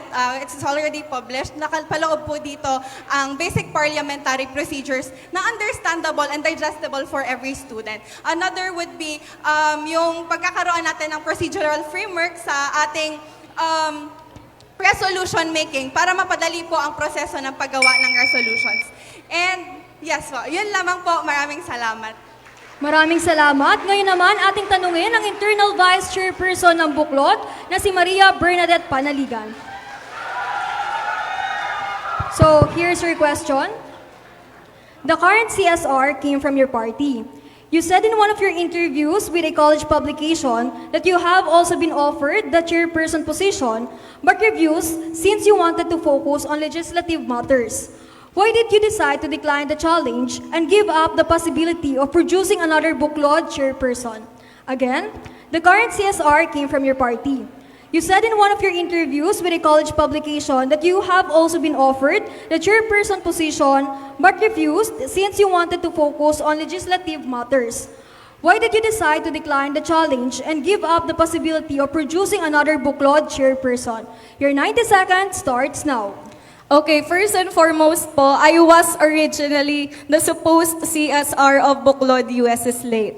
But I chose another path which is closer to my heart, the legislative arm of the council. Alam niyo po, ako ang Chief Legislative Officer in our college producing productive General Assemblies. And sa mga sinasabi palagi ng mga students, Ate Badet, kailangan ka ng GLC. Ate Badet, it's time to revamp the GLC, kailangan ka doon. So I chose this position, the internal vice chairperson, kasi dun po mas close ang heart ko. And in Buklod, we do not want to force, di ba? Ayaw namin mag-force, ayaw namin persahin na magkaroon kami ng CSR for the sake of having a representation and continuing the legacy. Because we believe that the CSR position is something that is offered or given out of heart, out of willingness, and iba po yung pinili ng puso ko. Thank you so much. Maraming salamat. Ano naman po ang iyong reaksyon dito, Miss Buiza? Ang iyong 60 seconds ay magsisimula ngayon.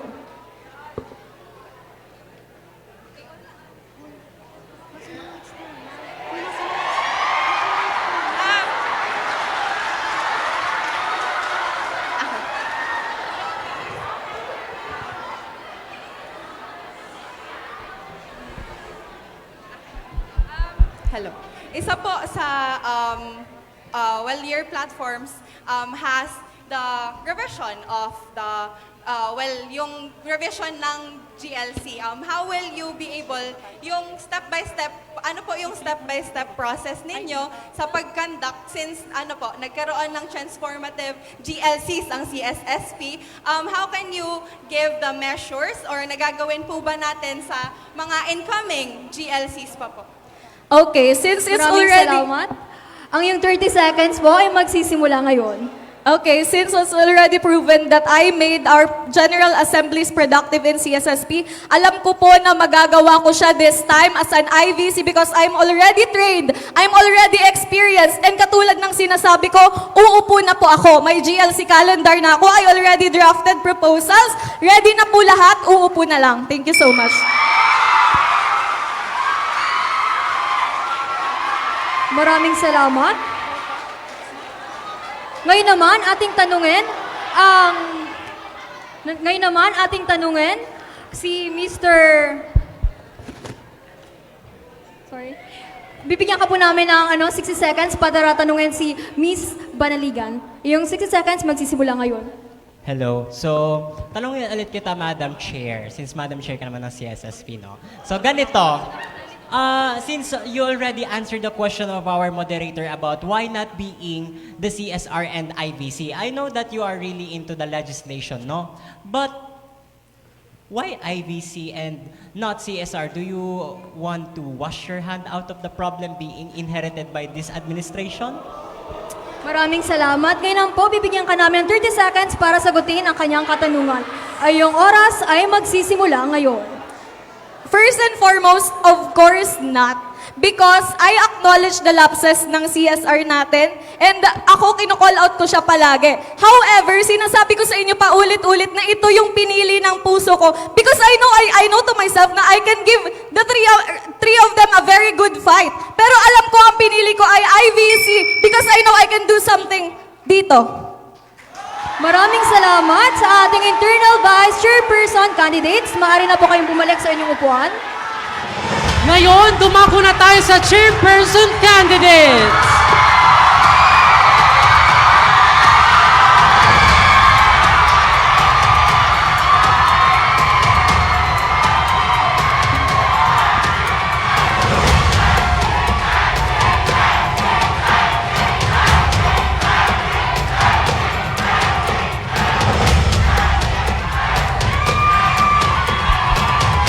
Hello everyone. Please quiet po. A while ago po, we are experiencing technical constraint when it comes to mic. And to be fair po, siguro, paisa-isa po, i-test natin yung mic natin. Start tayo kay Mix Tanji. Pakitest po ng microphone kung gumagana. Pakitest po ng microphone. Hello? Hello? Mix. Hello? Stacy? Okay. Mix. Hello? Ayan. Thank you.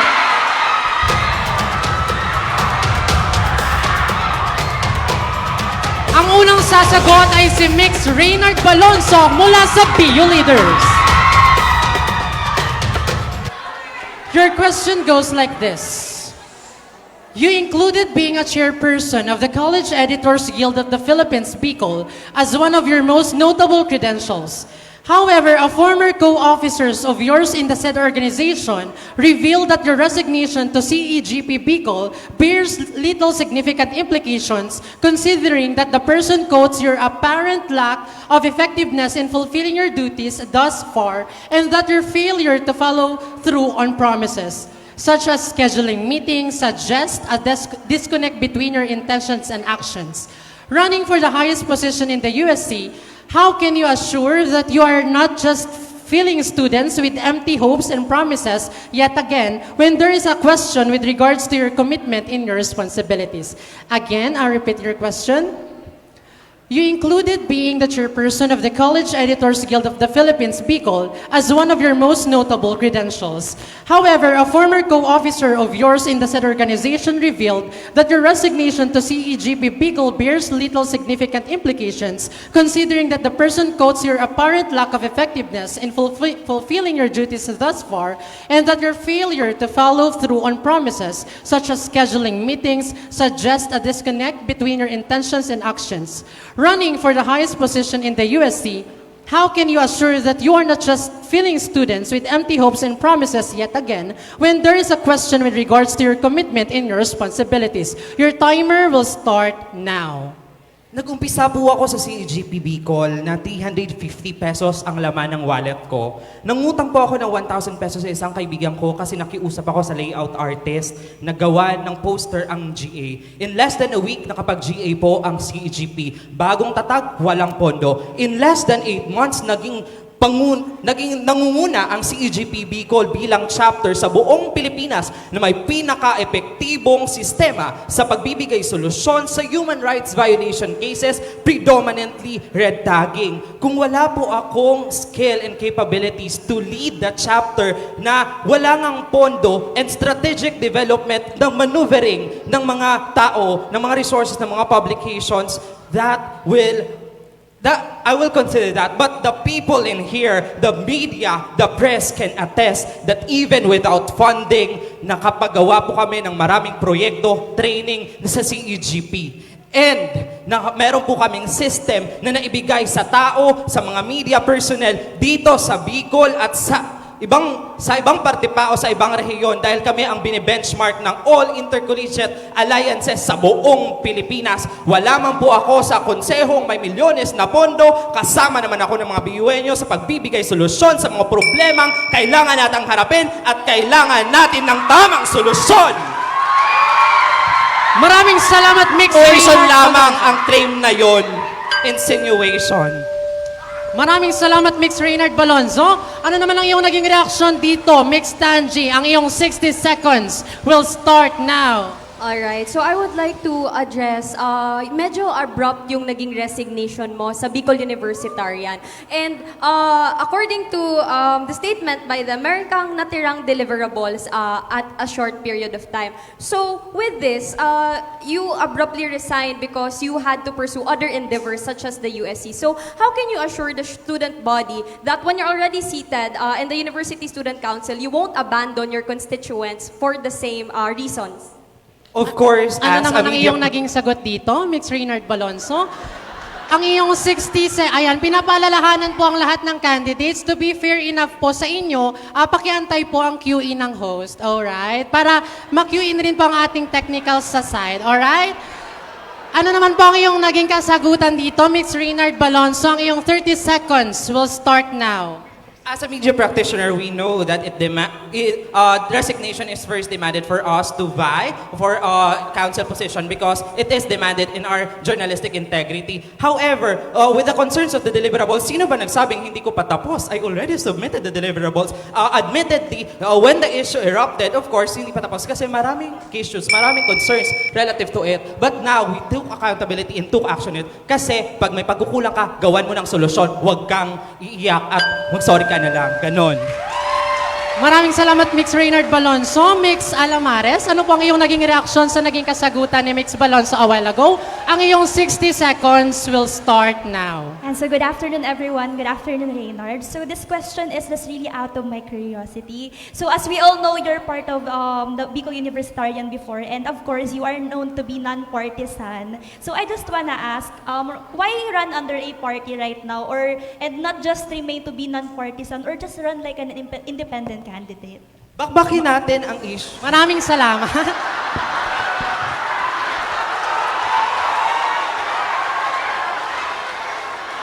Sorry. All right, Excited. everyone please be quiet. Mix Balonzo, to rebut, your 30 seconds will start now.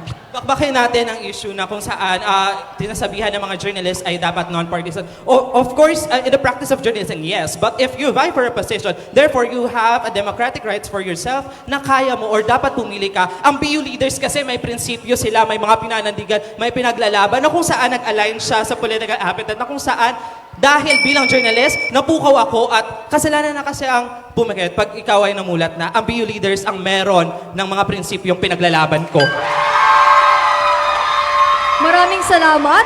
Ngayon naman, ating tanungin ang chairperson ng LLA Reforma na si Ms. Dylan Zinidziv Tanji. Ito po yung katanungan. According to inputs from students in the G-Forms, you failed to efficiently and effectively do your duties as the head of the Public Relations or PR Committee since firstly, you are not really that visible in the USC office and you also failed to manage your committee. Hence, the task that you and your university councilors should have done were actually passed to the current PR Committee junior councilors.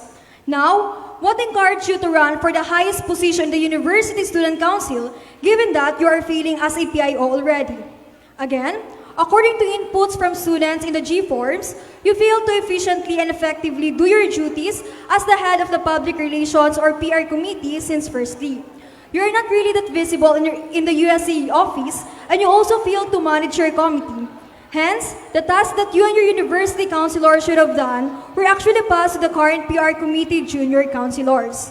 Now, what encouraged you to run for the highest position in the University Student Council, given that you are failing as a PIO already? Your timer starts now.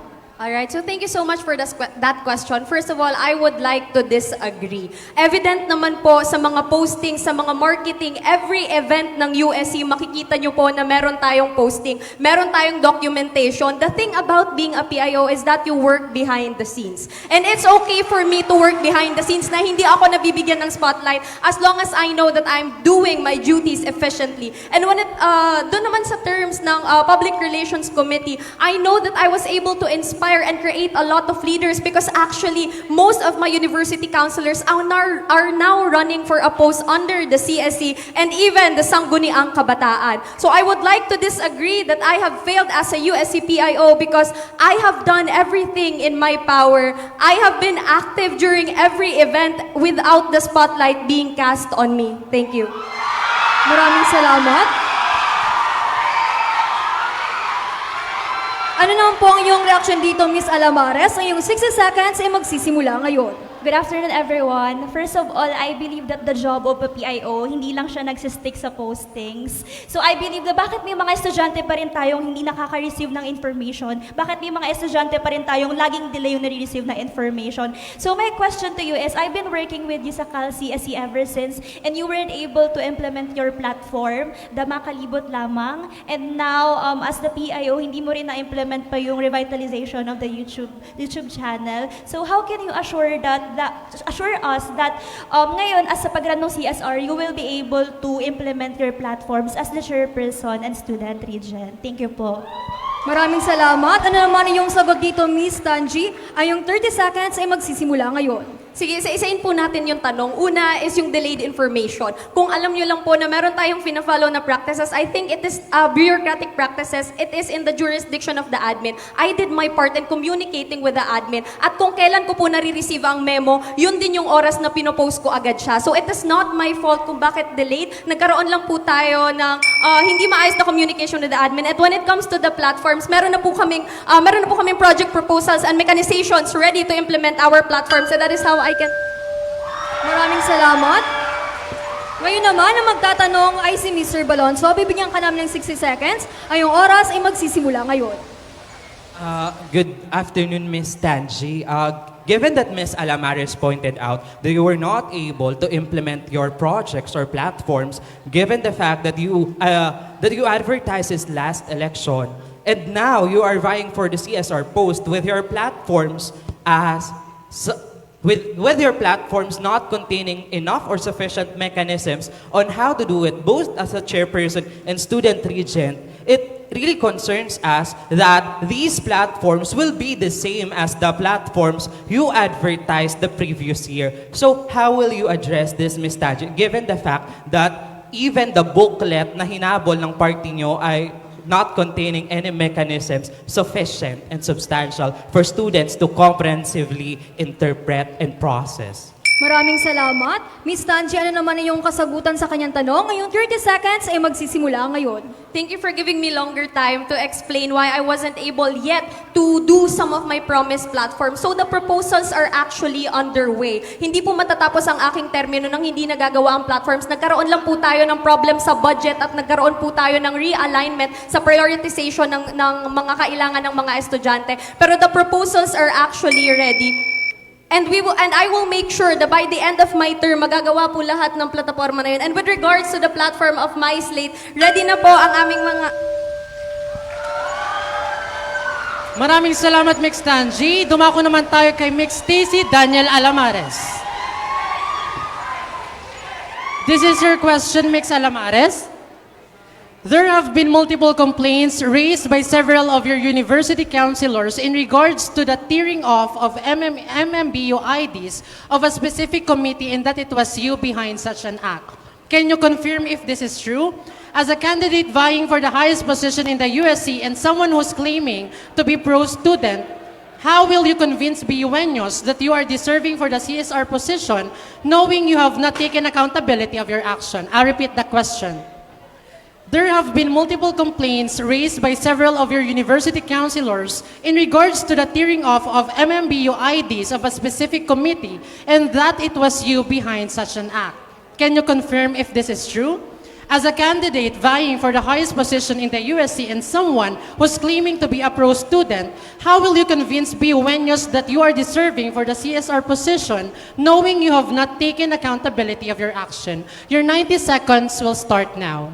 So good afternoon, everyone. First of all, I would like to acknowledge that I am the event head of Mr. and Miss Bicol University 2023. Pero wala po akong alam tungkol sa nangyari dun po sa punita ng ID, but I was aware na nangyari yon. So what we did, I actually coordinated with Ate Remy, with our chairperson and student regent, and nagkaroon po din po kami ng investigation tungkol doon. And until na wala pa rin po kaming nakukuhang ang solution, ay wala pa rin po kami nakukuhang sagot kung sino po ba talaga yung gumawa nung pagpunit ng ID na yon. Well, right now, I am running as your chairperson and student regent, and I am an advocate for pro-student na representation. So, I assure you that in my term as a chairperson and student regent, hindi po yun mangyayari. Hindi po, iiwasan po natin yung mangyari, yung ganong kind of issue, as we want to promote, of course, kindness inside the office, and yan yung rason bakit din ako tumakbong independently, because I really want to, to remove the colors inside the council para maiwasan natin yung mga issue na yon. Kasi usually yung mga issue na yon, dala rin yun ng pagdala ng kulay inside the council. So yan lang po masasabi ko. Thank you so much po.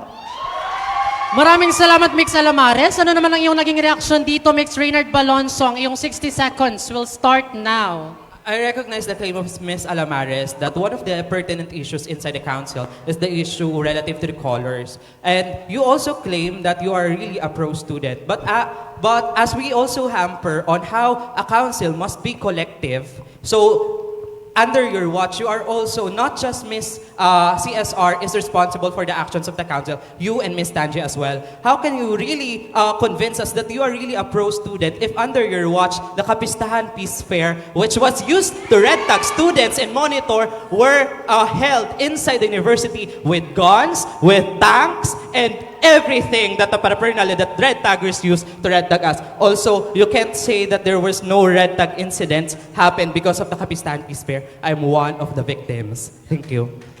Thank you so much, Mix Reynard Balonso. Ano naman po ang iyong naging reaction dito? Mix Alamares, ang iyong 30 seconds will start now. Thank you for that question, Reynard. Well, first of all, I am the external vice chairperson of the University Student Council, and I am, of course, responsible dun sa mga events na nangyayari externally. When it comes to the Kapistahan Peace Fair po is an event po not of the University Student Council, but of our administration. So, bali lumapit po yung OPA Pro sa administration natin, hindi po sa USC mismo. Kaya, yung USC po, ano lang po kami doon sa pagkakaroon ng booths and all, pero doon po sa pagpapasok ng mga militar, wala po kami. Thank you so much. Dumako naman tayo kay Mix Tanji. Ano po ang iyong naging reaction sa naging kasagutan ni Mix Alamares a while ago? Your 60 seconds ay magsisimula na.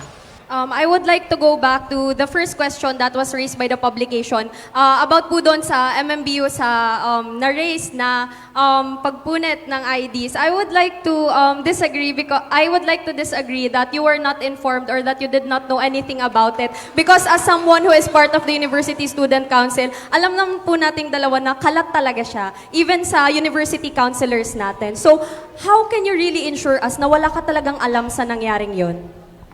Thank you. Your 30 seconds to rebut will start now.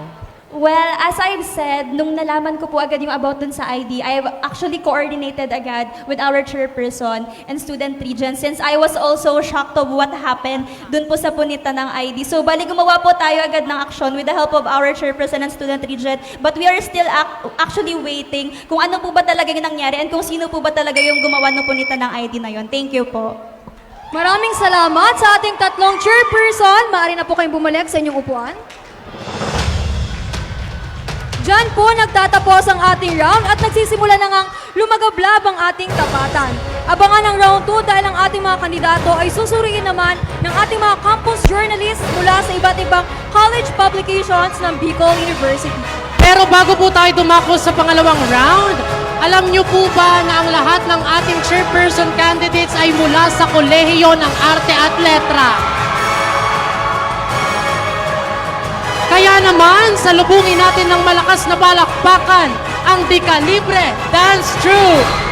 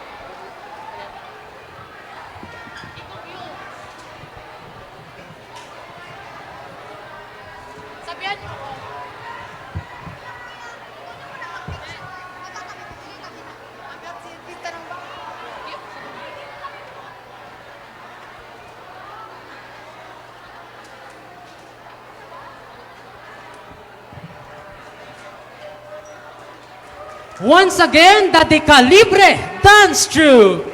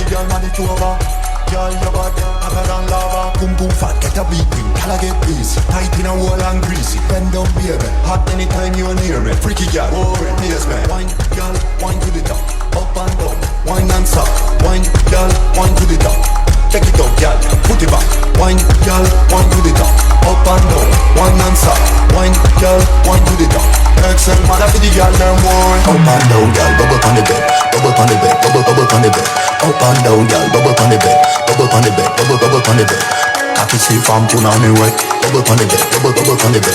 Back me up, flip on your way, bubble on the bed, bubble on the bed.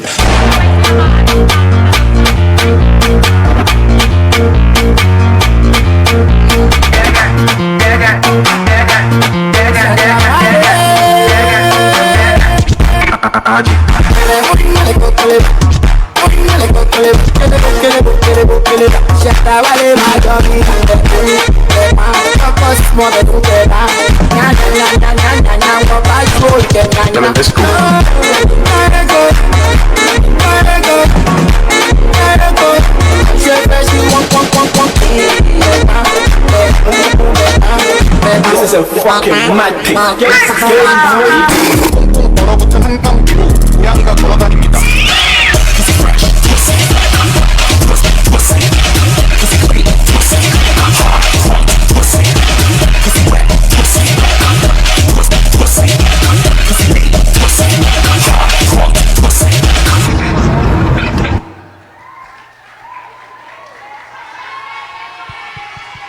Maraming salamat.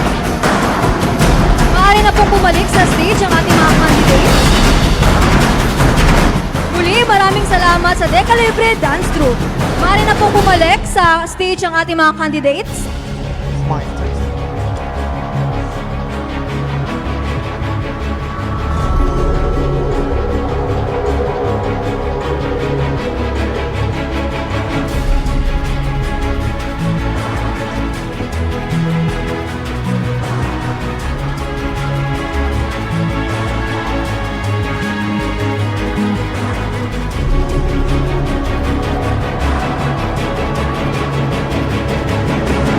Muli po, iniimbitahan na po namin ang ating mga USC candidates na bumalik na po sa kanilang upuan. Maraming salamat po.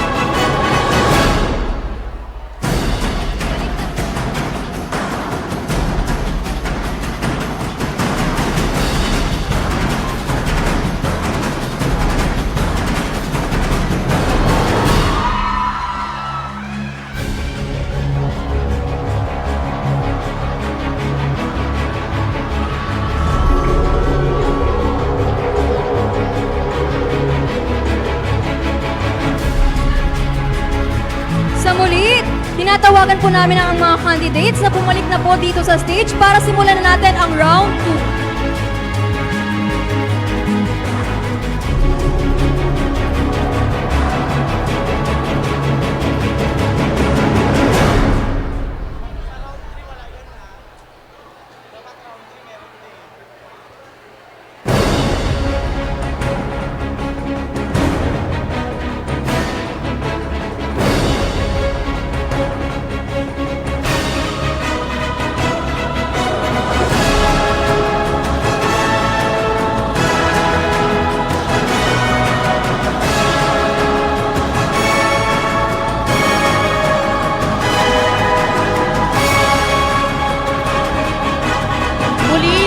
Dahan-dahan na po ang lahat ng mga kandidato na bumalik na po sa kanilang mga upuan para masimulan na po natin ang round 2.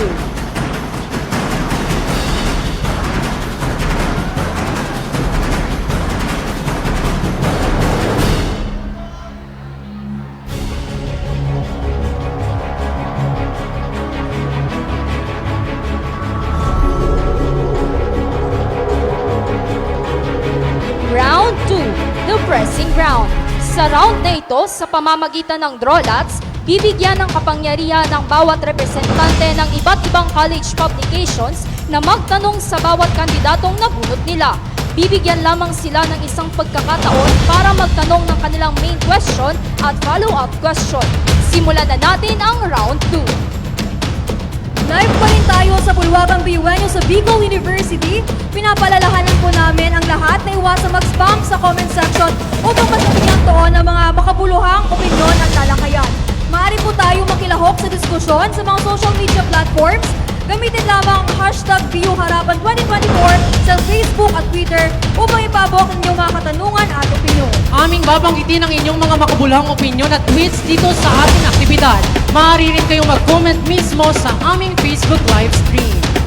Narito na tayo sa ating ikalawang round kung saan inanyayahan natin ang college publication ng Bicol University upang kilatisin ang mga kandidato. Inibitahan namin ang mga college publications mula sa iba't ibang college at satellite campuses ng Bicol University at kami pinaunlakan ng ilan sa kanila. Narito ang EIC ng The Mentor ng BU College of Education, Mix Nina Gracilia. At ang Editor-in-Chief ng The Probe ng BU Gubat na si Miss Erica Nicole Morfe. Nandito rin ang Editor-in-Chief ng Croquis ng BU IDEA na si Mix JC. At ang Editor-in-Chief naman ng Kasipi ng BU CSSP na si Mark Dominic Rivera. Nandito rin po ang representative ng The Inditers of BU Pulangi Campus na si Mix Levica Aya III. At ang Editor-in-Chief naman ng Budyong ng BU Ukal na si Mr. Patrick Tugan. Nandito rin po ang Managing Editor ng The Appraiser of BUC BEM, Mix Lion de Guzman. At ang Editor-in-Chief ng Dasensya from BUCS na si Mr. Josh Luis Reverente. Nandito rin po ang Editor-in-Chief ng The Sidrim ng BU Ginupatan, Mix Katrina Isabel Gragueda. At ang Editor-in-Chief ng The Girkas ng BU ng College of Engineering na si Mr. Aaron Pololo. Pinaunlakan rin po tayo ng Managing Editor ng The Olympians ng BU IPSR, Mix Mystica Caligacion. At ang Managing Editor ng Vital Signs na si Miss Bianca Tirisrico. Sa round 2 na ito, magsisimula po tayo ulit sa Public Information Officer. Nauna na pong nagdrawlat sa mga College Publication Officer, kaya ang una po nating tatanungin ay ang PIO ng BU Leaders. At ang magtatanong sa PIO ng BU Leaders ay si Miss Nina Gracilia, ang Editor-in-Chief ng The Mentor. Maaari na po kayong pumunta dito sa unahan.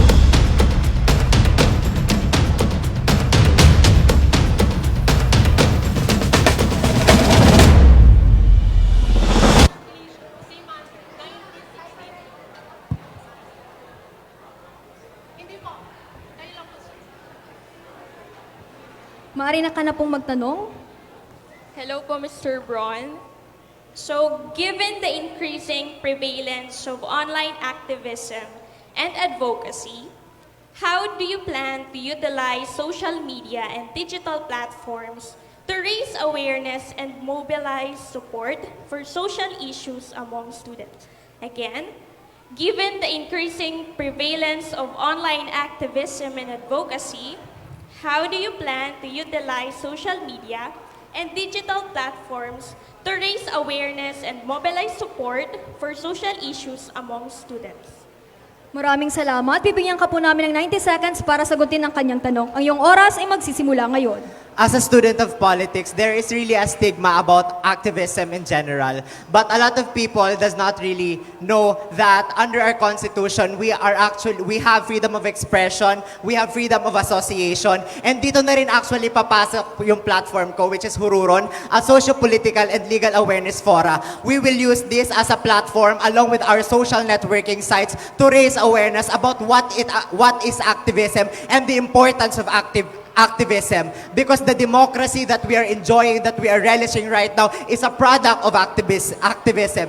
It is because of our forefathers that we are a democratic country right now. And as a public information officer, it is my thrust, it is my duty na ipaabot sa student body ang mga ganitong nangyayari sa ating campus. Kasi, for example, red tagging is also prevalent in our university, and a lot of people, the administration is turning a blind eye to it, and a lot of people does not understand the gravity of red tagging. Yung mga students na red tag are activists. There is nothing wrong with activism in the very first place. It is our right to redress the grievances of the government, redress the grievances of the instrumentalities of our government. So as a public information officer, I will utilize my position, my platform, my being a public information officer to make aware the people about online activism. Maraming salamat. May follow-up question ka po ba dito? That's all. Okay, wala na.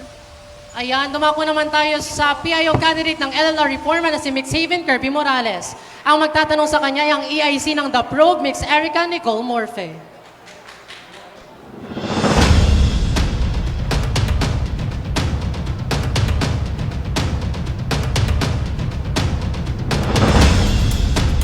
So, good afternoon everyone. I am Erica Nicole E. Morfe from the official student publication of Bicol University, Gubat. And on behalf of my editorial board, here is our question to the Public Information Officer from LLR Reform. Currently, some of the students in the BU community experience cyber harassment due to variations of opinions, stand, culture, and beliefs in the posts being published in social media. In connection to this, your platform underscored in the Info Plus, which seeks to feature BUenos to share inspirational stories and bring honor to the university through a telecast. This kind of platform may open the BUenos stories, which these stories may either be negative or positive, since the students of BU experience different situations and scenarios in each college or campus unit. Moreover, the online world is a vast place, and we cannot make sure that the content will reach the right audience. In this matter, what measures will you take to safeguard the people and the image of the school from harassment? Your 90 seconds to answer. Okay, please repeat the question po, ma'am.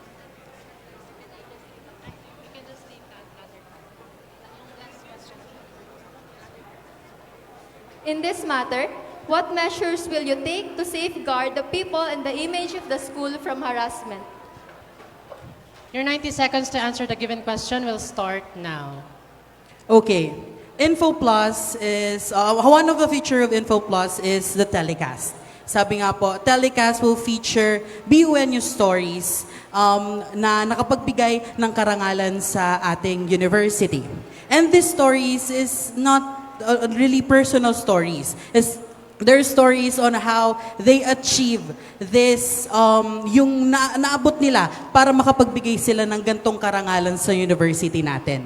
And what I'll do para ma-help yung mga students in case of this online cyberbullying is to raise awareness din sa mga na this kind of and to raise awareness sa mga students na cyberbullying is not a good thing and nakakasama siya sa isang tao. Thank you.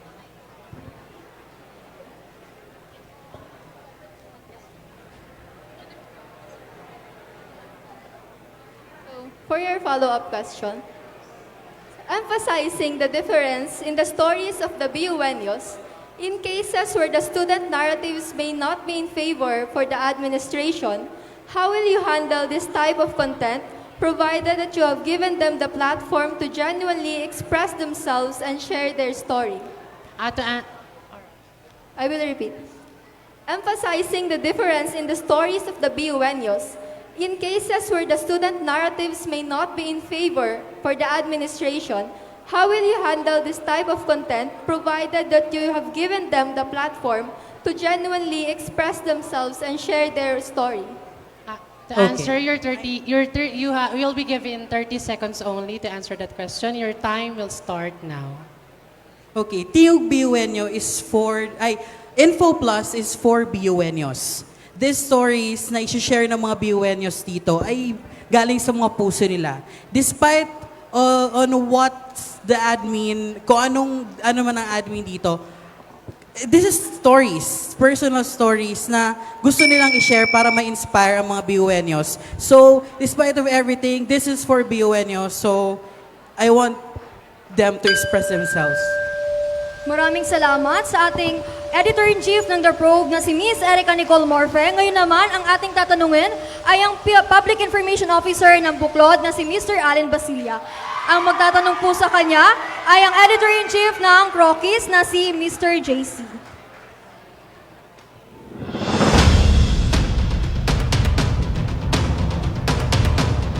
Hello.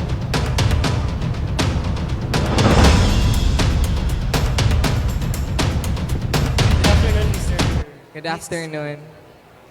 So here's my question po.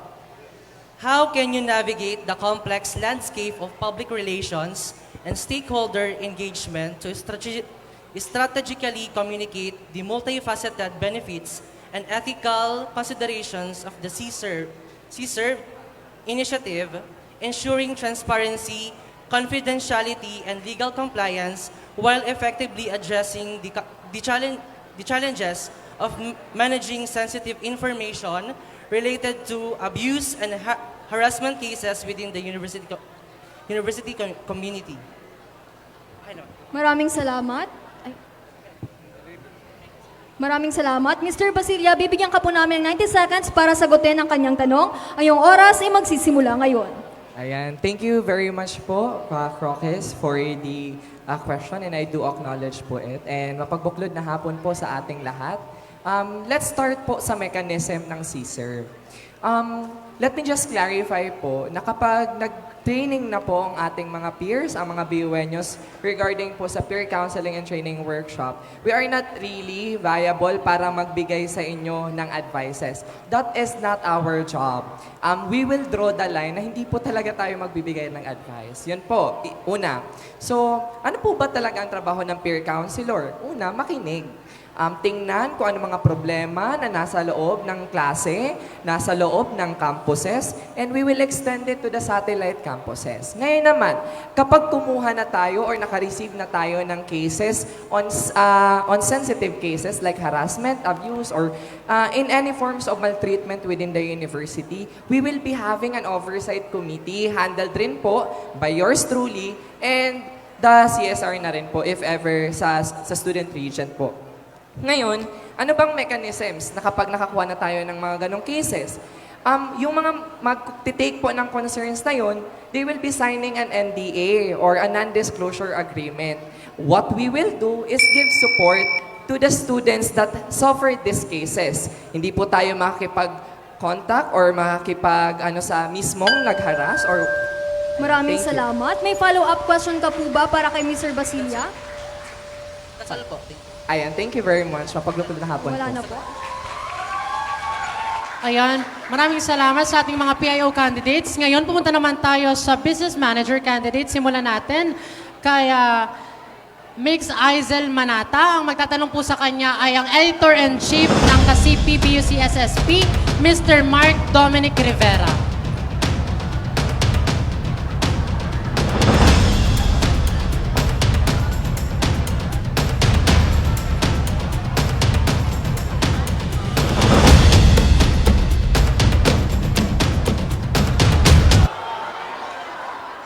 Hello, good afternoon. Okay, so here's your question. Upon pondering, it can be inferred that the primary basis and justification of your platforms are the Sustainable Development Goals, or SDG, which is mandated by United Nations. While this rationale is sound, the SDGs are broad principles that may lack specific context for their application in a university setting. Question: should the projects or programs of the next USC be structured around the SDGs without further study and analysis of the actual needs of the students? Okay, I will repeat the question. Upon pondering, it can be inferred that the primary basis and justification of your platforms are the Sustainable Development Goals, or SDG, which is mandated by United Nations. While this rationale is sound, the SDGs are broad principles that may lack specific context for their application in a university setting.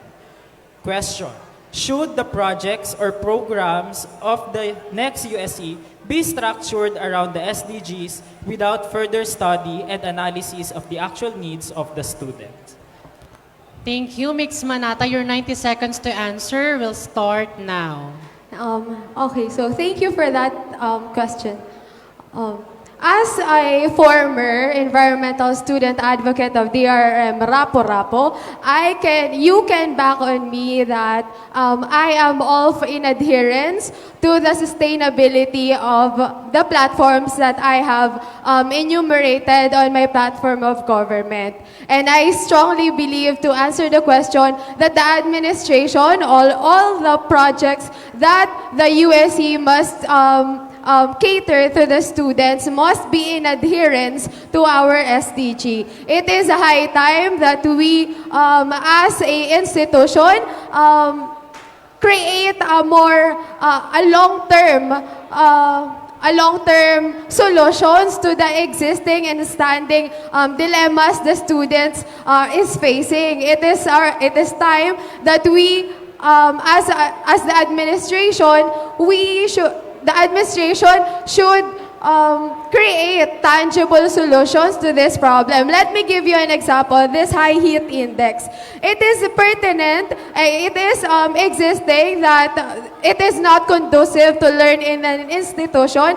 That is why the cancellation of classes has been so pertinent. So the very thing that the administration should address is the proper May follow-up questions ka po ba, Mix Rivera? Okay. Hello. Okay.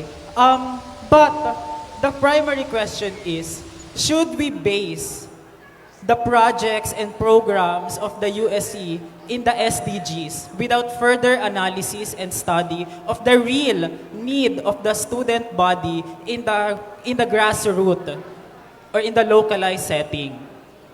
I believe that the welfare the welfare of the students and to uphold the students' right, we should always act or put out projects that will benefit the students. So if in adherence to SDG, this project is not aligned to the welfare of the student, then that is the time that we have to revisit or to revisit the main objective of that. Thank you so much, Mix Manata. Maraming salamat sa ating sa Editor-in-Chief ng KASIPI na si Mr. Mark Dominic Rivera. Ngayon naman ating tanungin ang candidate ng LLR Reforma na si Mr. Rob Lester Valladolid. Ang magtatanong po kay Mr. Valladolid, ang representative ng The Indictors na si Mr. Levi Kaaya III.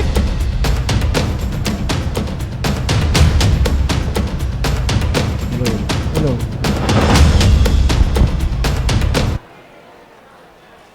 Good day, Mr. Valladolid. I am Lavika Editor from The Indictors, the official school publication of Bicol University, Palampi. So here is my question. In the platform you presented, aside from Tindahan ni Isko Phase 3, most of the other components require cash outflow. What is your clear plan for financing and overseeing your platforms without excessive reliance on the USC funds allocated for the entire academic year?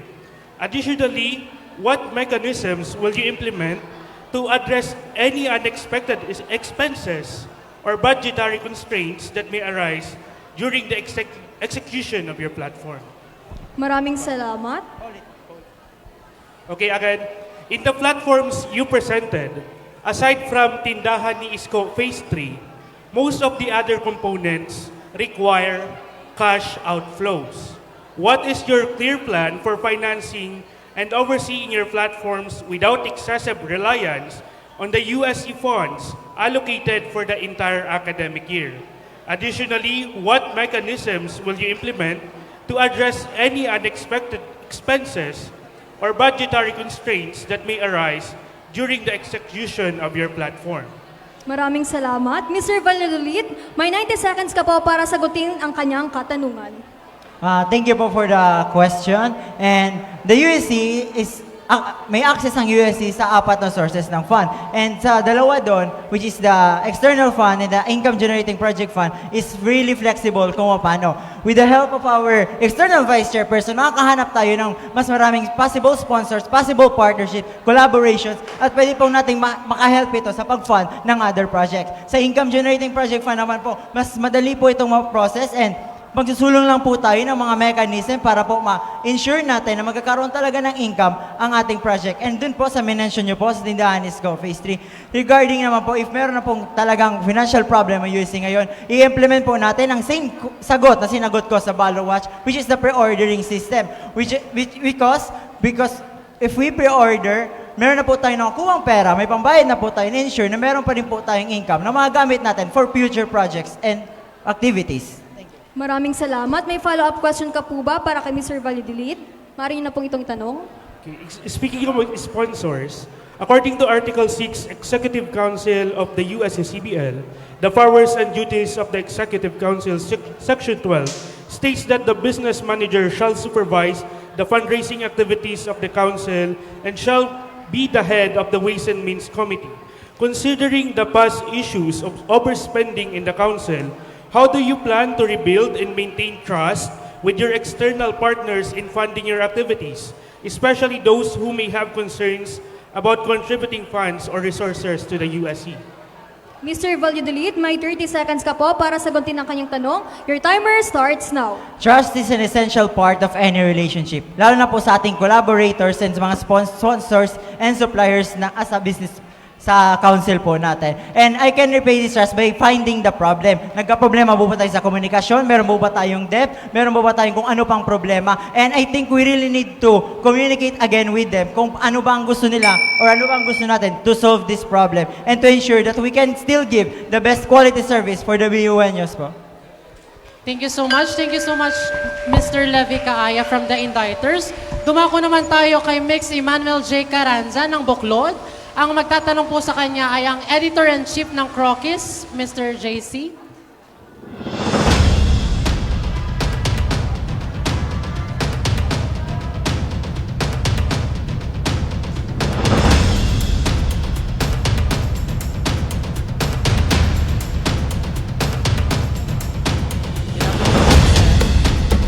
So, are you ready? So here's your question. How would you navigate the intricacies of supply chain management, logistics optimization, and vendor relationships within the BUNYos equipped platform to ensure timely availability of a diverse range of school supplies and printing services while mitigating risk associated with inventory stockouts, price fluctuations, and delivery delays, all while adhering to stringent quality standards and budgetary constraints? Can you please repeat the question, Sabine? Repeat the question. Okay. Again, how would you navigate the intricacies of supply chain management, logistics optimization, and vendor relationships within the BUNYos equipped platform to ensure timely availability of a diverse range of school supplies and printing services while mitigating risk associated with inventory stockouts, price fluctuations, and delivery delays, all while adhering to stringent quality standards and budgetary constraints? Mix Carranza, your 90 seconds will start now.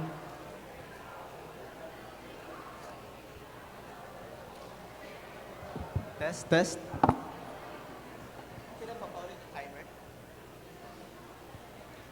So, mapagbuklod na araw po ulit sa inyo. Ako po si Emmanuel J. Carranza. Okay po, so ang tanong po is about the BUNYos Equip. So, ang BUNYos Equip po ay isa po siyang research kailangan niya lang research para ma-implement po muna. In which i-research po natin, alamin po muna natin kung ano po talaga ang school supplies na kailangan sa tindahan ni Isko. Na kung saan po, syempre, since yung demand ng school supplies ay nagbabago po talaga siya. The change in demand, palagi po yung nagbabago. So, ang BUNUS equip po ay kailangan po mag-adapt doon. At yun po ang plano ko, na kung saan po ang mga magiging available na school supplies and the school supplies sa tindahan ni Isko ay, of course, yung kailangan talaga ng estudyante. And meron rin po tayong specifics when it comes to the courses available in the campus. So, yun lamang po. Thank you. Thank you so much. May follow-up questions ka po ba dito, Mix JC? Meron pa po. Alright. Okay, so for the follow-up question na lang, how can you assure us that your platform, BUNUS Equipped, is feasible or doable to our satellite campuses, making sure that no one is left behind?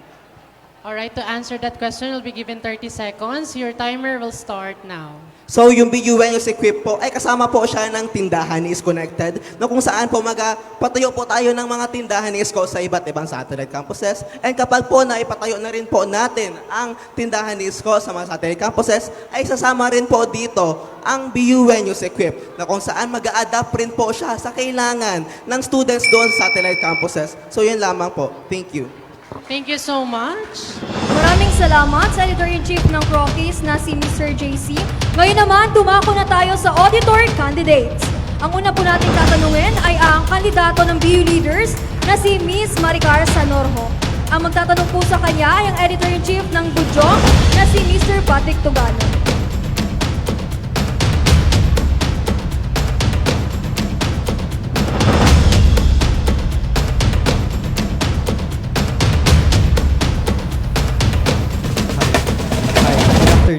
Good afternoon, everyone. So, for my first question, the first session of the General Legislative Council was conducted by the University Student Council last February 7. There was a major delay in the event that raised concerns and serious questions from the student body. Aside from its delay, however, there were still lapses faced by the USC during the actual day of the GLC. When the current USC officers were asked by one of the GLC members to present a financial report of the council, the USC was not able to do so and requested for it to be presented on a later date, which shows the lack of urgency and therefore proves that the council does not monitor its finances well after every event due to the lack of tangible report presented. How will you assure the BUNUS that this instance will not happen again, and that the USC, especially the finance-related officers, will do their task competently in managing the council's finances? Okay, thank you so much for that question. Maraming salamat, Miss Sanarho. May 90 seconds ka para sagutin ang kanyang tanong. Yung oras ay magsisimula ngayon. Okay, thank you so much for that question. As an auditor, I need to be objective. But communication and collaboration is the key. That's why I have a platform, the League of Auditors Consultative Meeting, which is para maging maayos at organisado sa loob ng konseho. Through that platforms, magkakaroon po tayo ng student council charters na kung saan we will examine, analyze, and interpret the works of the members and officers within the organization para walang maging problema. So that's all po. Maraming salamat. Mr. Tugano, may follow-up question ka po ba para sa kanya? Okay, so for my follow-up question, this is one of your platforms. Your platform, Salming, is just a rebranding for suggestion boxes. May it be physical or through online forms. Its mechanism is the usual installment of suggestion boxes in relevant areas where the students could drop by their concerns or on paper. Given that it has an evident tendency to go unnoticed or unused, how will you encourage the students to actively and effectively participate in its utilization? Miss Sanarho, may 30 seconds ka po para sagutin ang kanyang tanong. Okay, so my platform, which is the Salming, the Student Welfare Desk function. Through that po, malalaman natin yung mga issues and concern ng mga students through that Google form. So I will encourage the students to answer that so that as a part of our organization, as a part of the council, magkaroon ng solution sa mga problem na kinakaharap ng student. Kasi as an auditor, hindi lang natin Thank you so much, Mix Togado and Mix Sonorho. Dumako naman tayo kay Mix Ariana Quezitigo. Ang magtatanong po ay Managing Editor ng The Appraiser, Mix Lian Di Guzman. Paalala naman po sa ating mga candidates na pagsasagot po kayo ay humarap po kayo sa ating mga audiences. Thank you. So, good afternoon, everyone. Good afternoon, Ms. Tigo. So, your question is, the role of the auditor is multifaceted, encompassing the critical tasks of upholding financial integrity, promoting transparency and accountability, managing risks, and driving continuous improvement within the Student Council. Should you be elected and officially join the Finance Committee, what specific internal controls and audit procedures do you intend to implement within the committee and the Council as a whole to address certain financial risks and weaknesses that may be manifested during your term? How do you plan to ensure the sustained financial health, integrity, and stability of the Student Council? Your 90 seconds will start now. So the question is about internal control. Ang internal control problem actually na nakikita ko sa USC as of the moment is that walang maayos na separation of duties. And this is the first thing that I am going to implement once I get elected. And it is already in coordination with my finance officer and deputy finance officer, Mr. Bermas and Mr. Lopera. Kasi we are going to implement segregation of duties na iba-iba ang naka-assign sa custody, authorization, recording, and execution. Bale, sa custody, dapat it is the responsibility of the finance officer. For authorization, it is the responsibility of the chairperson. Recording, the responsibility of the DFO. And execution, the responsibility of the event head. Kasi importante ang segregation of duties para na-ensure natin na hindi not one officer holds that much power over the finances. Kasi kung parehong tao ang naghahawak ng pera, nagre-record ng pera, possible na kung ano yung mahawakan niya, hindi niya i-record. Kung mag-disburse siya, hindi niya din i-record. Kaya itong separation of duties na to is a way of ensuring na there are specific persons that are assigned for each responsibility and may ensure yung integrity, transparency, accountability inside the council. Thank you so much. May follow-up question po ba? Okay. So, for your follow-up question, do you agree that the interest of the student body outweighs the need for confidentiality among the financial reports and audit reports of the council? If yes, and should you win the election, would you stand by your answer and make it possible for the student body to gain access to such reports and have a say on the budget handling of the council? If not, explain why. Again, do you agree that the interest of the student body outweighs the need for confidentiality among financial reports and audit reports of the council? If yes, and should you win the election, would you stand by your answer and make it possible for the student body to gain access to such reports and have a say on the budget handling of the council? If not, explain why. Mix Digo, to answer the question, your 30 seconds will start now. I strongly advocate for transparency and reliability inside the council. Ang financial reports and audit reports of the council should be available for viewing sa lahat ng students. This should not be confidential kasi pera nyo yung hawak ng organization, kaya may karapatan kayo na malaman kung saan siya nagagamit at kung paano siya ginagamit ng ating officers. Maraming salamat sa Managing Editor ng The Appraiser na si Ms. Lian De Guzman. Ngayon naman, ang Deputy Finance Officer candidates naman ang ating tatanungin. Magsisimula po tayo kay Ms. Saris De Los Santos ng BU Leaders. Ang magtatanong po kay Ms. De Los Santos ay ang Editor-in-Chief ng Dasensya na si Josh Ruiz Reverente. Good afternoon, Ms. De Los Santos. On behalf of the editorial board of Ciencia, this is our question. One of the greatest issues of the incumbent University Student Council is the mismanagement of the USC funds. Apparently, the incumbent finance officer himself has honestly admitted that there were overspending that happened, specifically during the Biotopia event. So, running as a deputy finance officer, what specific steps will you implement to ensure that funds are properly managed and expenses will be carefully carried out? Should I repeat the question? Running as a Deputy Finance Officer, what specific steps will you implement to ensure that funds are properly managed and expenses will be carefully carried out? Maraming salamat. May 90 seconds ka, Miss De Los Santos, para sagutin ang kanyang katanungan. Your timer will start now.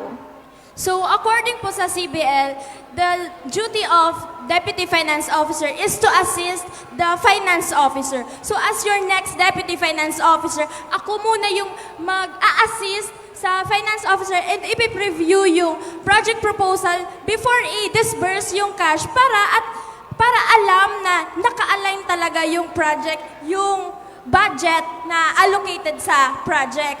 And as Deputy Finance Officer, dapat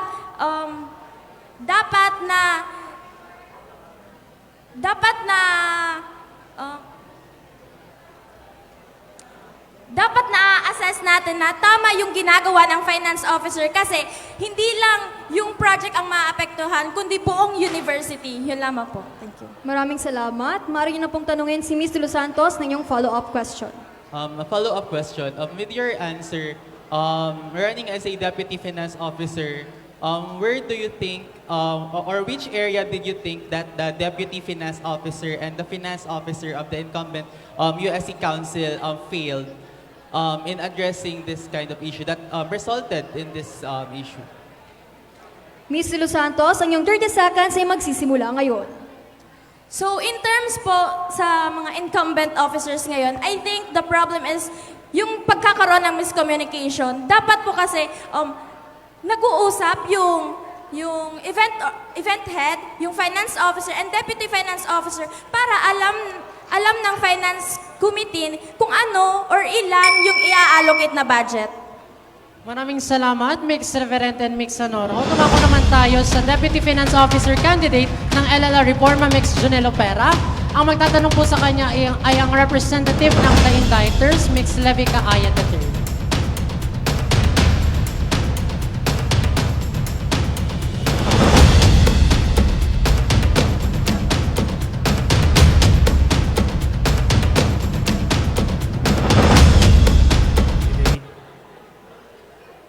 Some of your co-candidates mentioned this matter earlier. Actually, your finance officer has a platform regarding this matter. I want to ask this to see where the council stands next academic year. Among the 3 student-related fees in the student handbook, which are student council fee, publication fee, and student organization fee, only the student publication fee is not collected from students because it is one of the miscellaneous fees covered in the free tertiary education.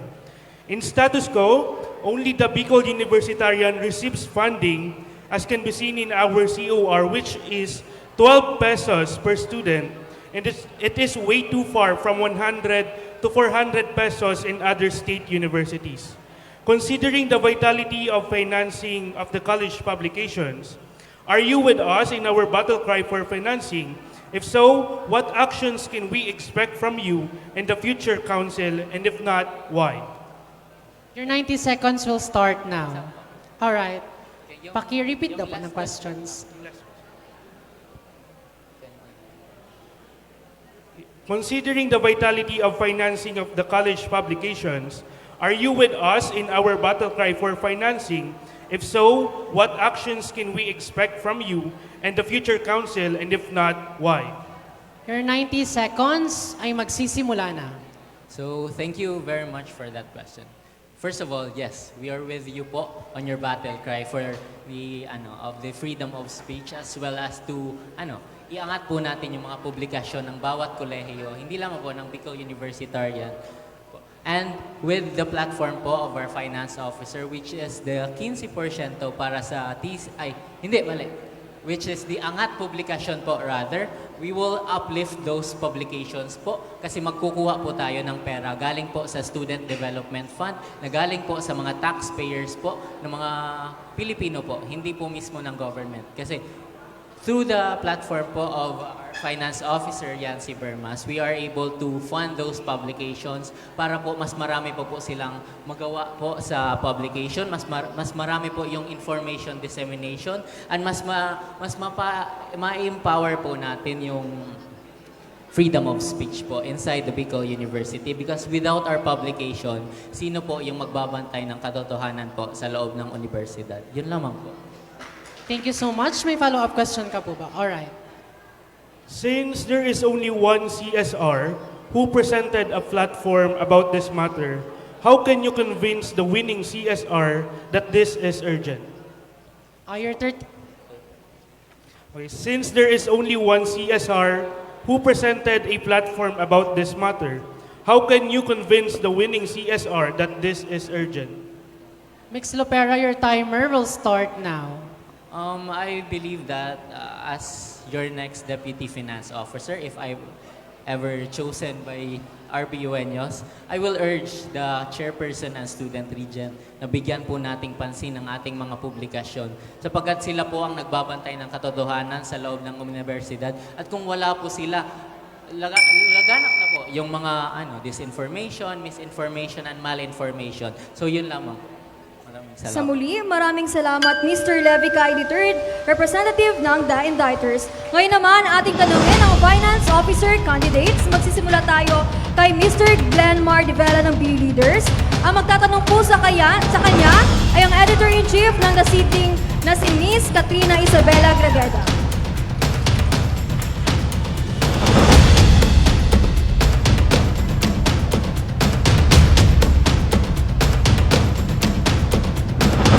Good afternoon, Mr. Devel. Good afternoon. So here's your question. Let's say the project head of one of the events of the council fails to submit records of expenditures on time despite your multiple reminders and follow-up inquiries, leading to delayed financial reports. If elected as finance officer, how would you approach this type of internal concerns to avoid its adverse effects on the financial integrity of the council? I repeat, let's say the project head of one of the events of the council fails to submit records of expenditures on time despite your multiple reminders and follow-up inquiries, leading to delayed financial reports. If elected as finance officer, how would you approach this type of internal concerns to avoid its adverse effects on the financial integrity of the council? Maraming salamat. May 90 seconds ka po para sagutin ang kanyang tanong. Your timer will start now. Okay, thank you for that question. As your next USC Finance Officer, I bring with me integrity and authority on the council. We follow processes on these types of concern. On that matter na a project head fails to submit list of expenditures or even receipts, I am going to talk to them. What is the reason? Bakit ka nag-fail na makapagbigay nito? And syempre, we will give time. We will give time for them to submit because even the council has its deadline and it's only right for the council to produce a financial report. And if in the event that this project head did not submit on the deadline, of course, we will have a black and white. We will raise the concern to the chairperson and student regent for us to address this concern because as the chairperson and student regent, it is his or her duty to manage its council officers. Maraming salamat. So, maaari niyo na pong tanungin si Mr. Divela ng iyong follow-up question. So for the follow-up question, given that your desired position in the USC does not only require to secure the funds of the council, how can your offered platforms truly ensure that the demand for timely and accurate delivery of transparent reports will be catered to students? So, given that your desired position in the USC does not only require to secure the funds of the council, how can your offered platforms truly ensure that the demand for timely and accurate delivery of transparent reports will be catered to students? Mr. Divela, ang iyong 30 seconds ay magsisimula ngayon. First of all, as the finance officer, I am expected to have the highest diligence of holding the money of the council. And second, we have our internal controls. And to avoid these matters for us to submit timeliness of the reports, we will follow these controls. Thank you. Thank you for that. Maraming salamat na Sidling and Mr. Glenmar Divela. Dumako naman tayo sa Finance Officer candidate ng LLR Reforma, Mr. Yancy Bermas. Ang magtatanong po ay ang Managing Editor ng The Appraiser, Ms. Lian de Guzman.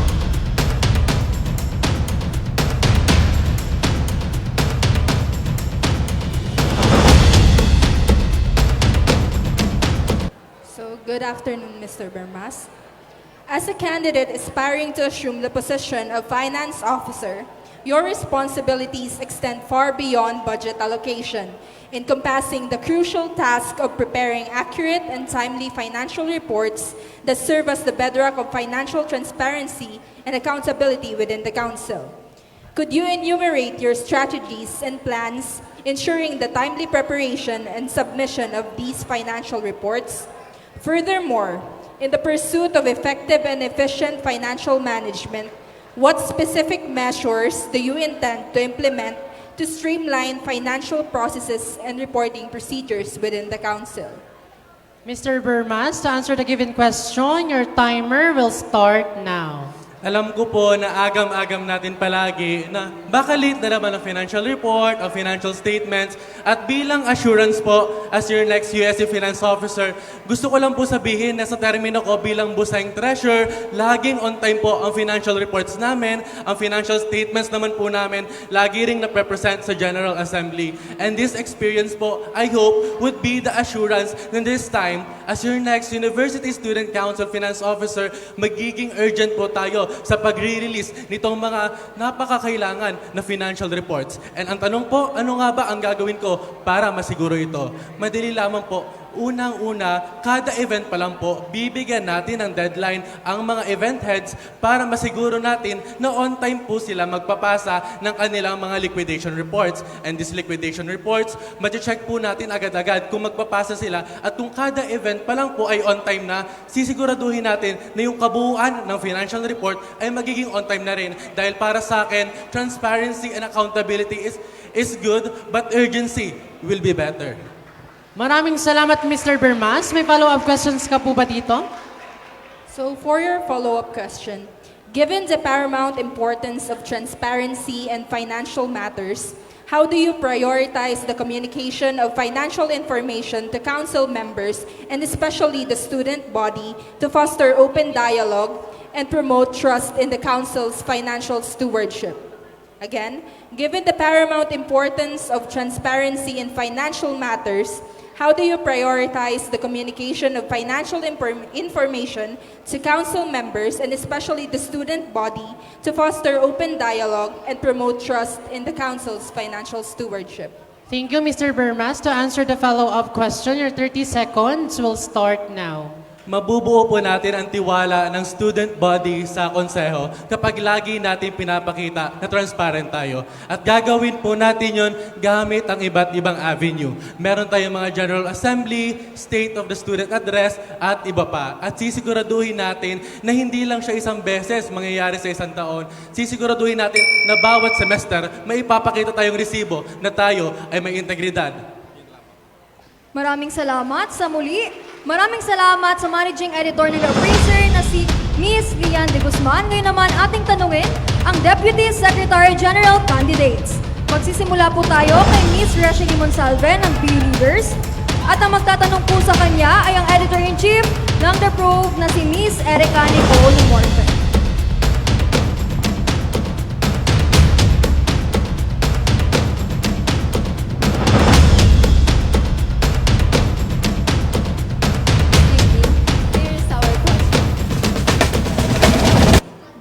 Second regular meeting of the General Legislative Council on March 22, 2024, the Assembly was not able to reach a quorum due to one of the problems addressed by the GLC members, the late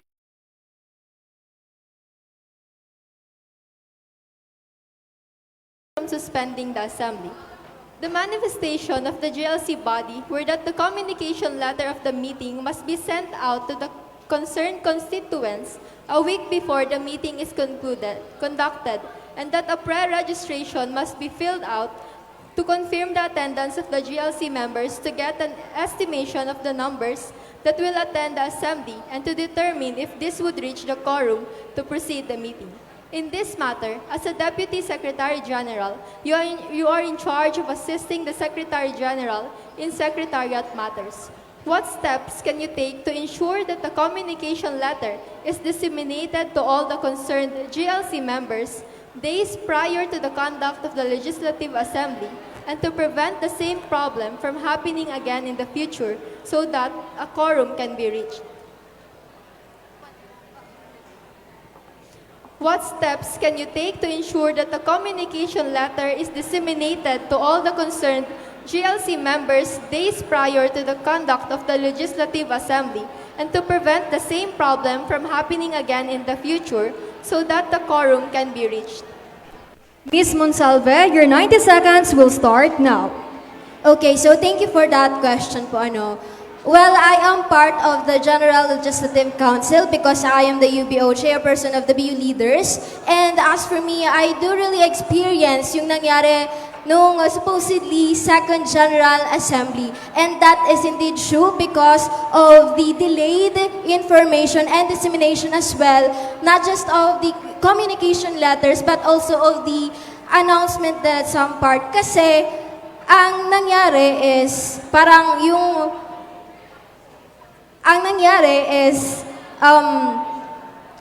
aside sa yung scheduled date ay doon talaga sa parang may mga gagawin din yung student, hindi talaga nasingit doon yung gagawin. Now, if ever that I will be elected as your next Deputy Secretary General, well, just like what I'm always saying, I have to work hand in hand, not just with our Secretary General, but of course with our internal Vice Chairperson para sa mga general legislative concerns and matters. And with that, yung steps na gagawin natin is of course yung open communication. And sa pag-send naman ng letters, kailangan na ahead of time na-inform lahat ng members para makapag-set sila ng time and makapag-attend doon sa general legislative meeting. Thank you po. Maraming salamat, Ms. Morhe. Maaari na pong itanong inyong follow-up question. For your follow-up question, in the Ballot Watch special interview series, you were asked about how you, as a Deputy Secretary General, will assist the Secretary General in the Council so that your team will have an efficient and well-organized administrative system. In this matter, you have stated that you and your Secretary General have interconnected platforms and will work together to achieve a better administrative system.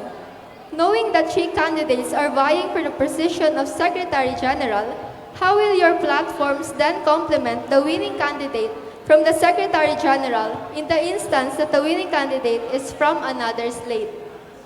Ms. Monsalve, your 30 seconds will start now. Okay, thank you so much once again for that question. Kanina sinabi ko na I am confident that our Secretary General, who is Rex Sabela, will win in the Secretary General position. However, I am personally resilient and versatile, and I have been working in the council. I have been part of different organizations, assuming different roles, and I successfully attended my role po. Maraming salamat na Prof and Ms. Monsalve. Dumako naman tayo sa Deputy Secretary General candidate ng LLR Reforma, Ms. Bea Liza Mandronio. Ang magtatanong po ay ang Editor-in-Chief ng The Mentor, Ms. Nina Gracilia.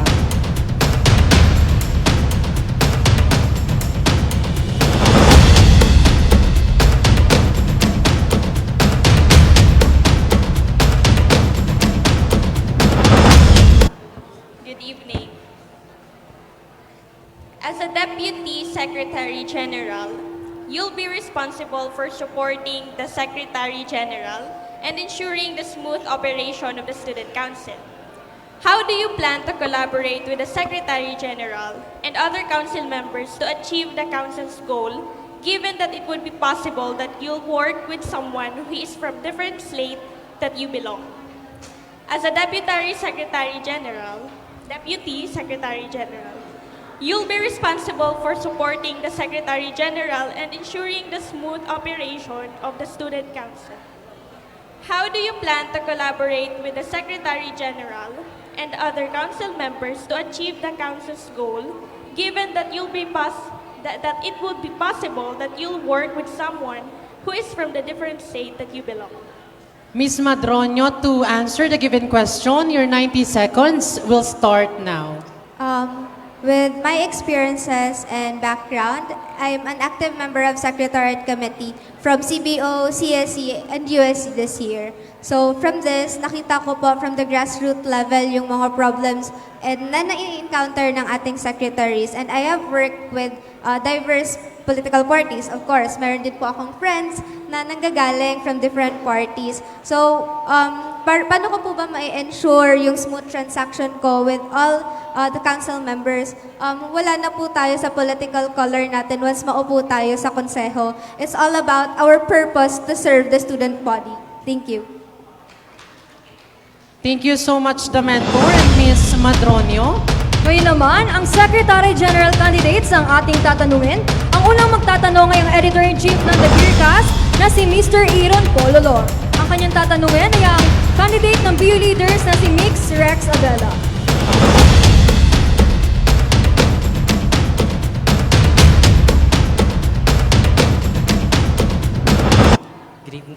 Good evening, Mix Rex Abela. So here's my question for you. Having been the Vice President for Public Relations of the Bicol University Lawood and a University Counselor of the USC under the PR Committee, among your other affiliations as a college student, don't you think you're more fitting to be a candidate vying for the Public Information Officer's post? What qualities befitting of a Secretary General do you think you possess that made you file your candidacy? Let me repeat. Having been the Vice President for Public Relations of the Bicol University Lawood and a University Counselor of the USC under the PR Committee, among your other affiliations as a college student, don't you think you're more fitting to be a candidate vying for the Public Information Officer's post? What qualities befitting of a Secretary General do you think you possess that made you file your candidacy? Mix Abela, your 90 seconds starts now. Thank you so much for that question. Now, if we are to compare the responsibilities and duties of being a Secretary General and being a Public Information Officer, both, medyo same lang siya actually kasi if you are a Public Relations Officer, outside ka nag-work. However, kung Secretary ka, internal ka, more or internal dealings. And as an English language major, I am flexible enough because I am equipped with the knowledge on how to write technical papers because I've had, I'll just reiterate that I've had 2 units of technical writing course, and being an English major, secretarial work, it is my playing field. And apart from that, I've worked with people, with organizations, and I've handled the repositories and arsenals of that organization, which are the backbone of an organization. Maraming salamat, Mr. Lor. Maaari niyo na pong tanungin siya ng iyong follow-up question. Okay, since a while ago it was asked to the Deputy Secretary General from your political party, in such cases where the Secretary General who wins or who is in position after this election is not from your political party, let me rephrase the question. So in such cases where the Deputy Secretary General who will win in this election is or will not be coming from your political party, how will you efficiently collaborate or work with the winning Deputy Secretary General, since you've said a while ago that your platforms and the platforms of your Deputy Secretary General are intertwined or interconnected with each other? Mix Abela, your 30 seconds will start now. Let me just start that I am a university counselor under the Public Relations Committee, and Dylan Tanji is from LL Reforma, and I've worked with her alongside the other university counselors na iba po ang political affiliations namin, and that is a testament that I am flexible enough to work if should Richly not win. However, I firmly believe that the platforms of Richly and I are interconnected, and we both are capable enough to be your secretaries generals, and yeah. Maraming salamat na Gearcast and Mix Rex Abela. Dumako naman tayo sa Secretary General candidate ng LLR Reforma, Ms. Ranjali Bulawan. Ang magtatanong ay ang The Probe ng BU Gubat. Editor-in-Chief, Ms. Erica Nicole Morfe.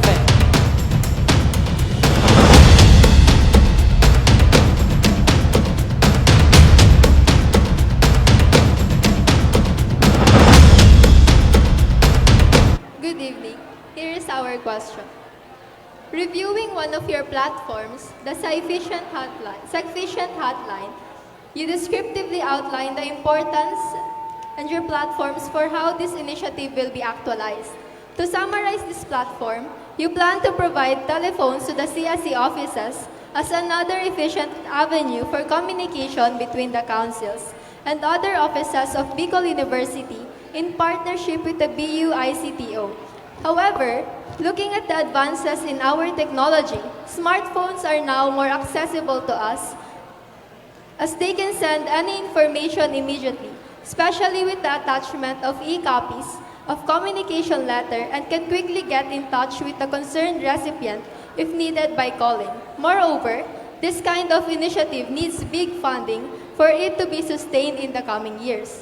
Given this, your initiative will not only cost resources, but also its efficiency. In this matter, what is your ground or basis that made you think that each college council needs a telephone for faster communication, when in fact, there are a lot more concerns and issues that this council need to be addressed and resolved aside from communication? Ms. Bulawan, your 90 seconds will start now. So, ang aking Sufficient Hotline na platform po, ang pinaguhugutan po ng platapormang ito ay ang komunikasyon between sa ating mga organization and colleges. Dahil sa loob po na naging serbisyo ko, isa po ito sa mga na-encounter kong problema. Sino pagtatanungan ko? Sino ang kakausapin ko regarding sa ganitong issue, regarding sa ganitong collaboration sa event? Ang telepono po is one of the formal ways to communicate between offices. And yes, I have addressed as well that there are other avenues for communication katulad ng Messenger and Facebook. But as I have mentioned, telephones are a formal way to introduce sa ating student leaders ang communication between offices. And regarding the budgetary po, as I have mentioned, I have visited the ICTO office and have communicated with Sir David na sa susunod na taon or semester po, mag-i-integrate na po sila ng telephones outside ng BU main. And ang magiging kontribo ko po is bibilangin po natin ang mga colleges, ang mga CSE offices outside ng BU main, and i-communicate ko ito sa kanila and further discussions will be made. A proposal of mine has already been made para sa platapormang ito. I have prepared the guidelines. Mula po sa serbisyo ko, binuhos ko po lahat ng pinagugutan ko sa platapormang ito, at ito ang gusto kong ihandog sa students ng Bicol University. You may now ask your follow-up question to Ms. Bulawan. So, with your answer, do you believe that there is a gap in disseminating the information to the student council and to the student body? Do you believe that there is a gap in disseminating the information to the student council and the student body? Yes or no? To answer the follow-up question, your 30 seconds will start now. I believe na yes, there is a gap between the information dissemination sa ating student council. Bakit po? Bakit po ba merong mga nalilate na announcements? Bakit po merong mga estudyante ang hindi na-inform regarding sa mga events? Katulad po sa ating GLC, isa pong issue ang quorum. Hindi po nare-reach ang proper quorum dahil late daw po. Dahil late daw po nakakarating sa kanilang impormasyon. And with that, I believe that yes, there is a gap. Maraming salamat. Ngayon naman, ating tanungin ang kandidato ng BU Buklod na si Mix Neil Alden Malagueno. At ang magtatanong po sa kanya ay ang Editor-in-Chief ng The Seedling na si Miss Katrina Isabela Grageda.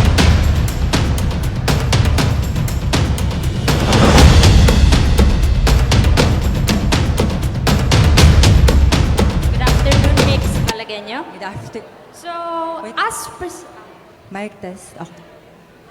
So, as presented in your platforms, it was provided that your platform, the General Legislative Empowerment Platform, aims to market the importance of the GLC in the university.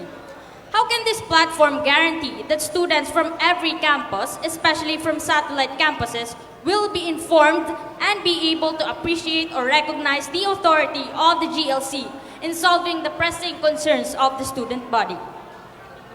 Mix Malagueno, your 90 seconds will start now. Ang main po na goal ng General Legislative Empowerment is to compile po all of the resolutions kasi wala po tayong archiving system. And magagaranti ko po sa ating GLE po kasi ilalagay po natin siya sa IBU app kasama po sa bulletin boards po ng bawat satellite campuses. Kasi ang grassroots level po nito ay hindi po sila na-inform, wala pong excuse letter at wala pong travel order. So yun po ang tutugunan natin. So meron na po kaming proposal and ready po ako na tulungan ng ating mga BUNyo sa mga satellite campuses kapag may GLC. Maraming salamat. Miss Gragada, maaari na pong itanong yung follow-up question. So here's the follow-up question po. The Secretariat Committee of the GLC holds a crucial role in proper information dissemination and communications pertaining to the activities of the Assembly. What strategies do you think the next Secretariat Committee should implement to effectively streamline the operations of the GLC relative to this aspect? Mix Malagueno, meron kang 30 seconds para sagutin ang kanyang tanong. As I've said po, yung aking platform po ay ipapublicize namin. Yung calendar of events, magiging firm po tayo sa General Legislative Assembly calendar of events para po may direksyon ng ating mga mambabatas. So yun lamang po. Maraming salamat. Ngayon naman, tumako na tayo sa External Vice Chairperson candidates. Simulan natin yan kay Miss Sandra Lynn Magtasok, ang magtatanong ngayong Managing Editor ng The Olympians ng POIPSR, Miss Mystica. Miss Mystica.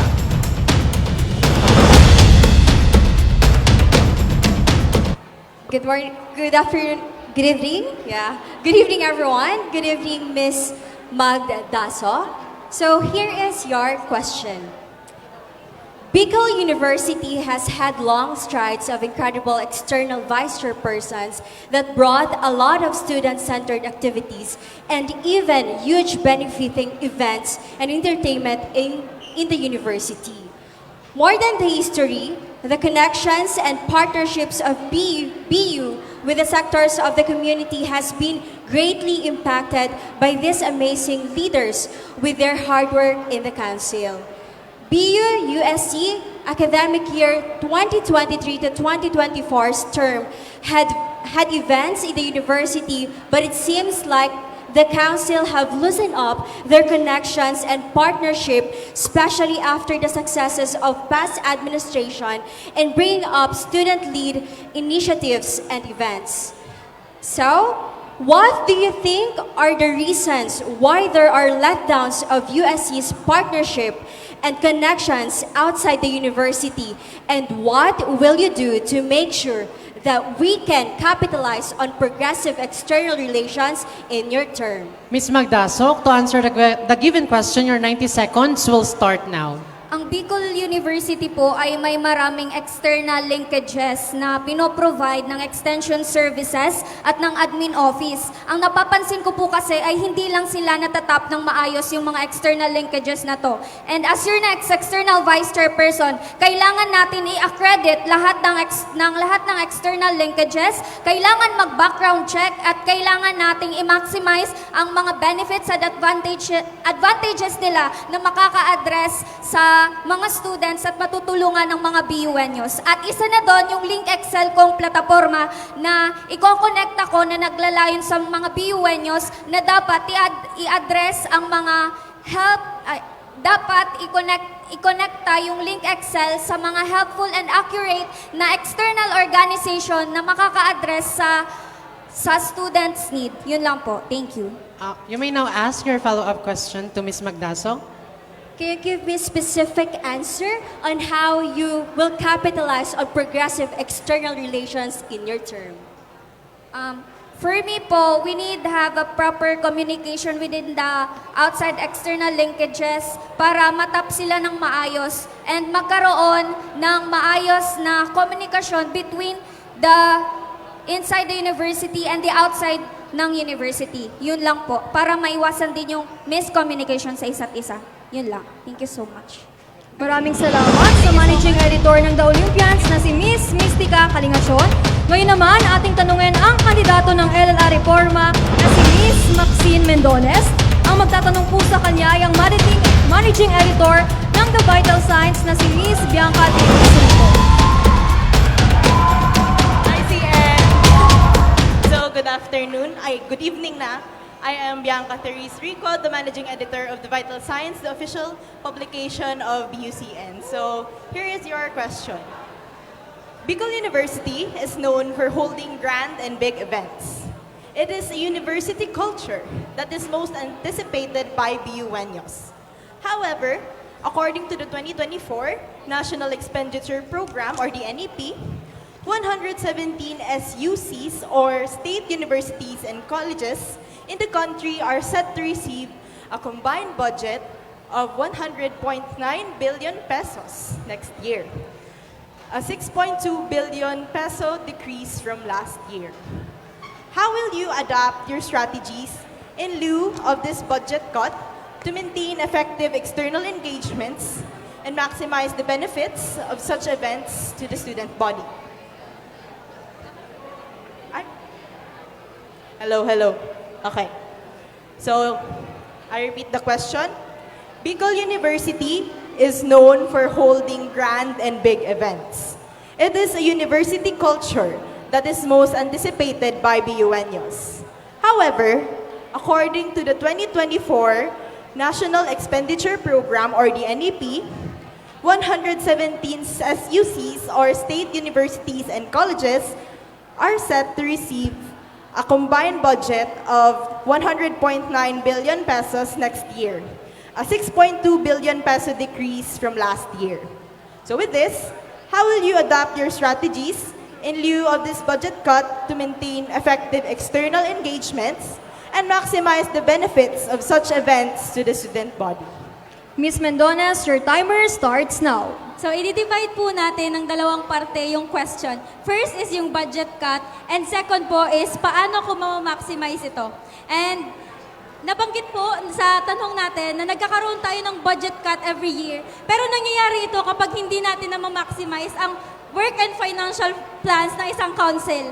Kaya, nagkakaroon tayo ng budget cut kasi nakikita ng gobyerno na hindi natin na ma-maximize. So, nakikita nila na sobra ang binibigay nilang pera. So, as your next external vice chairperson, I would coordinate nearly to our finance officer, Yancy Bermas, and Deputy Finance Officer, Junelo Pera, and the rest of the slate, na kung sino ang mag-event head, we should maximize the work and financial plans of the council, including annual events and student advocacies. And kung saan naman po, paano ko i-maximize ang market ng external funds.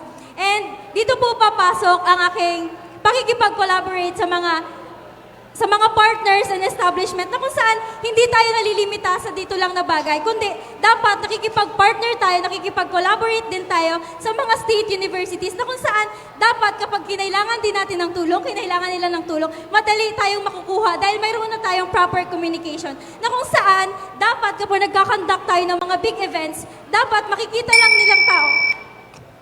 Nakikita lang ito na big events, but small efforts, but will give big impacts. Yun lang po. Thank you. Maraming salamat. Ms. Rico, maaari niyo na pong itanong yung follow-up question. Okay, thank you for that. So here is your follow-up question. In light of financial challenges to head university events, are there specific sectors, organizations, or individuals you are targeting for potential collaboration or support? I repeat, in light of financial challenges to head university events, are there specific sectors, organizations, or individuals you are targeting for potential collaboration or support? Ms. Mendones, your 30 seconds will start now. Okay, thank you po for that question. And regarding this naman po, magtatap tayo ng mga organizations na kung saan nag-aalay ng kanilang advocacy sa ating event. Dahil dapat nagmamaximize tayo ng mga organizations na nagsusupport sa same beliefs. And to answer po yung question is, dapat nag-coordinate tayo sa mga sectors na kung saan hindi tayo naaabuso, na kung saan may mga sectors lang tayo na binibigyan na kapag nagbigay sila ng demand, we open for discussion. Maraming salamat, The Vital Signs and Ms. Mendones.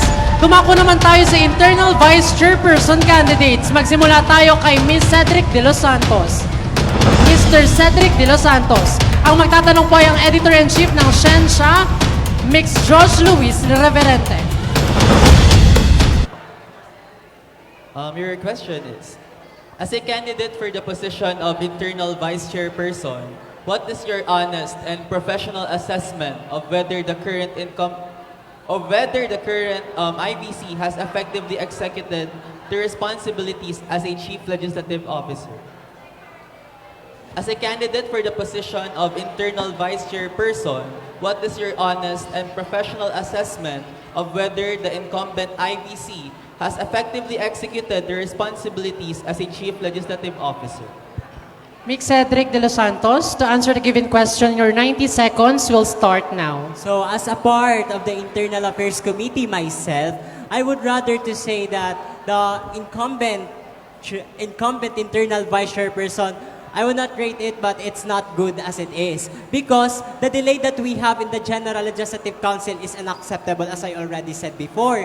Kasi kung hindi nga po tayo nagkakaroon ng General Legislative Council, ang nangyayari, wala po tayong balanse between the executive, the legislative, and also the judicial council. Kung wala po tayong General Legislative Council, technically wala rin pong judicial council.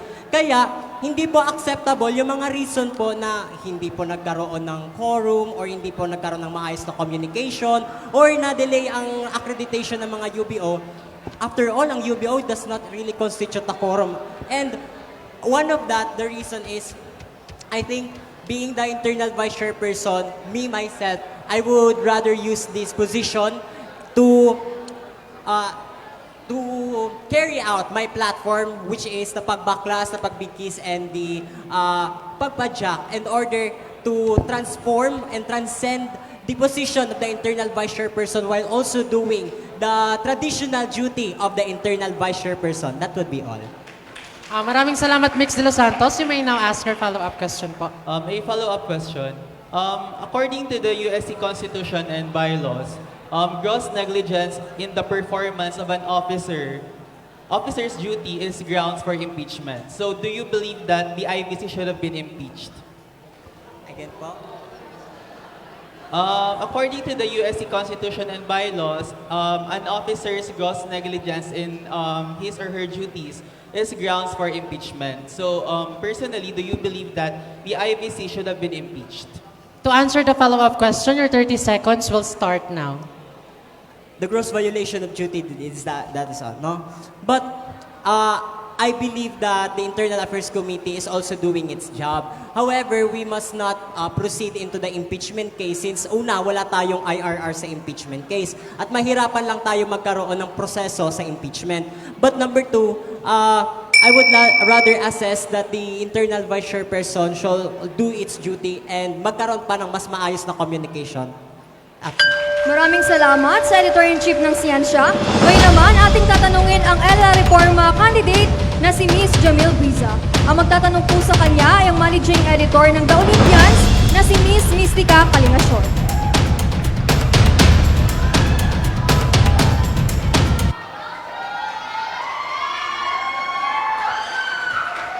Okay, good evening, Miss Biza. Okay, so here's your question.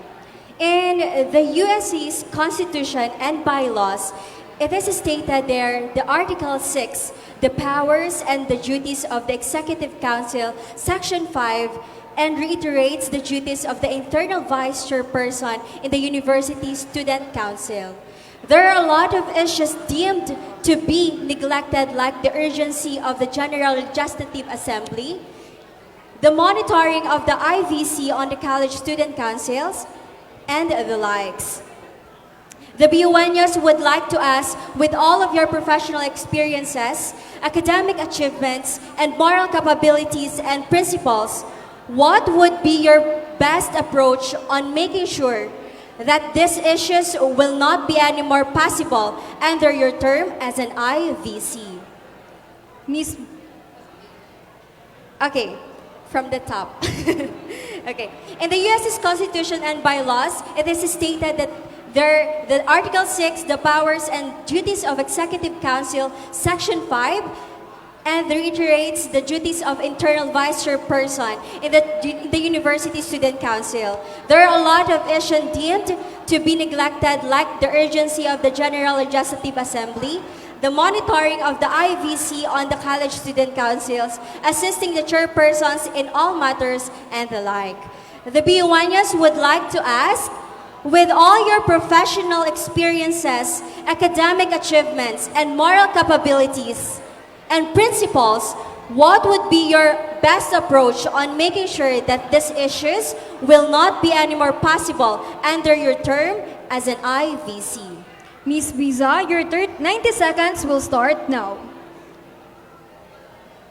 Isa lamang po ang sa tingin kong makakasagot sa inyong tanong. That is proper and thorough planning.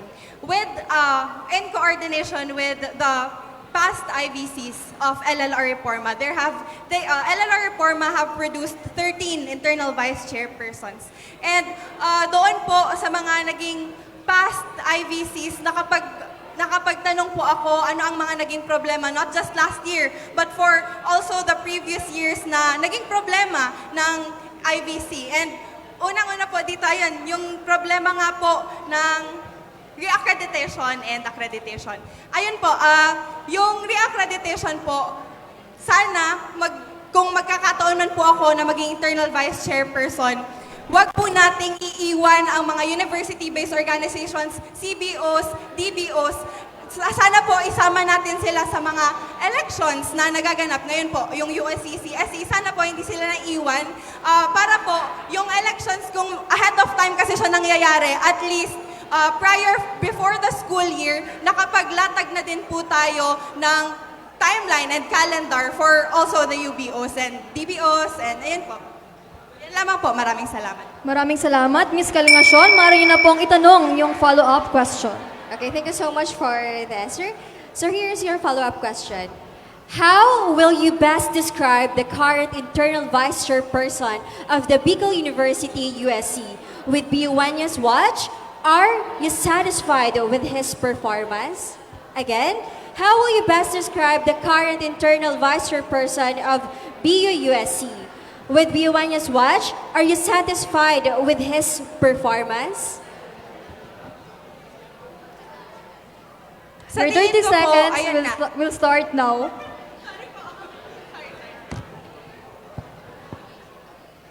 Sa tingin ko po, personally, I am dissatisfied kasi marami pa po, sana po nagkaroon ng mas maagang pag-conduct ng GLC. However, ayun nga, there are a lot of pressing issues na hindi kaagad nagawa ng paraan. And I hope na before po tayo mag-focus or pagtuunan ng pansin ang ibang bagay, mag-focus din po tayo sa kung ano yung mga internal conflicts or kung ano yung mga problema sa loob ng council. With that, kung mapapag-usapan... Maraming salamat na Olympians and Miss Guiza. Dumako naman tayo sa internal vice chairperson candidate ng Buklod, Miss Maria Bernadette Panaligan. Ang magtatanong po ay ang Editor-in-Chief ng Gearcast, Mr. Aaron Polulur.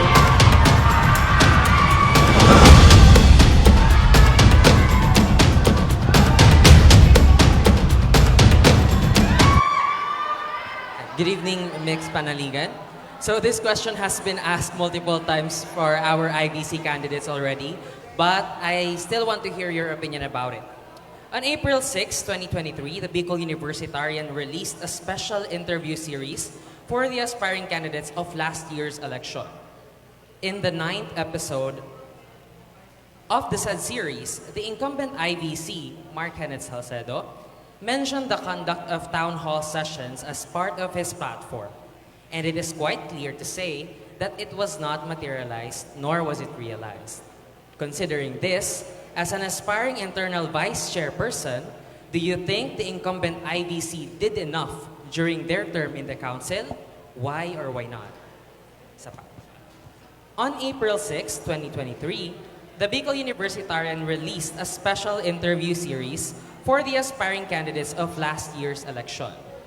In the 9th episode of the said series, the incumbent IVC, Mark Kenneth Salcedo, mentioned the conduct of town hall sessions as part of his platform, and it is quite clear to say that it was not materialized, nor was it realized.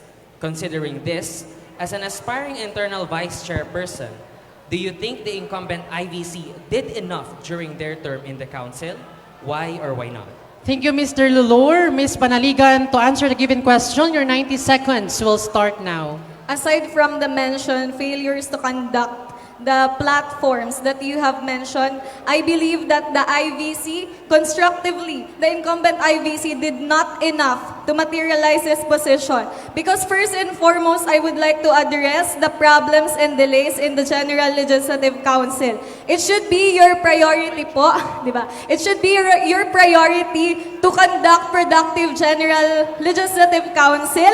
Dapat walang delays kasi sa una pa lang dapat may budget allocation ka na dyan. And sadly, naunahan na ng overspending dahil sa mga nangyaring concerts and walang budget allocation doon na hindi na isantabi.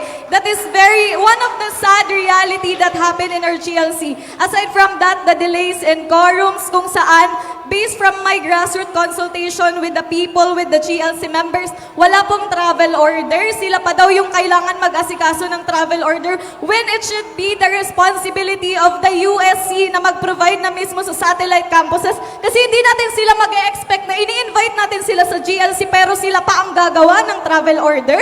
And aside from that, excuse letter po, dapat may excuse letter kasi kung ako personally hindi ako mag-a-attend kung walang excuse letter, especially that may mga stricto talaga na profs na naghahanap ng excuse letter. And I think that is not enough. Thank you.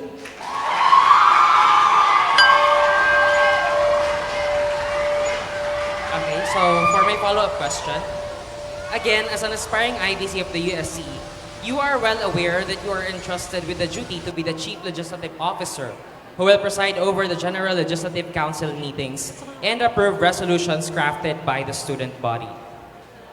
In cases where the administration or the Board of Regents rejects and disapproves of the resolutions passed during the GLCM, what would you do and how would you go about such disapproval?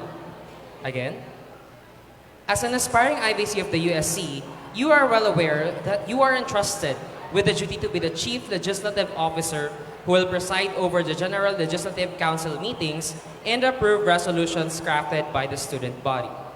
In cases where the administration rejects and disapproves of the resolutions passed during the GLCM, what would you do and how would you go about such disapproval?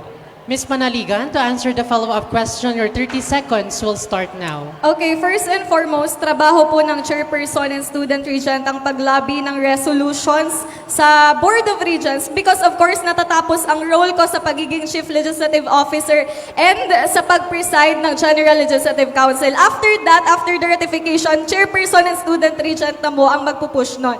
So as the internal vice chairperson, ayun lang, kailangan lang nating samahan ng ating chairperson and if ever man that happens, so we have to polish it if ever na merong lapse. Maraming salamat sa Editor-in-Chief ng The Gearcast. Ngayon naman, ang ating tatanungin ang chairperson candidates. Magsisimula po tayo sa team leaders na si Mr. Reynard Balonzo at ang magtatanong po sa kanya ay ang Editor-in-Chief ng Hudo na si Mr. Patrick Togado.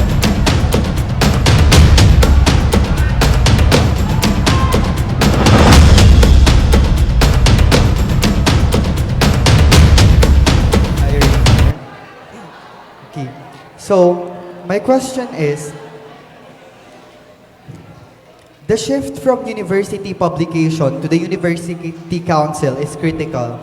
For 3 years in the university, you have established your profile as a campus journalist under the Bicol Universitarian, representing yourself as someone who best serves the students through media and campus journalism. As the Unibes previous associate editor and as the possible successor of Arian Cole, current EIC of Unibe, before resigning to pursuing the council's highest office now, this shows that your values are somehow misaligned. Doesn't this shift from campus journalism to student council just show that you are more hungry for power by vying the CSR position even without the council experience than serving the student body and being the voice of the voiceless, which you can also clearly do under the Bicol Universitarian as a writer and as an editor? Yung last na lang, pwede ba? Okay. Doesn't the shift from campus journalism to student council just show that you are more hungry for power by vying the CSR position even without the council experience than serving the student body and being the voice of the voiceless, which you can also clearly do under the Bicol Universitarian as a writer and as an editor? Mr. Balonso, your timer starts now. Bakit nga ba tumakbo ako bilang chairperson ng Student Regent? And bakit bilang dating campus journalist ay ang lakas ng loob ko na CSR talaga ang tatakbuhan ko?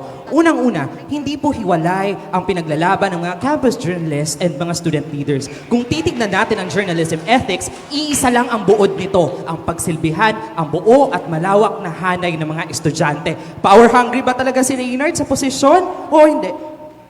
Kung hindi ganito ang kasalukuyang sistema, kung iba lang ang sitwasyon, baka talagang mas pinili kong manatili na lang sa The Bicol Universitarian. Mananatili itong totga ko kahit na makagraduate ako sa university. Pero dahil bulok ang sistema ng BU at may collective calls, hindi lamang galing sa mga campus journalists, hindi lamang galing sa mga student activists, kundi sa malawak na hanay ng mga estudyante, ay nararapat lamang na may tumindig, lumaban, at magbigay ng strategic solution sa lahat na hinaharap na problema ng mga estudyante. Alam niyo po kung ano ang bit-bit ko bilang campus journalist, hindi man ako naging parte ng konseho, dahil ako ay lumulubog talaga sa mga problema ng lahat ng mga estudyante.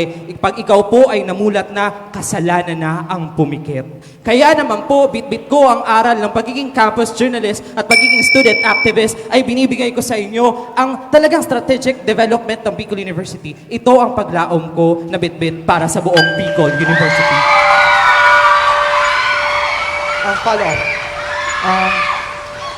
Follow-up question would be, Ms. Tanji and Ms. Almares, your counterparts in the chairperson candidacy, have been in the USC for a year while also serving in their respective college councils in the previous years. Don't you think that the USC deserves a chairperson who has already been immersed in the council, not a first-timer who takes this as an experimental opportunity? And if you are indeed for student service and empowerment, where is the tendency to learn from the lower positions first, immerse, and understand what the USC really is? Mr. Balonso, your... Okay, so don't you think that the USC deserves a chairperson who has already been immersed in the council, not a first-timer who takes this as an experimental opportunity? And if you are indeed for student service and empowerment, where is the tendency to learn from the lower positions first, immerse, and understand what the USC really is? Mr. Balonso, your timer starts now. Wala man po ako sa naturang konseho, pero talaga ako po ay lumulubog kasama ang mga BUenyos. Nung mga nakaraang buwan po ay talagang nakita natin na marami at malawak ang problema ng Bicol University. Bilang chairperson ng College Editors Guild at iba't iba pa na karanasan ko bilang mananaliksik at planner and development sa aming munisipalidad, ay ako ay nakapagbigay ng may mechanisms na plataforma, research-based with humanistic approaches, which the two incumbent officers failed to do. Thank you. Maraming salamat, Budyong at Mr. Balonso. Tumako naman tayo sa chairperson candidate ng LLR Reforma, Ms. Tilan Tanji. Ang magtatanong ang editor-in-chief ng KASIPI, Mr. Mark Dominic Rivera.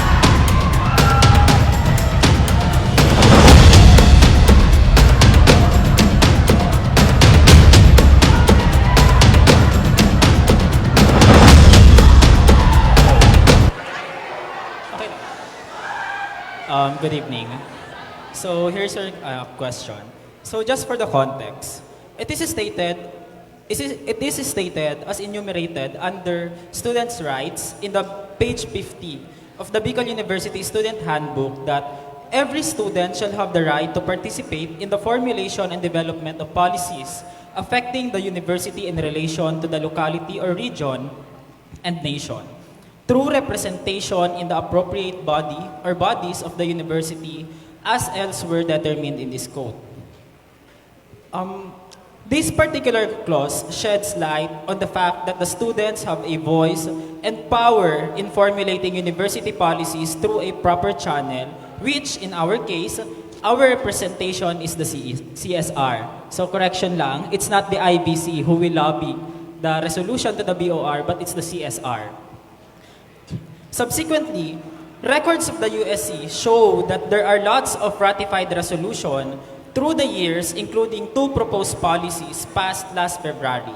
Yet none of these was able to reach the approval of the higher office, let alone the BOR. Question.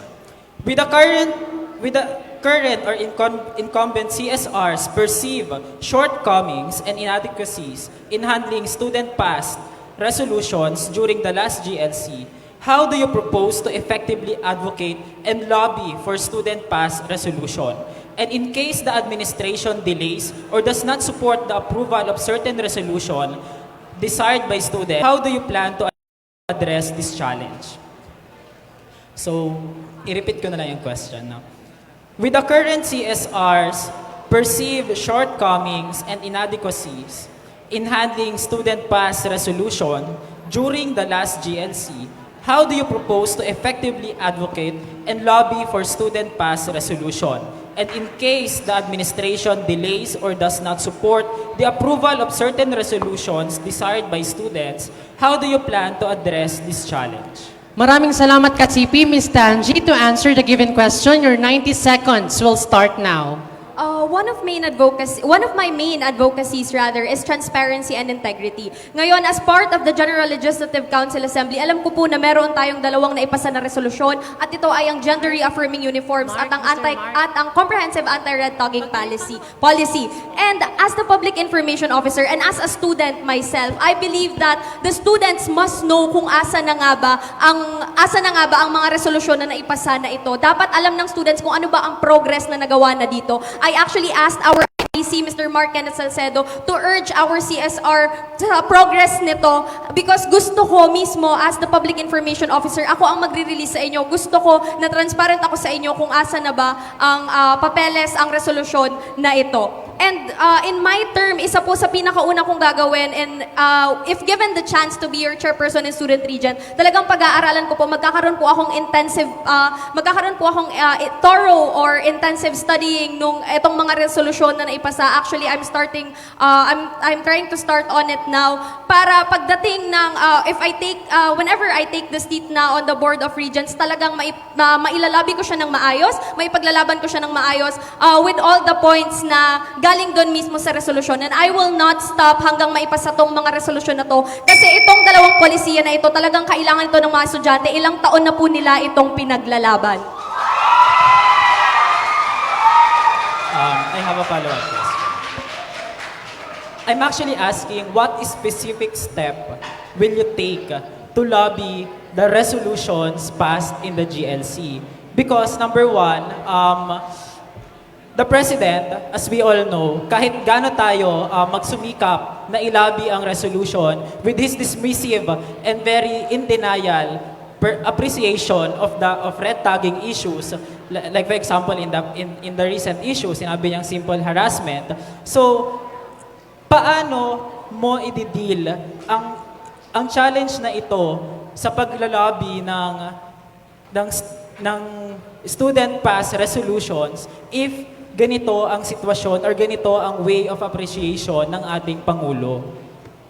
To answer, alright. Repeat pa. So, okay. So my follow-up question is, paano mo, ano yung step-by-step process na gagawin mo, specifically, sa paglalabi ng mga student pass resolution, especially with the red tagging issues, sa kasalukuyang kalagayan na ang ating Pangulo ay may dismissive and in denial state of appreciation of the definition of red tagging, labeling it or equating it as simple harassment. Ms. Tanji, para sagutin ang katanungan ni Mr. Rivera, ang iyong 30 segundo ay magsisimula na. Una sa lahat, aside po sa sinabi ko na talagang pag-aaralan ko ng maayos ang ating resolutions na naipasa, I also believe na the chairperson, as I mentioned in my ballot watch interview, has 2 lenses. I have the lens of a student regent and I have the lens of a chairperson. And dito po sa pagiging student regent, I have to work efficiently with the admin without actually compromising the rights of the student. So, simple lang po, I will work efficiently with the admin without compromising the welfare of the students kasi una sa lahat, naging estudyante po. Maraming salamat sa EIC ng Kasipi. Ngayon naman, ang ating tatanungin ay ang independent candidate na si Miss DC Daniel Alamares. Ang magtatanong po sa kanya ay ang Managing Editor ng The Vital Signs na si Miss Bianca Therese Rico.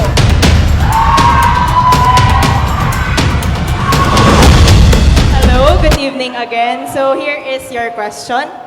You claim your platforms to be student-centered, promise to usher a new era of empowerment and opportunity for BUNUs. However, there is hardly any mention made about your plans in lobbying approved resolutions from the General Legislative Assembly to the Bicol University Administration and the Board of Regents. Given that the university lacks policy implementation that protects student welfare, how do you plan to prioritize and balance the interests of the student body with the broader objectives of the university? Sige. I repeat, you claim your platforms to be student-centered, promise to usher a new era of empowerment and opportunity for BUNUs. However, there is hardly any mention made about your plans in lobbying approved resolutions from the General Legislative Assembly to the Bicol University Administration and the Board of Regents. Given that the university lacks policy implementation that protects student welfare, how do you plan to prioritize and balance the interests of the student body with the broader objectives of the university? Miss Alamares, ang iyong 90 seconds ay magsisimula ngayon. Okay, thank you so much po for that question. Well, actually, it is already in my two projects, the Project Support and Project Harmony. Sa Project Support po, gusto po natin dito na yung mga concerns po ng mga students ay direkta na pong maipapadala sa University Student Council. Sa Project Harmony naman po, gusto po natin dito na magkaroon tayo ng mga diversity dialogues forum para pag-usapan yung mga problema sa inside the university that includes the social injustices, sa inclusivity at marami pa pong iba. So with these two projects, these are student-centered as we will be asking suggestions from the student body. Magtatanong po tayo kung ano ba yung mga problemang kinakaharap nila, kung ano ba yung mga problemang dapat nating solusyonan. So with that, we can of course craft resolutions with the help of my internal vice chairperson and the CSC representatives and other people na gusto mag-craft ng resolution. With my projects, yun yung gagamitin nating avenue para makagather tayo ng mga problemang kailangan nating solusyonan. So I have my two projects, si Project Support and Project Harmony, to gather those problems. Thank you po.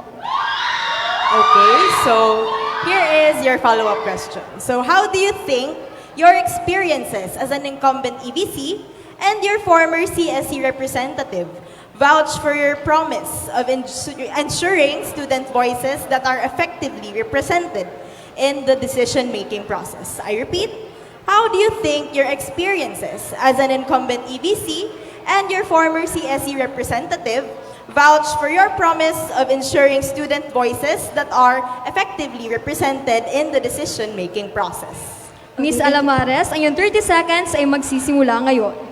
Sa term ko po as CSC representative and external vice chairperson, hindi lang po ako nag-head ng events. I also headed lots of advocacy projects na talaga namang nakatulong sa student body. And with that, I can say na napatunayan ko na po yun sa term ko ngayon as external vice chairperson. Nagawa na po natin ngayon at magagawa po ulit natin ngayon na chairperson and student regent na po ako. Thank you po. BUNUs, dyan na po nagtatapos ang round 2. Maraming salamat sa ating mga college publication editors at representatives na naglaan ng kanilang oras para sa araw na ito. Talaga naman naging makabuluhan ang ating debate dahil sa inyo muli. Maraming salamat po. Bago po tayo dumako sa ikatlong round, panoorin muna ang video na ito.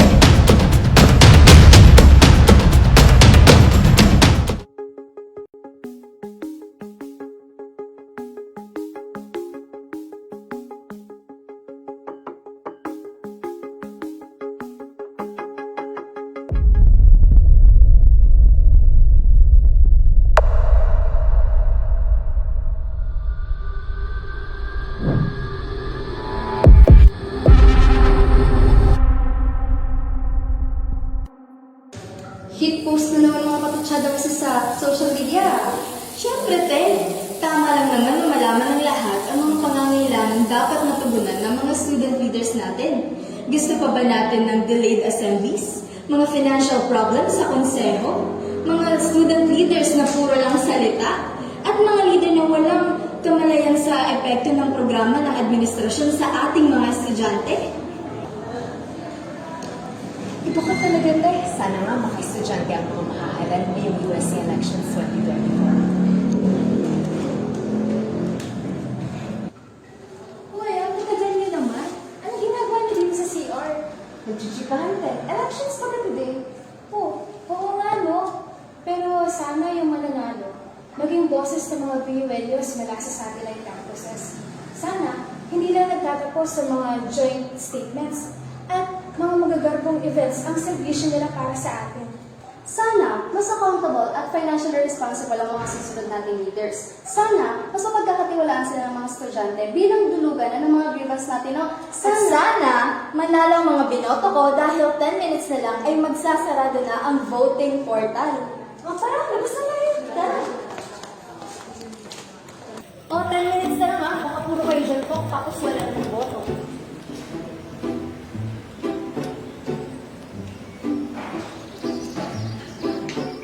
Pahiling na nga ni kan boto mo, pre. Kita mo lang sa nagawa ni Tito. Inang boto ko, hindi nga.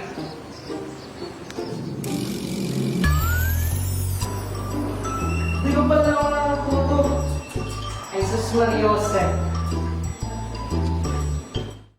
PUenos, kayo ay may kakayahang bumoto ngayong halalan. Huwag sayangin ang karapatang pumili ng mga leader estudyante na totoong magsisilbi sa mga estudyante at sa Universidad ng Bicol. Huwag lang puro sana, dapat isagawa. Ngayong darating na USC Elections 2024, hinihikayat ng The Bicol Universitarian na ipakita ang botong BUenyo.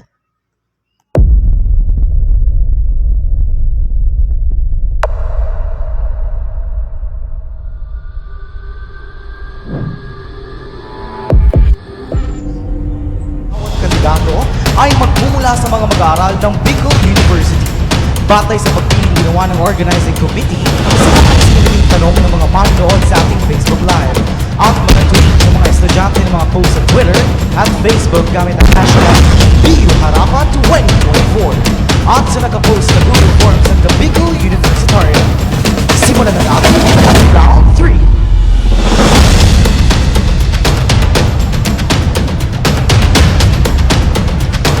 Nasabi natin kanina na magkakaroon tayo ng round kung saan tayo ay kukuha ng mga tanong at opinyon mula sa ating mga students sa tumutok live dito sa Harapan 2024, using the hashtag BUHarapan2024 at sa mga nag-fill up sa Google Forms ng UNIBE.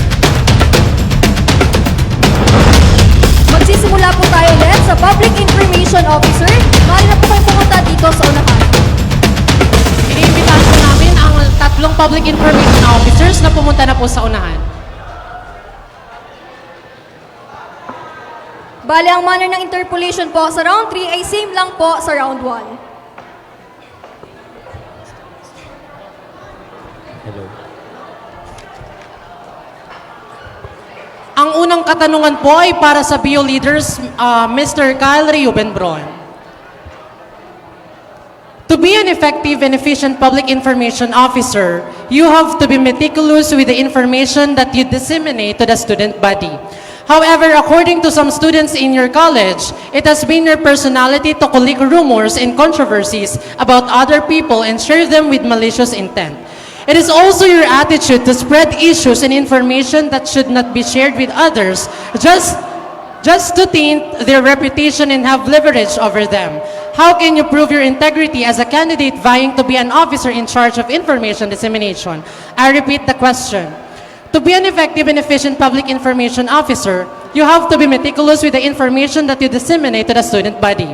However, according to some students in your college, it has been your personality to collect rumors and controversies about other people and share them with malicious intent. It is also your attitude to spread issues and information that should not be shared with others, just to taint their reputation and have leverage over them.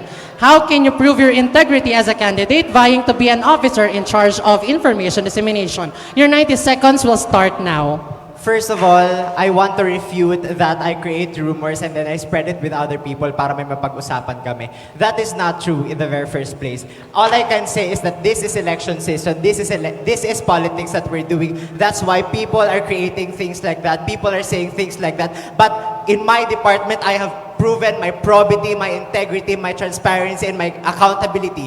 Whenever there is an issue, I say it wholeheartedly, even in front of our class, even at the expense of our class getting mad at me. I say things with, I say things, sinasabi ko yung mga bagay na gusto ko sabihin. So, I think it is very disappointing to hear things like that, knowing that I have been very careful and I have been very kind. I have been very benevolent whenever I deal with people. I have been very empathetic. I have always extended sympathy with people, with strangers, with my classmates, and even with my friends, of course, and those people in our college. So I want to refute such rumor that I create stories, that I create chismis and spread it with people. That is not true.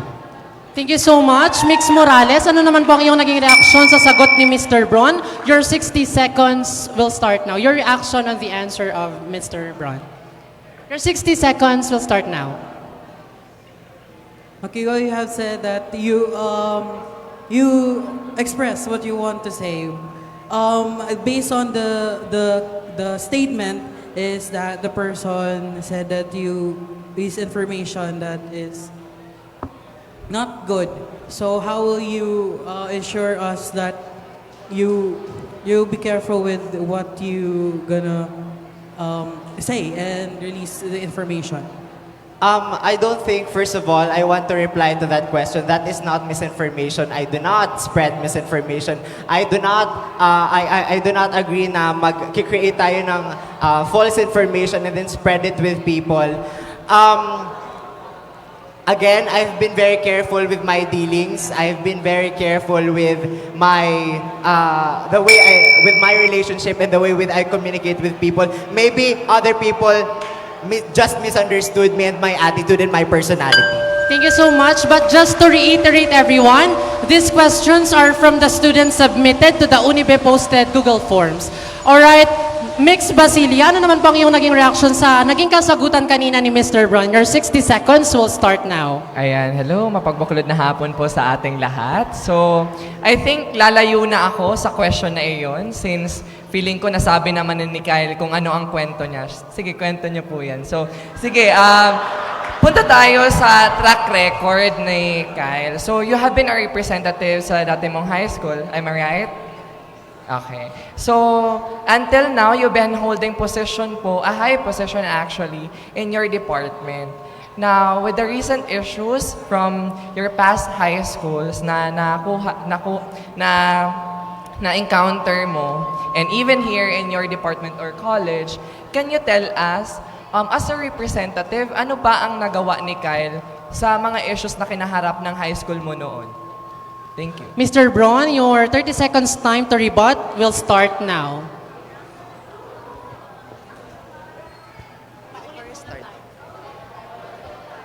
Hello? Ayan. So, nung naging representative po ako ng Supreme Student Government of Tabaco National High School, that was the pandemic era and it was really difficult for us to materialize projects. But I have extended help to the Executive Council to materialize our plans and activities. And I appreciate na nagtanong ka kung sino man yung tinanungan mo. Perhaps hindi niya ako kilala, but I have also been the Humanista Club President of Tabaco National High School. I have been the lead organizer of two of the most successful outreach programs in our high school.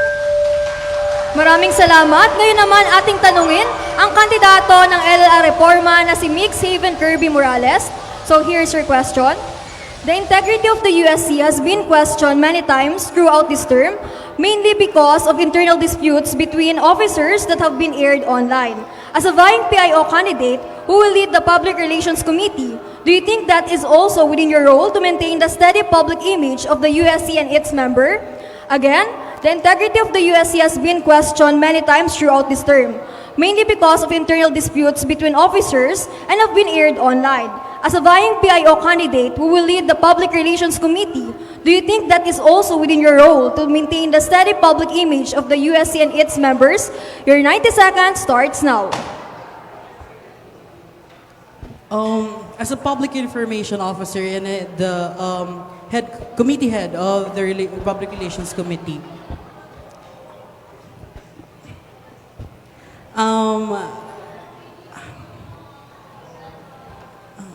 I think it's my responsibility to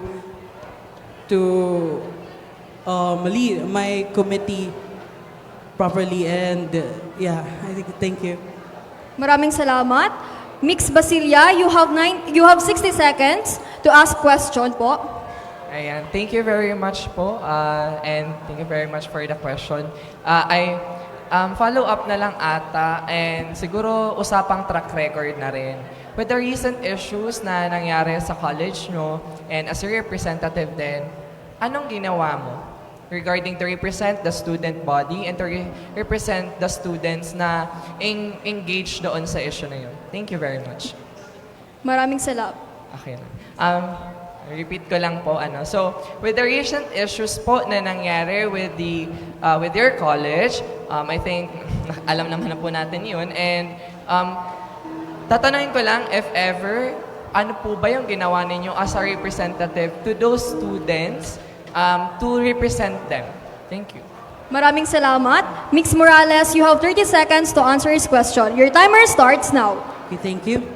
One of the recent issues na nangyari sa college namin is the bathroom issue ng ating transgender people. One of what the council did is to release a statement and help this release a statement, and also to help, and we help these students po.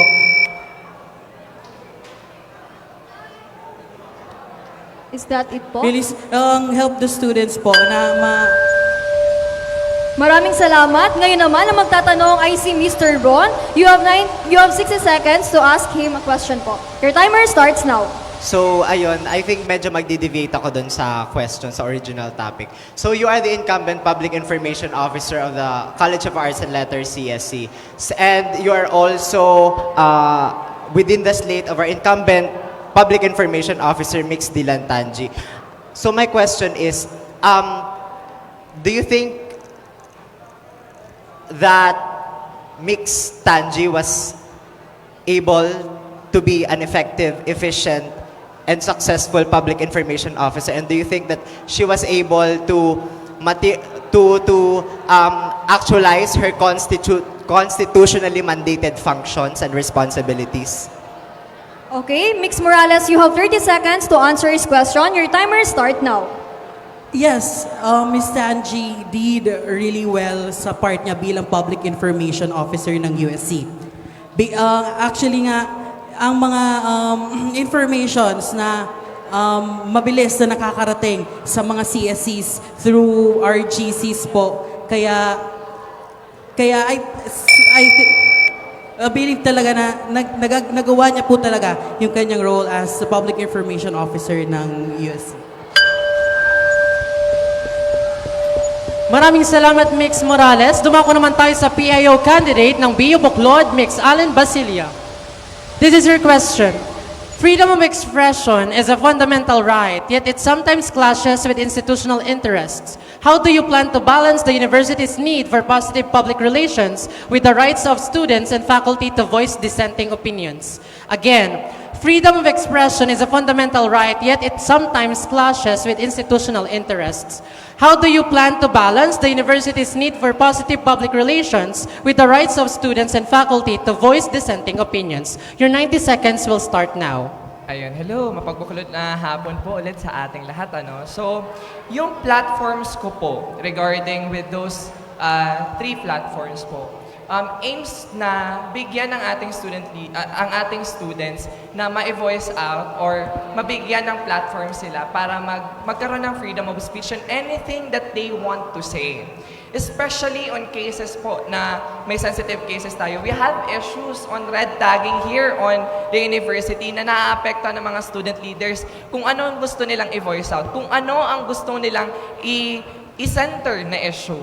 Kaya naman po, meron tayong mga plataforma na ibinabahagi ko ngayon para meron tayong support groups. Kapag meron tayong gantong platform to voice out or to help those students in need na alam nila na meron silang makakapitan once na meron na nagkaroon ng red tagging cases or anything na related doon, meron ang University Student Council na maiso-support sa inyo. We have, this platform aims to have a local support groups here in the university nang hindi matakot ng ating mga estudyante na bigyan boses ang lahat ng estudyante. Yun, parang maraming salamat po. Thank you. Ano naman ang iyong naging reaction dito, Mr. Bron? Your 60 seconds will start now. I just want to add something to the original question about dissenting opinions and dissenting voices. And I think na every student opinion must be valued and every perspective must be considered because in a true spirit of democracy, dissenting voices is respected. So, another thing, since this is the student portion round, right? During our campaign sa College of Science, I've heard several bad things about you, and many students labeled you as not that good, not that as ineffective, and you have a bad personality and bad character. So how will you reconcile that comments, those perspectives coming from College of Science students when I campaigned there? Mix Basilia, your 30 seconds time to rebut will start now. So let's dissect the question. In ineffectivity po, siguro hindi talaga nila ako makita kasi I've been working behind the scenes. Lahat po ng proposal, ng projects ko, ako ang nag-aasikaso. Lahat ng external relationship nasa labas, ako po ang nag-aasikaso.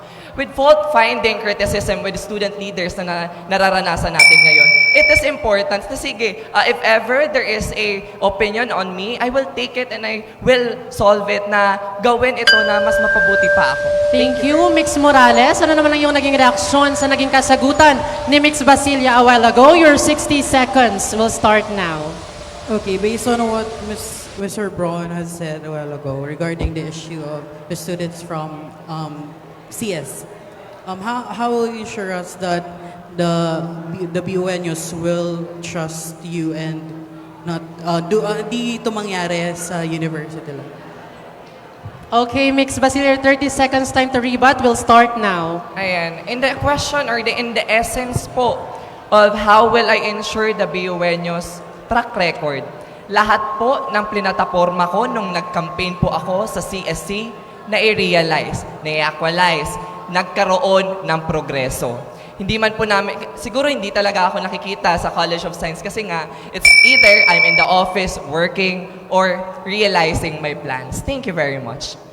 Maraming salamat po sa ating Public Information Officer candidates. Para na po kayo bumalik sa inyong upuan. Ngayon naman ay tatanungin natin ang Business Manager candidates. Maaari na po kayo pumunta dito sa unahan ng Business Manager.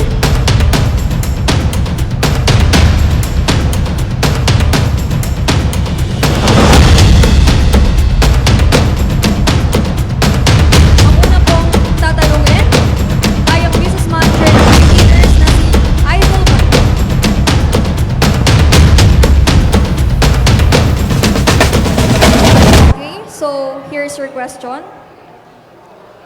Among the business manager candidates, you are the only one who didn't include the continuity of Tindahan ni Isko as one of your platforms. For context, Tindahan ni Isko is one of the income-generating projects and merchandise store of the USC. If elected as a business manager, what are your plans to utilize the space and remaining merchandise to ensure that the flagship program will not go to waste in your term? Again, among the business manager candidates, you're the only one who didn't include the continuity of Tindahan ni Isko as one of your platforms. For context, Tindahan ni Isko is one of the income-generating projects and merchandise store of the USC.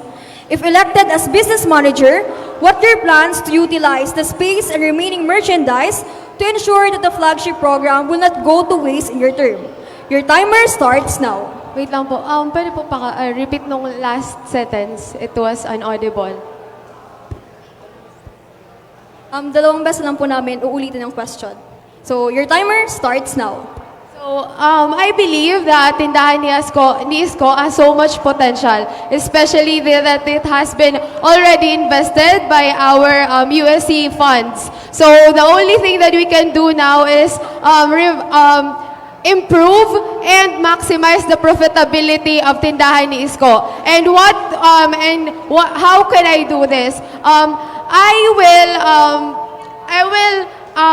impose the 30% margin because one of the few things that enables us to maximize the profitability of tindahan ni Isko is the pre-ordering system. It diminishes the profitability of tindahan ni Isko. That is why we will still subscribe to pre-ordering system. However, we will implement the 30% margin to which we will produce extra production from the assessment of the pre-ordered pre-ordered production. So that is I think how we can revitalize or how can we improve more the profitability of tindahan ni Isko. Maraming salamat. Ngayon naman, magbibigay ng katanungan si Mr. Valladolid. Ay yung 60 seconds ay magsisimula ngayon. You have mentioned maximizing the profitability of tindahan Isko. However, as stated by the nagtatanong po is hindi mo po siya nilagay sa platforms mo. And it is one of the flagship programs of the USC. And sa unang implementation nito is nakapag-branch out siya sa other projects. So, as the candidate for business manager, don't you think it was important to include that, considering that you know that you can branch out in a lot of projects if you can revitalize and expand the tindahan Isko? Miss Manata, your 30 seconds will start now.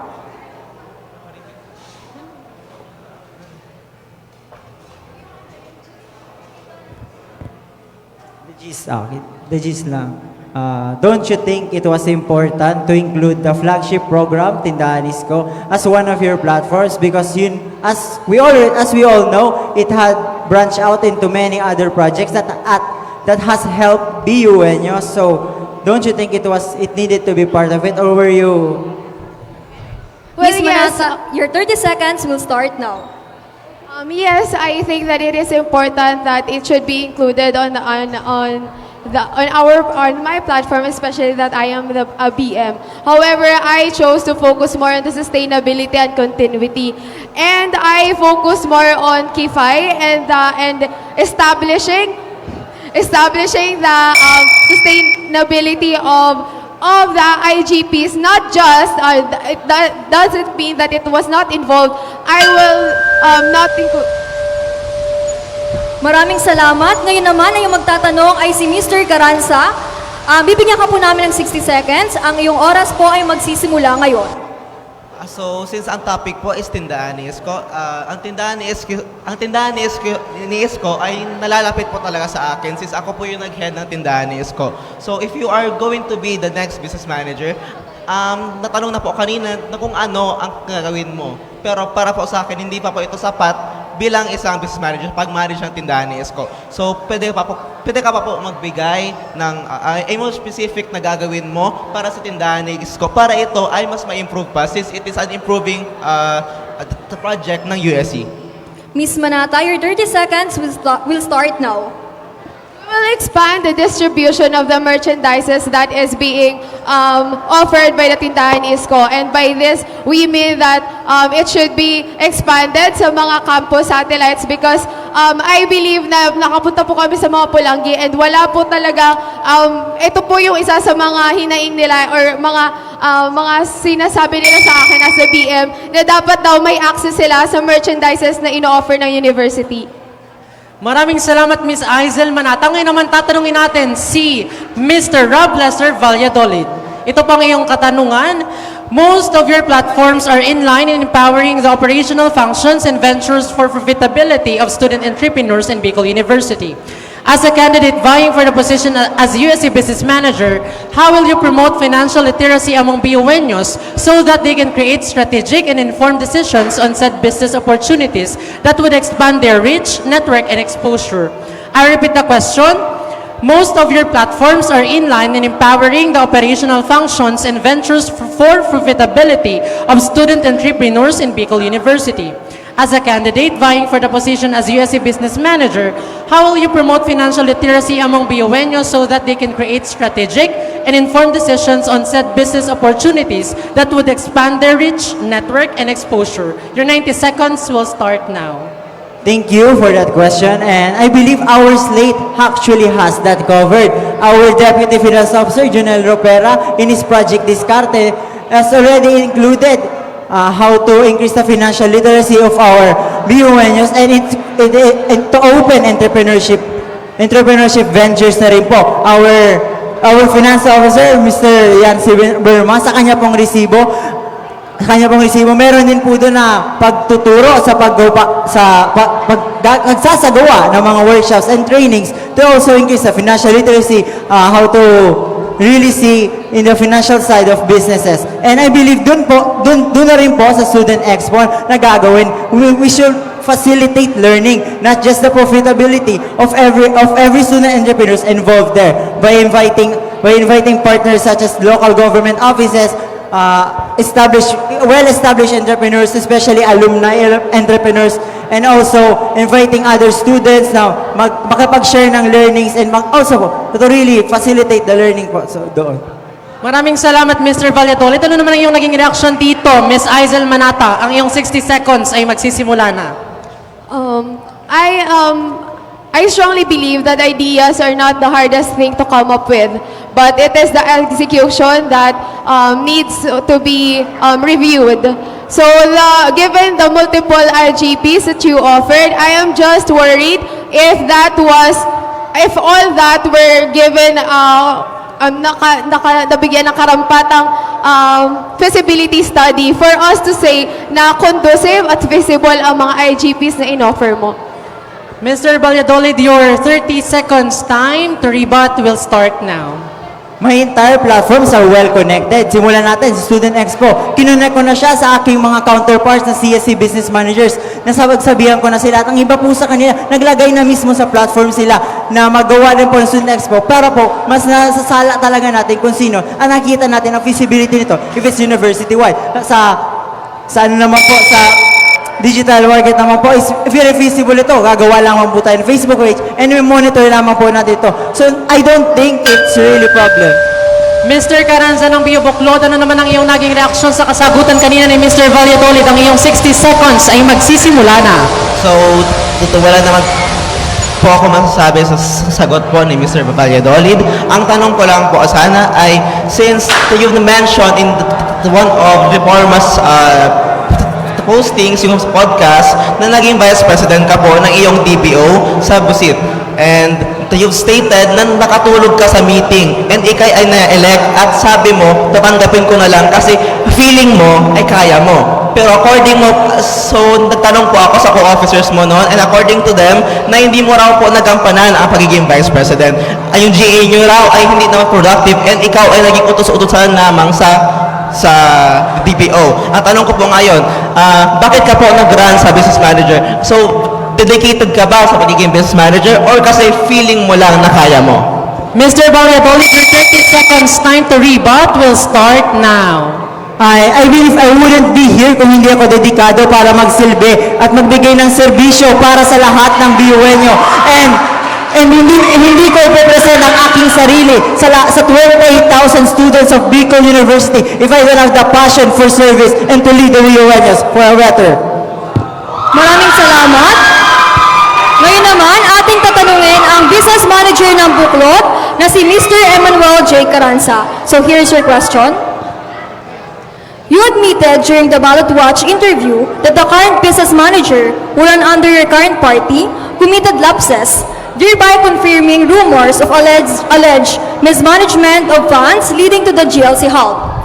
As a university councilor and a member of the Ways and Means Committee, do you believe that your committee head was incompetent?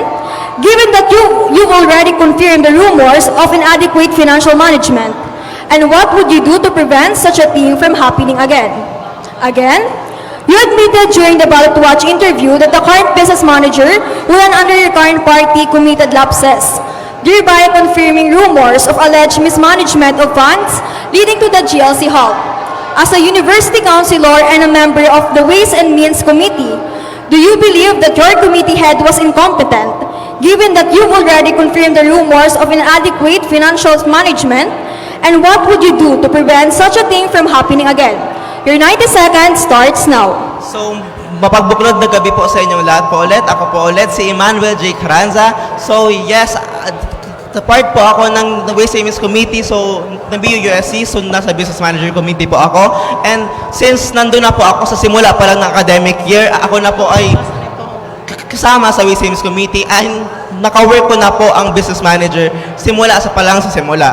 And since that, naniniwala po ako na yung incumbent Business Manager ay meron pong lapses when it comes to his leadership. So pagdating naman po sa competency, yes, naniniwala po akong meron siyang competency on being a business manager. But hindi lang naman ito ang kailangan para sa pagiging business manager sa council. Kailangan mo rin ng leadership skills. Kailangan mo rin, dapat marunong ka mag-lead ng committee mo. In which ito po kung saan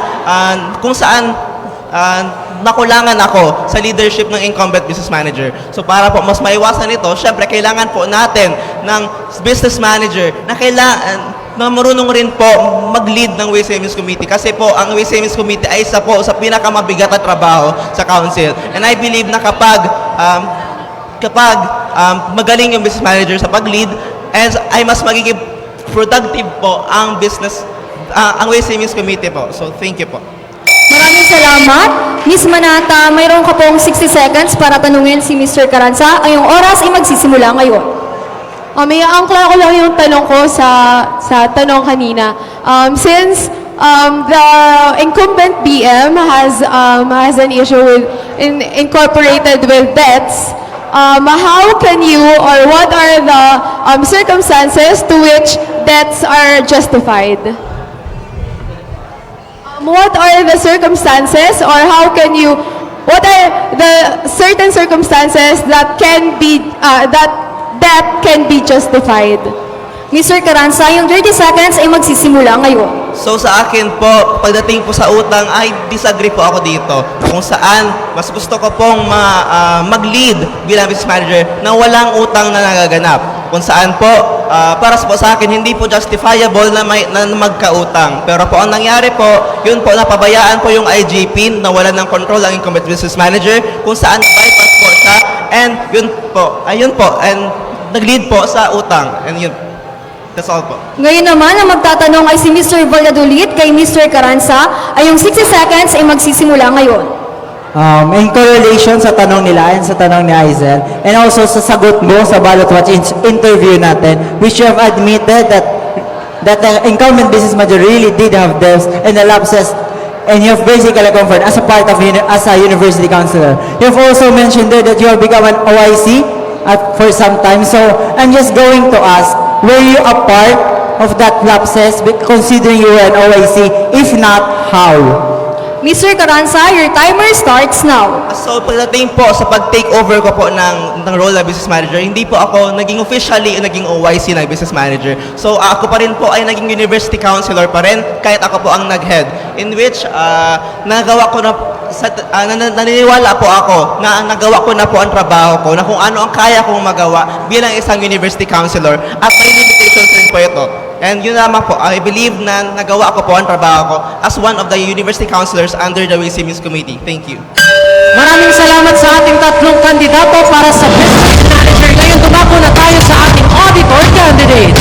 Magsimula tayo kay Miss Maricar Sanorho.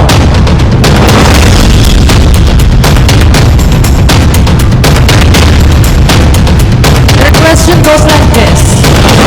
Platform Salming, you mentioned that you plan on establishing a feedback mechanism. Don't you agree that it is the bare minimum? I'll repeat. In your platform, Salming, you mentioned that you plan on establishing a feedback mechanism.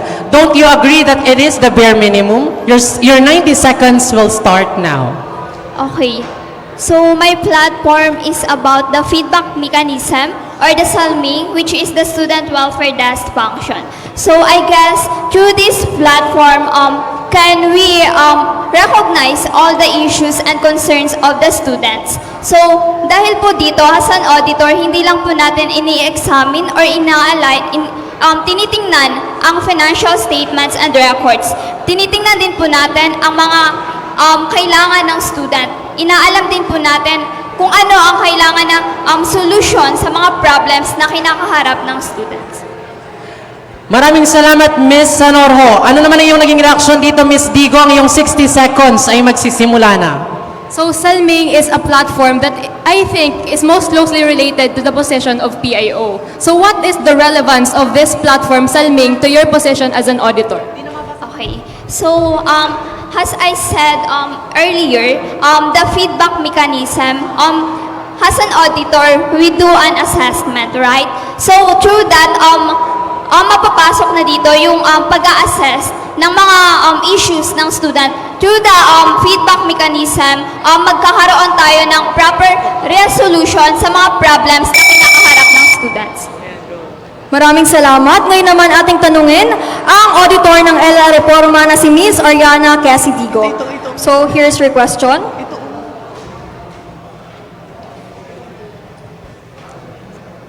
As a former secretary in charge of correspondence in GPI-ABU and now running for the position of auditor, how can you say that you are free from any financial disputes when numerous students raise concerns in the UniVG forums regarding financial mismanagement during the turnover party of your organization? Again, as a former secretary in charge for correspondence in GPI-ABU and now running for the position of auditor, how can you say that you are free from any financial disputes when numerous students raise concerns in the UniVG forums regarding financial mismanagement during the turnover party of your organization? Your timer starts now. The question was actually very vague. It raised that there were financial mismanagement in my organization, JPA, before. But, okay, this was not disclosed, but I would like to say na, yes, there was financial mismanagement during my term as a secretary in that organization. Pero as a secretary, nagsalita po ako. As a secretary, sinabi ko na hindi pwede na nangyari tong financial mismanagement na to, na misuse of funds, and I advocated na mabalik sa organization yung pera na yon. And kung nung point nga na secretary ako, nagsalita na ako na I stand true to my principles, what more pa ngayon, I am an auditor na, that I am an auditor, na responsibilidad ko na to. I am not limited by my position, my principles stand strong. Maraming salamat. Ngayon naman, Ms. Digo, maaari na pong tanungin si Ms. Sanorhong. Iyong oras ay magsisimula ngayon. Okay, so my question is, kanina sinabi mo yung misuse of funds. So, ano yung ginawa mo? And what is your specific work that you are accountable enough as an auditor? Ms. Sanorhong, Ms. Digo, ang iyong oras ay magsisimula ngayon. So, kung ano daw ang ginawa ko as a secretary para ma-solusyonan ang financial management na to. The moment I found out that this happened, I advocated, kinausap ko agad ang mga co-officers ko na kailangan naming masolusyonan to. And now, I can confidently say na nasettle ang financial mismanagement na yon. And nabalik ang every peso ng issue na yon, and ngayon nasa organization na siya ulit. Maraming salamat sa ating dalawang auditors. Dumako na tayo sa ating candidates para sa Deputy Finance Officer.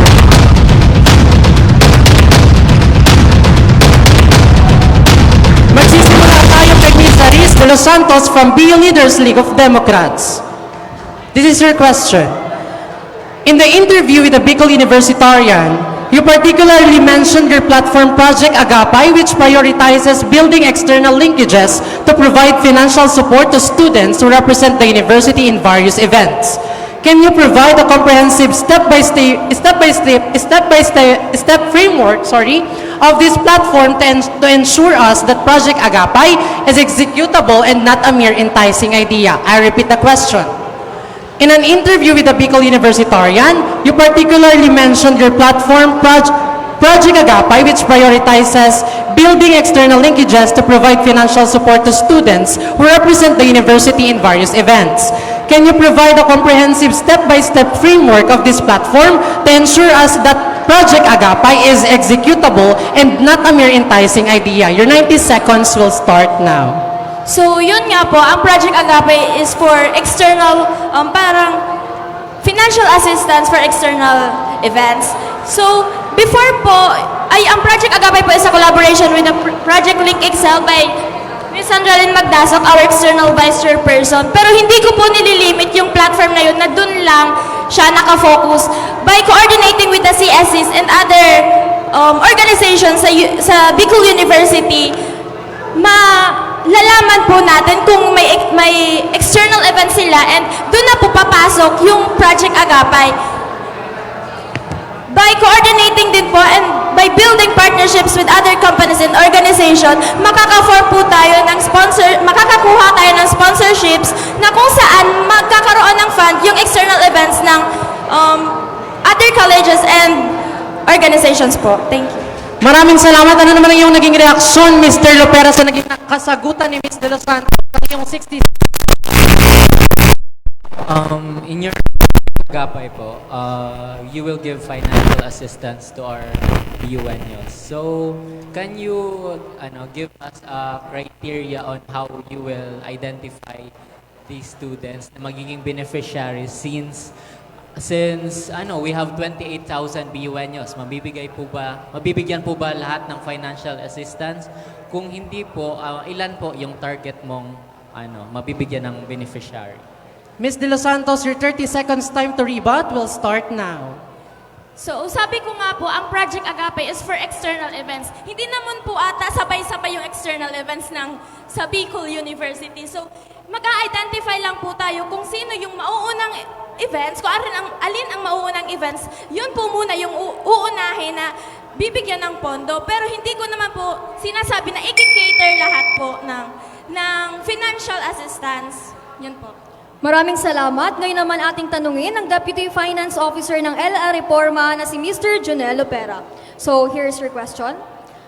Along with your Finance Officer, your platforms mainly lean on giving financial aid to different sectors in the university, such as Project Diploma, where you will help graduating students in their monetary expenses. These projects heavily rely on cash outflows. As a candidate running for DFO, what are your means to expand the Council's fund provided that there are events that require a large budget allocation? Again, along with your Finance Officer, your platforms mainly lean on giving financial aid to different sectors in the university, such as Project Diploma, where you will help graduating students in their monetary expenses. These projects heavily rely on cash outflows. As a candidate running for DFO, what are your means to expand the Council's fund provided that there are events that require a large budget allocation?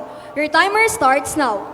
So first, I would like to address my isang platform which is the Project Diploma, which aims to give financial aid to our underprivileged graduating students. So currently po, the current term of the University Student Council has faced a lot of issues and challenges with regards to the money. So I believe that I would be able to implement my platform if we are able to access the Student Development Fund, because the Student Development Fund is actually amounting to millions, which would help cater the student body as well as the university as a whole. So, yun lamang po. Ms. De Los Santos, your 60 seconds will start now. So, di ba sa council, alam naman natin na limited lang yung funds sa USC. How can you cater all the students, lalo na yung mga graduating students na nagtitesis, na mabigyan sila lahat ng financial aid? Mr. Lopera, your 30 seconds will start now. Hindi po natin makikater lahat, pero I made it specifically na magkikater po tayo ng mga underprivileged graduating students kasi napakarami pong estudyante ngayon na mga graduating na nahihirapan. And we are able to mobilize two types of fund, the internal fund as well as the external fund. And we are already in talks po with the BUGAI or the General Alumni Association that they are willing to support my platform po, which is the Project Diploma. Yun lamang. Maraming salamat sa inyong dalawa. Dumako na po tayo sa ating dalawang kandidato for Finance Officer. Magsisimula po tayo kay Mr. Glenn Martivela ng BU Leaders. Mr. De Vela, this is your question. Cuarta BU was among the proponents of the legacy project initiated by the past finance officer, which introduced the e-receipt leading to the transformation of e-transactions. However, as the Cuarta BU UBO president, you failed to relaunch this project despite committing to its continuation. How can you assure your commitment to your position when there was a lack of urgency in relaunching a project that could significantly benefit the council itself? I'll repeat the question. Cuarta BU was among the proponents of the legacy project initiated by the past finance officer, which introduced the e-receipt, leading to the transformation of e-transactions. However, as the Cuarta BU UBO president, you failed to relaunch this project despite committing to its continuation. How can you assure your commitment to your position when there was a lack of urgency in relaunching a project that could significantly benefit the council itself? Your 90 seconds will start now. To address that question, whoever did that research did not do his or her homework well. Because we, as the chairperson, as the chairman of Cuarta BU, it is not true that the e-receipt system is not continued. We have not, I have closely communicating with the former finance officer and the former chairman of Cuarta Bicol University, and they are aware.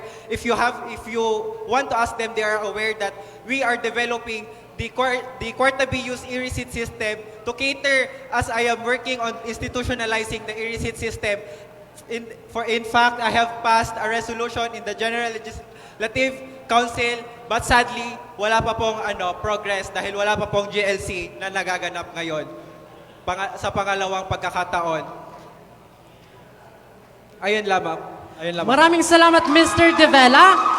Mr. Yancy Bermas, ano po ang iyong naging reaksyon sa naging kasagutan ni Mr. De Vela? Your 60 seconds ay magsisimula na. Hello. Ang e-receipt system, alam naman natin, ay collaboration ng Cuarta BU as well as the University Student Council. Now, I would just like to ask your opinion on, sa tingin mo po ba yung incumbent finance and deputy finance officer did their job diligently and effectively? Mr. De Vela, your 30 seconds time to rebut will start now. I cannot say that dalawa kasi silang tao, and I cannot say that both of them have performed and did not perform. But I can say na nahirapan ako sa pag-communicate na sa ating incumbent finance officer, which actually sa turnover ng Cuarta BU, the former Cuarta BU chairman, and ngayon as your incumbent chairman, and the former finance officer and the incumbent finance officer, kasama ko po sila, and I have introduced e-receipt system in the council. Maraming salamat. Ngayon naman, si Mr. Bermas ang ating tatanungin. So, here's your question. During the Ballot Watch interview, you intentionally said that the committed overspending of the council and the delay of the financial report for the first half of the academic year is a tragedy of unfortunate events. If elected as USC Finance Officer, how will you hold yourself accountable if the budget for a project goes beyond the allocated amount? And how will you gain control on the budgeting of upcoming projects? Again, during the Ballot Watch interview, you intentionally said that the committed overspending of the council and the delay of the financial report for the first half of the academic year is a tragedy of unfortunate events. If elected as USC Finance Officer, how will you hold yourself accountable if the budget for a project goes beyond the allocated amount? And how will you regain control on the budgeting of upcoming projects? Your timer starts now.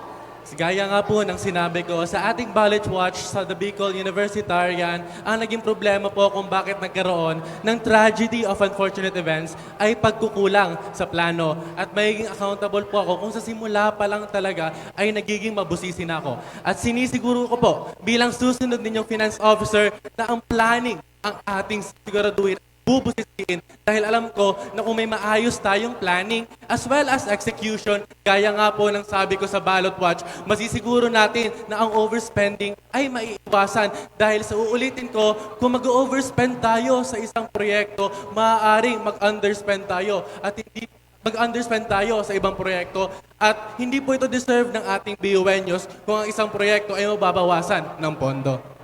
Maraming salamat. Sa ngayon, Mr. De Vela, maaari ka na pong magbigay ng katanungan o reaksyon sa naging sagot ni Mr. Bermas. Ang iyong 60 seconds ay magsisimula ngayon. Since you have proposed solution on how the overspending, hindi na mangyayari ulit ang overspending. Can you give us what specific internal controls that as the finance officer of the next term in the University Student Council should partake? Give us specific actions, give us concrete plans, not just vague plans. Give the BONYos specific actions. Mr. Bermas, ang iyong 30 seconds ay magsisimula ngayon.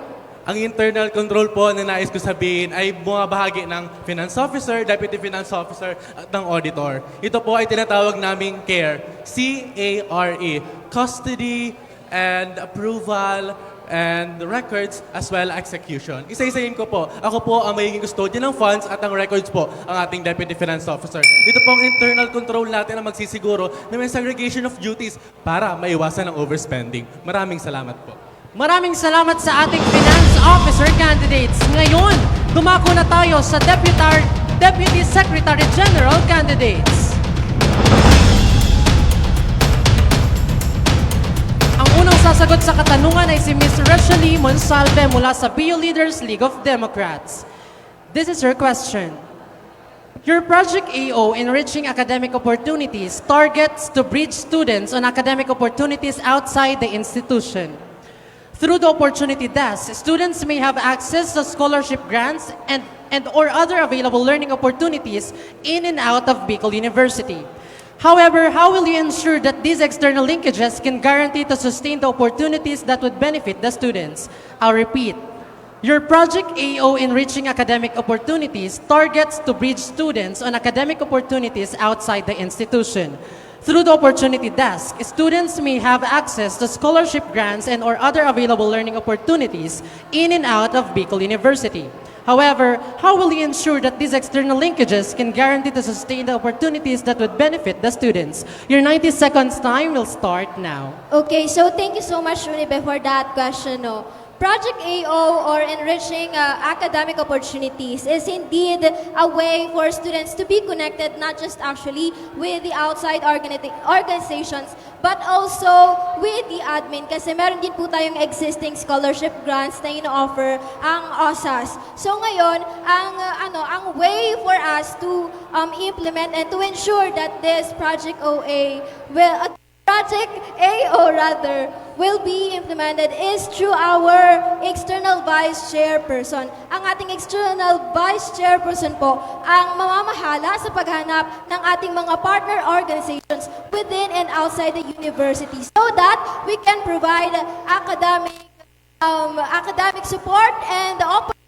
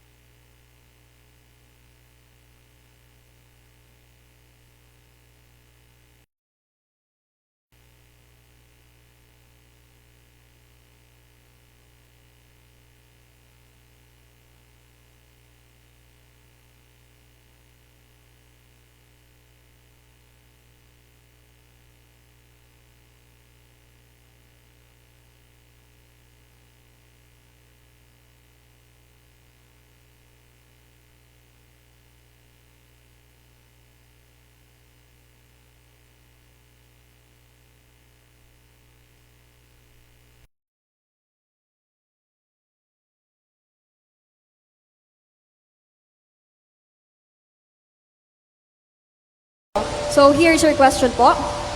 Your experience in the CSC and USC as a student councilor gives you an overview of the secretariat processes in the council. Given this case, what is new under your term if elected as a Deputy Secretary General, ensuring that you are not only duplicating the usual secretariat system? Again, your experience in the CSC and USC as a student councilor gives you an overview of the secretariat processes in the council. Given this case, what is new under your term if elected as a Deputy Secretary General, ensuring that you are not only duplicating the usual secretariat system? Your timer starts now. Yes, I am an active member of Secretariat Committee in 3 organizations inside Bicol University, CBO, CSE, and USC rather. Yung system po natin sa USC ngayon is proven effective and efficient for me.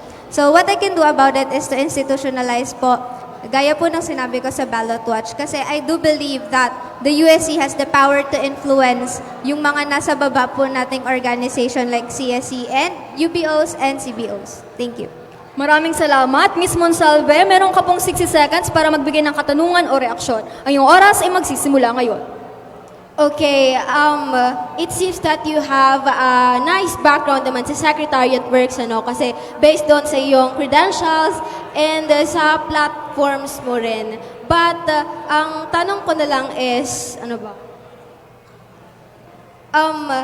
Paano natin masisiguro, since you are a second-year student, a university counselor, na hindi mo gagawing training ground yung pagiging DSG mo? Ms. Madronio, your timer starts now. So, 8 years ko pong experience bilang isang student leader. Alam ko pong pinagtibay na ako ng panahon para sa calling ko for University Student Council. Nagsilbi po ako bilang SSC President sa aming dating school. And I do believe na yung passion ko and interest ko sa Secretariat Committee would still stay. Thank you. Maraming salamat sa ating dalawang kandidato para sa Deputy Secretary General. Ngayon, dumako naman tayo sa ating Secretary Generals.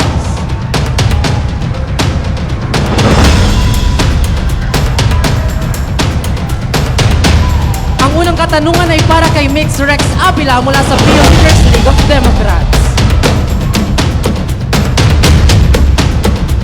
Your question is,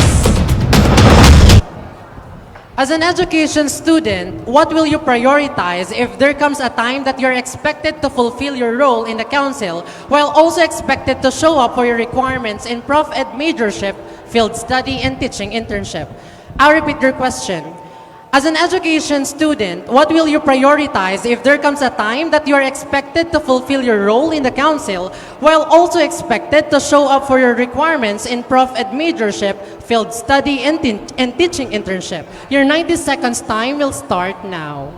As an education student, I believe na marami talaga tayong ginagawa. Marami kaming ginagawa.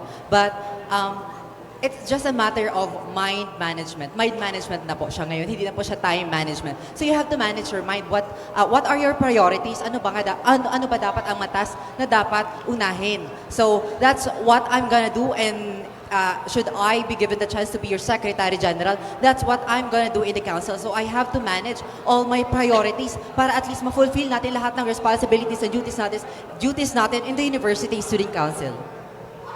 Maraming salamat, Mix Rex Avila. Ano naman iyong naging reaksyon dito, Miss Ranshari Bulawan? Ang iyong 60 seconds ay magsisimula na. Okay, so the question was in a sense of urgency. So, you are asked in 2 places at once. And bilang Secretary General, I would like to highlight that we have a shared responsibility.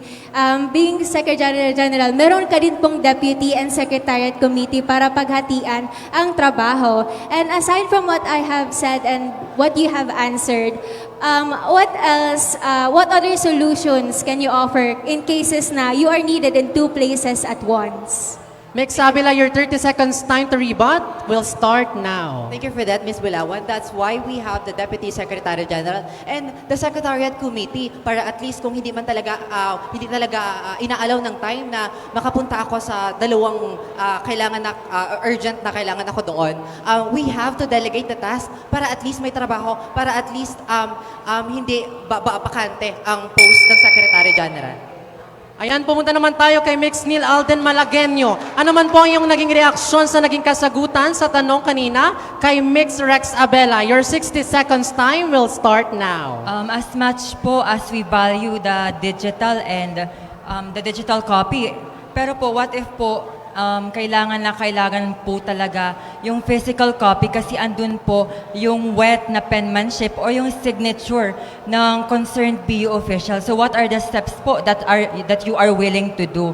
Since urgency po ang tinatanong dito and magkakasabay po yung pagiging student teacher mo if ever, so ano po ang gagawin mo na? Ano naman ang iyong naging reaksyon dito? Mix Rex Avila, your 30 seconds will start now.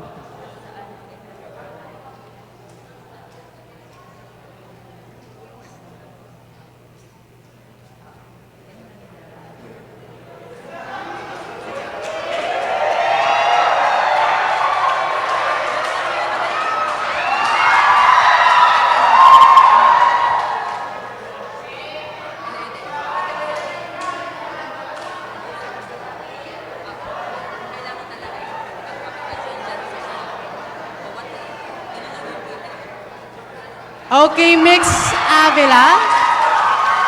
Mix Avila, your 30 seconds time to rebut will start now.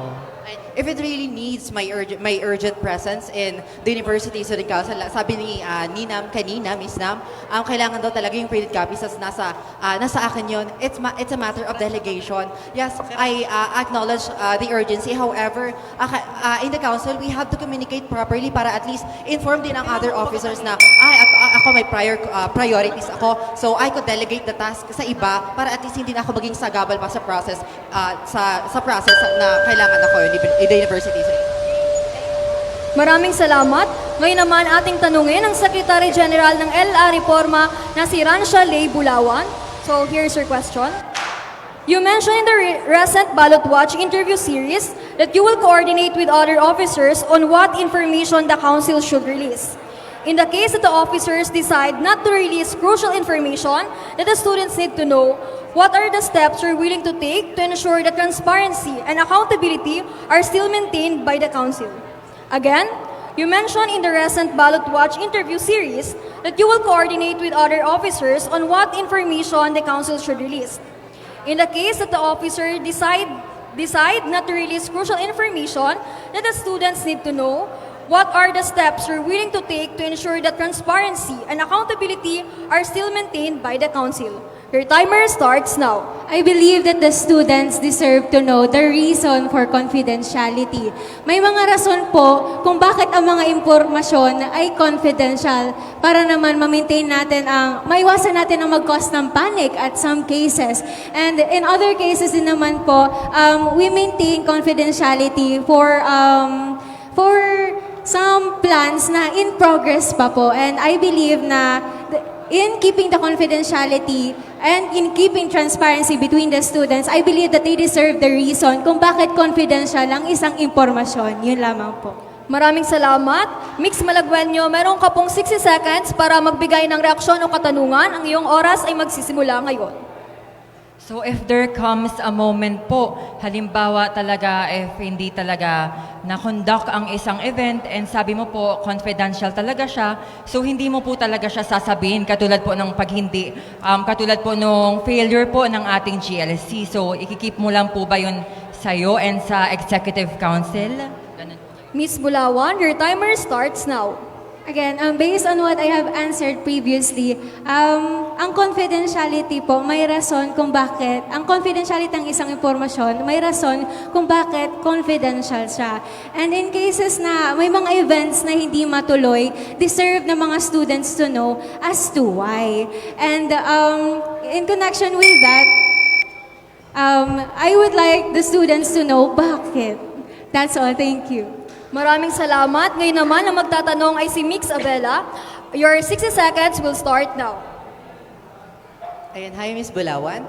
Let's talk dito. Huwag na tayo masyado sa mga questions na situational. Let's go sa technicalities. Kasi di ba, as Secretary General, it is highly prominent na dapat we possess technicalities. Ayan. So, diba ano ka na, Secretary General ka ng isang organization, am I right? Ayan. Okay. Could you cite a specific document that needs archiving and why such document needs to be archived? Miss Bulawan, your timer starts now. A specific document that needs archiving po ay ang ating accomplishment reports. Sa accomplishment reports po, dito marireference natin ang success ng events, ang success ng organizations, kung ano ang need na improve, kung ano ang need ng mga students, at kung ano ang mga na-achieve ng isang organization. And sa loob po ng naging serbisyo ko, marami na po akong accomplishment reports na na-handle. Yun lamang po. Thank you. Maraming salamat, Ranshale Bulawan. Dumako naman tayo sa Secretary General Candidate ng BU Buklod, Mixnil Alden Malagueno. Your question is, as a university councilor under the appraisers of the CSR, how would you rate the performance of the chairperson considering significant internal lapses such as the Kapistahan Peace Fair, GLC halt, and major financial issues of the council? I'll repeat. As a university councilor under the appraisers of the CSR, how would you rate the performance of the chairperson, considering significant internal lapses such as the Kapistahan Peace Fair, GLC halt, and major financial issues of the council? Your 90 seconds will start now.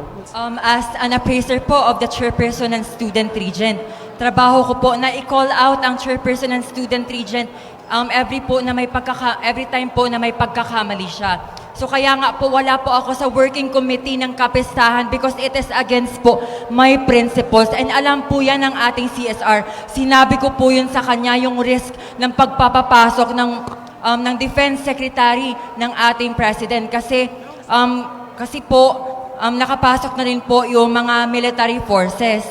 So, if I would rate po the performance of our chairperson and student regent, I am not that satisfied po.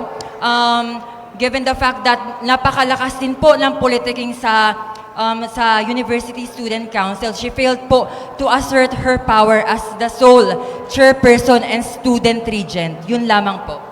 Maraming salamat, Mix Malagueno. Ano naman yung naging reaction dito, Mix Rex Abela? Your 60 seconds time will start now. Hi now. Hi. Technicalities again. So, as Secretary General again, we have to know what is the difference between record keeping and archiving. So what do you think is the difference between record keeping and archiving? And do you think there are really differences between the two? Ano naman yung naging sagot dito, Mix Malagueno? Ang iyong 30 seconds ay magsisimula na ngayon. Sa archiving po, hinihintay ko lang po ang pag-turnover ni Kuya Jack po ng archiving system ng USC. So ang archiving system niya po is also kasama din po doon ang tracking system, ang pag-check po ng digital copies, and then po yung physical copies. So ayun po, naayos niya po yun. And so yun po ang aking archiving. Ngayon naman, ano naman ang iyong naging reaksyon, Ms. Ranshale Bulawan, sa naging kasagutan kanina ni Mix Malagueno? Your 60 seconds will start now. Okay, so I would like to go back to the question na binigay ng estudyante, and based on your answer, you were unsatisfied sa naging performance ng ating CSR. So given that you were unsatisfied, ano sa tingin mo yung mga dapat na pinoses niyang capabilities to be competent? Ayan, Mix Malagueno, your 30 seconds time to rebut will start now. The sole po, yung pinaka-importante po as a student regent is dapat po i-assert po natin ang ating power dahil wala pong ibang chairperson and student regent sa University Student Council. So yun po ang kulang sa kanya. That's why she failed po na ma-unite ang council niya. So marami pong lapses and hindi po natin yun madi-deny, and I acknowledge po the failures of the University Student Council. Maraming salamat sa ating Secretary General candidates. Ngayon naman, ang tatanungin ay ang External Vice Chairperson candidates. Mari na po kayong pumunta dito sa unahan. Ang unang tatanungin po ay si Ms. Sandra Lynn Magdasok ng BU Leaders. So here's your question po. Two of your platforms are essentially part of your job description as the External Vice Chairperson, task that can be achieved with minimal effort.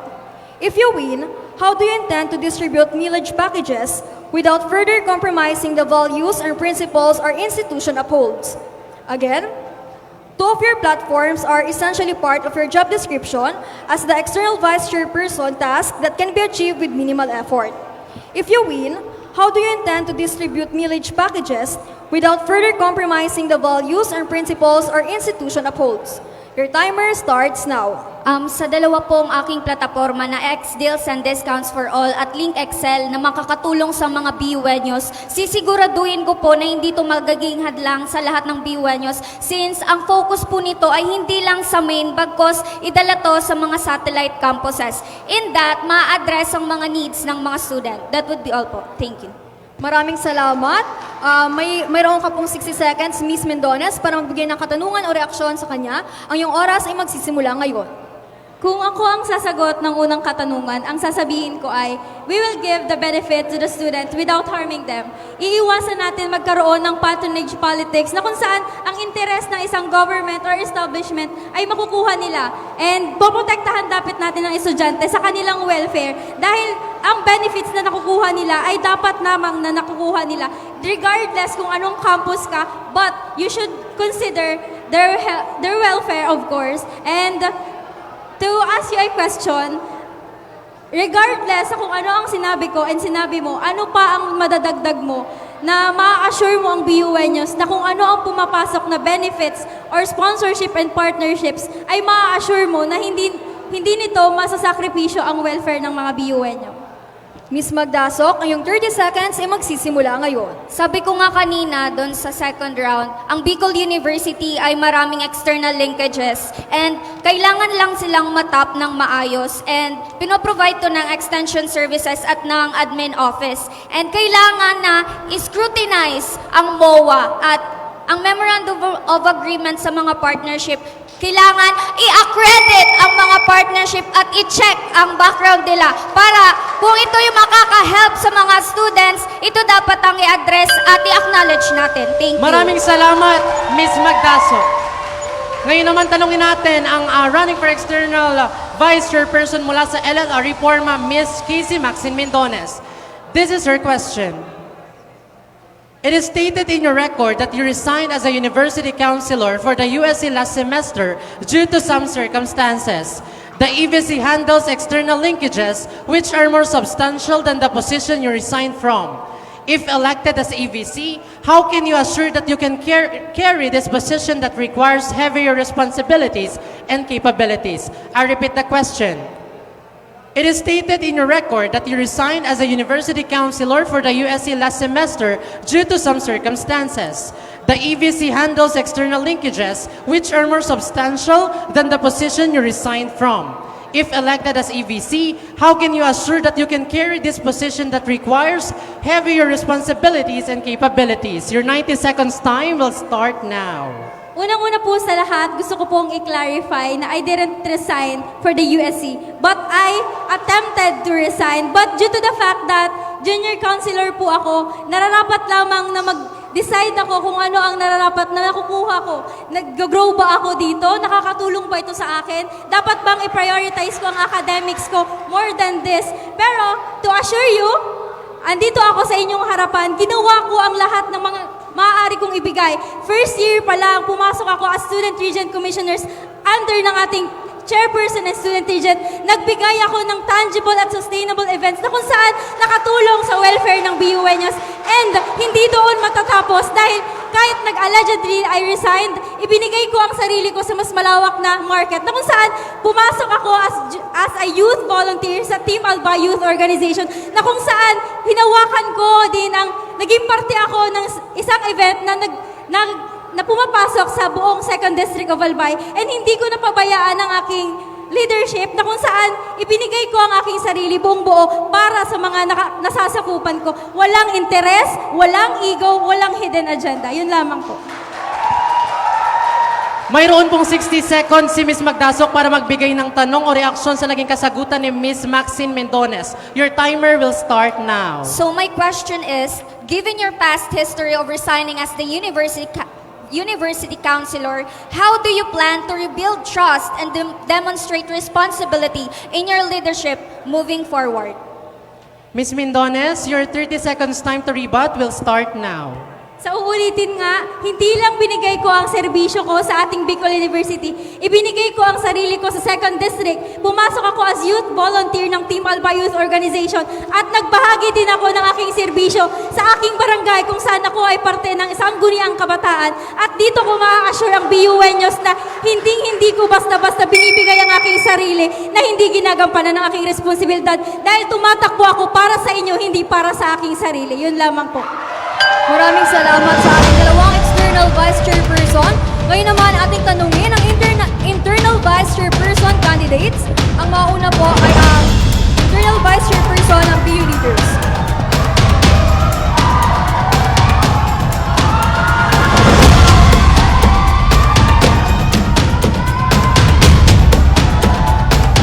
So, Mr. De Los Santos, here's your question. You have mentioned that dialogue with the administration is your go-to mechanism to resolve the cases of red tagging in the institution. Given a situation where your dialogue with the higher-ups contradicts your interest for the benefit of the students, what other solution would you resort to? Again, you have mentioned that dialogue with the administration is your go-to mechanism to resolve the cases of red tagging in the institution. Given a situation where your dialogue with the higher-ups contradicts your interest for the benefit of the students, what other solution would you resort to? Your timer starts now. So I said before in the interview na sabi ko dapat magkaroon tayo ng close coordination sa ating administration pagdating sa pagre-resolba ng red tagging. However, kung ito ay nagko-contradict sa estudyante at sinasabi ng administration na simple harassment lang naman yan, well, pupunta na tayo sa mas malaki at mas mataas na institusyon kundi ang Commission on Human Rights na mismo. Kung hindi makikinig ang ating administrasyon pagdating sa mga problema ng red tagging, sino ang sineserbihan? Sino ang pinaglilingkuran ng administration? Is it the students or themselves? We have to ask that, repeat and repeat again. And ngayon, sinasabi ko, yun lang ang pinakasolusyon natin. Pumunta tayo sa CHR kung hindi natin masusolusyonan yung problemang iyon. Maraming salamat po. Maraming salamat. Ngayon naman, mayroon ka pong 60 seconds, Miss Brisa, para magbigay ng reaksyon o katanungan. Ay yung oras ay magsisimula ngayon. Meron po akong isang platform that caters as a sumbungan ng bayan.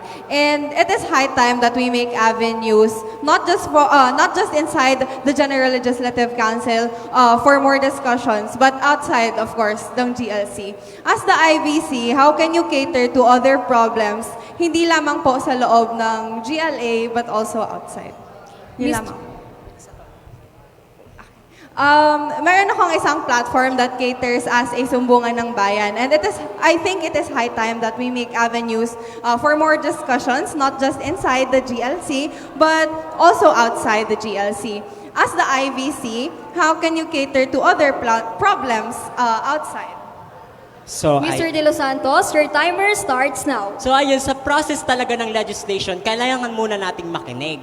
Ang una dyan, kung wala naman tayong basis sa mga problema, ibig sabihin, wala naman tayong basis para gumawa ng isang resolution. And tama naman yung sinasabi niya. However, to my end, it's perfect or it's good naman. Ang akin lang masasabi is, kailangan nasa GLC pa rin ang tutok ng isang internal vice chairperson. Maraming salamat. Sa ngayon, ang magtatanong naman po ay si Miss Panaligan. Meron ka pong 60 seconds. Ay yung oras ay magsisimula ngayon. Okay, hello Cedric ulit. You are proud that you are a two-time university counselor of the internal vice chairperson for the past years. So ano yung ginawa mo doon, especially highlighting that it was unproductive for those 2 consecutive years. So anong ginawa mo doon and paano ka namin mapagkakatiwalaan doon na nung committee member ka noon, unproductive pa rin siya? Mr. De Los Santos, your 30 seconds will start now. So ayun, nagsimula muna ako sa una. And dati naging member na ako or naging legislator na ako tapos nagpunta na ako sa IA. No, ang nangyari is hindi siya naging productive pero ang ginagawa naman po namin pag tinatapo tayo ng internal vice chairperson, binibigay naman po natin yung serbisyo na kailangan naman talaga ng internal vice chairperson. Kaya naman nag-serve po ako bilang parliamentary arm or ng guide ng ating internal vice chairperson sa ngayong taon. Thank you. Maraming salamat, Mr. Cedric De Los Santos. Ngayon naman tanongin natin ang Internal Vice Chairperson candidate mula sa LLR Reforma, Ms. Jamil Buiza. This is your question. The common problem with resolutions being passed in the General Legislative Council is that it is not lobbied with enough urgency to the administration. If you were to be the next IVC, aside from seeking help from the student regent, what other measures are you willing to take to make sure that the call of the student gets heard? I repeat, the common problem with resolutions being passed in the General Legislative Council is that it is not lobbied with enough urgency to the administration. If you were to be the next IVC, aside from seeking help from the student regent, what other measures are you willing to take to make sure that the call of the student gets heard?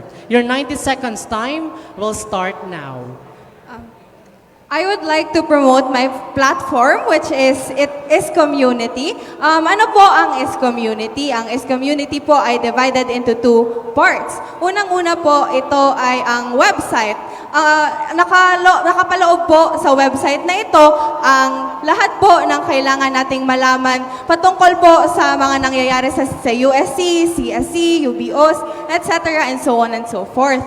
Ang laman po nito ay of course, since mahirap po ang paggawa ng website, usually 6 months, I have already consulted with BUICTO and of course, yung Google Developer Students Hub. And it takes about 6 months before magawa ito. So I have another platform, divided into two siya. I have something tangible. Yun po yung sinasabi ko kaninang sumbungan ng bayan kung saan papakinggan po natin ang bawat hinaing ng mga estudyante because again, part din po ito ng sagot ko kanina, naniniwala po ako sa participatory governance. And naniniwala ako with the power of dialogue, conversations, and discussions, mabibigyan po natin ng avenue or mapapakinggan din natin ang bawat estudyante sa kani-kanilang mga problema. Yun lamang po. Maraming salamat. Maraming salamat, Ms. Jamil Buiza. Meron pong 60 seconds si Mr. Cedric De Los Santos para magbigay siya ng kanyang katanungan o reaksyon sa naging kasagutan ni Ms. Buiza. Your 60 seconds will start now. So ayon, knowing that even though that we have emotional distress or pressures, we really do what we have been in if we are elected in position, right? But however, there's a really close person to me that said na you have been a member of the officer of the UNESCO and the director for public relations, right? In the times of crisis daw, you have been missing in action because you are prioritizing yourself. Now, if you're elected as the internal vice chairperson, how are you going to manage your personal pressures over the General Legislative Council, knowing that the General Legislative Council is very vital in the University Student Council? Thank you. Ano naman ang iyong sagot dito, Ms. Buiza? Your 30 seconds time will start now. Maraming salamat po sa inyong tanong. I would like to address and clarify this issue that was raised. Naniniwala po ako, and of course, to give you a context na lang po, and if you guys are ever so curious kung ano po ang nangyari, ba't ako nawala, yun po ay dahil, actually, na-share ko na din po sa aking mga slate members, na na-hospital po ang lola ko nung time na yun, kaya po wala ako. But the next year po, pinatakbo pa rin ako bilang Director for Public Relations. Yun lamang. Maraming salamat. Mayroon rin pong 60 seconds si Ms. Panaligan para magbigay siya ng kanyang reaksyon o katanungan kay Ms. Buiza. Your 60 seconds time will start now. Hello po, Ate Jam. So, ang question ko lang po is, you are proud of the IVCs from your party, pero some of which are not productive. So, what will be your difference? Like, anong magiging pinagkaiba mo sa kanila in your term as the next internal vice chairperson? Ms. Buiza, your 30 seconds time to rebut will start now. Again, since there were 13 IVCs, bigyan ko na lang ng emphasis.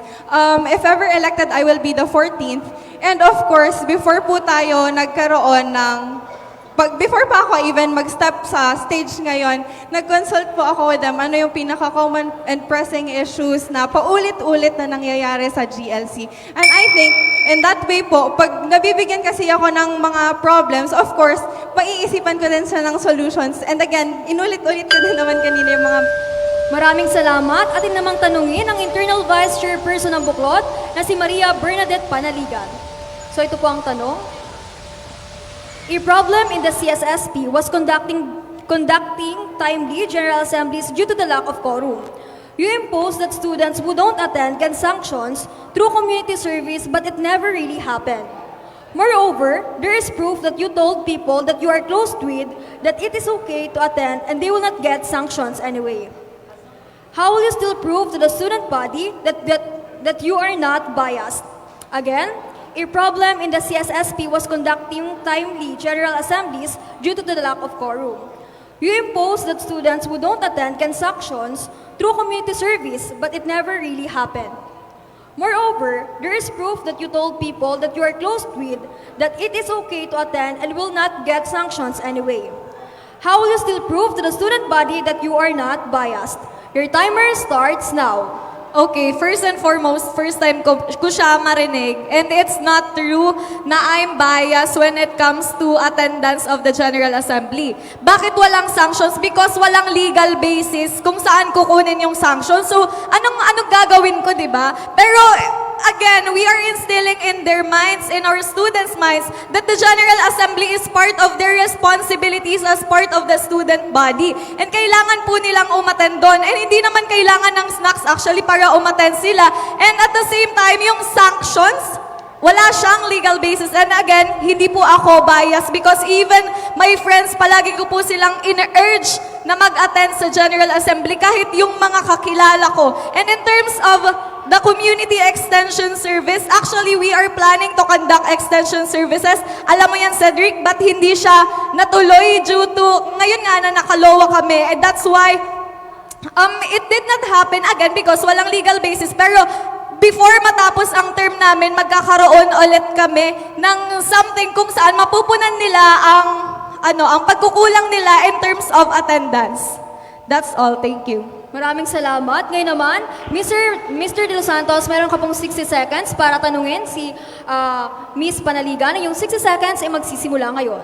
So, I would like to comment on that answer, no, na wala naman talagang basis yung sanction. But, Ate Badet, we have been these resolutions, di ba? We have submitted a files of resolution, letter P and letter F, parehas. So, sa 18 na mga resolution na isinubmit ng mga estudyante mula sa BUCSSP, 11 doon ay naitapon lang sa bin at hindi na napag-usapan because of the decision of the small council or this table readings committee. So, how can you ensure that you are really for the participatory governance knowing that the resolution being submitted to the General Legislative Council is very nalilimit na siya at hindi na talaga yung mga estudyante nakakapagpasa actually? Miss Panaligan, ang yung 30 seconds ay magsisimula ngayon.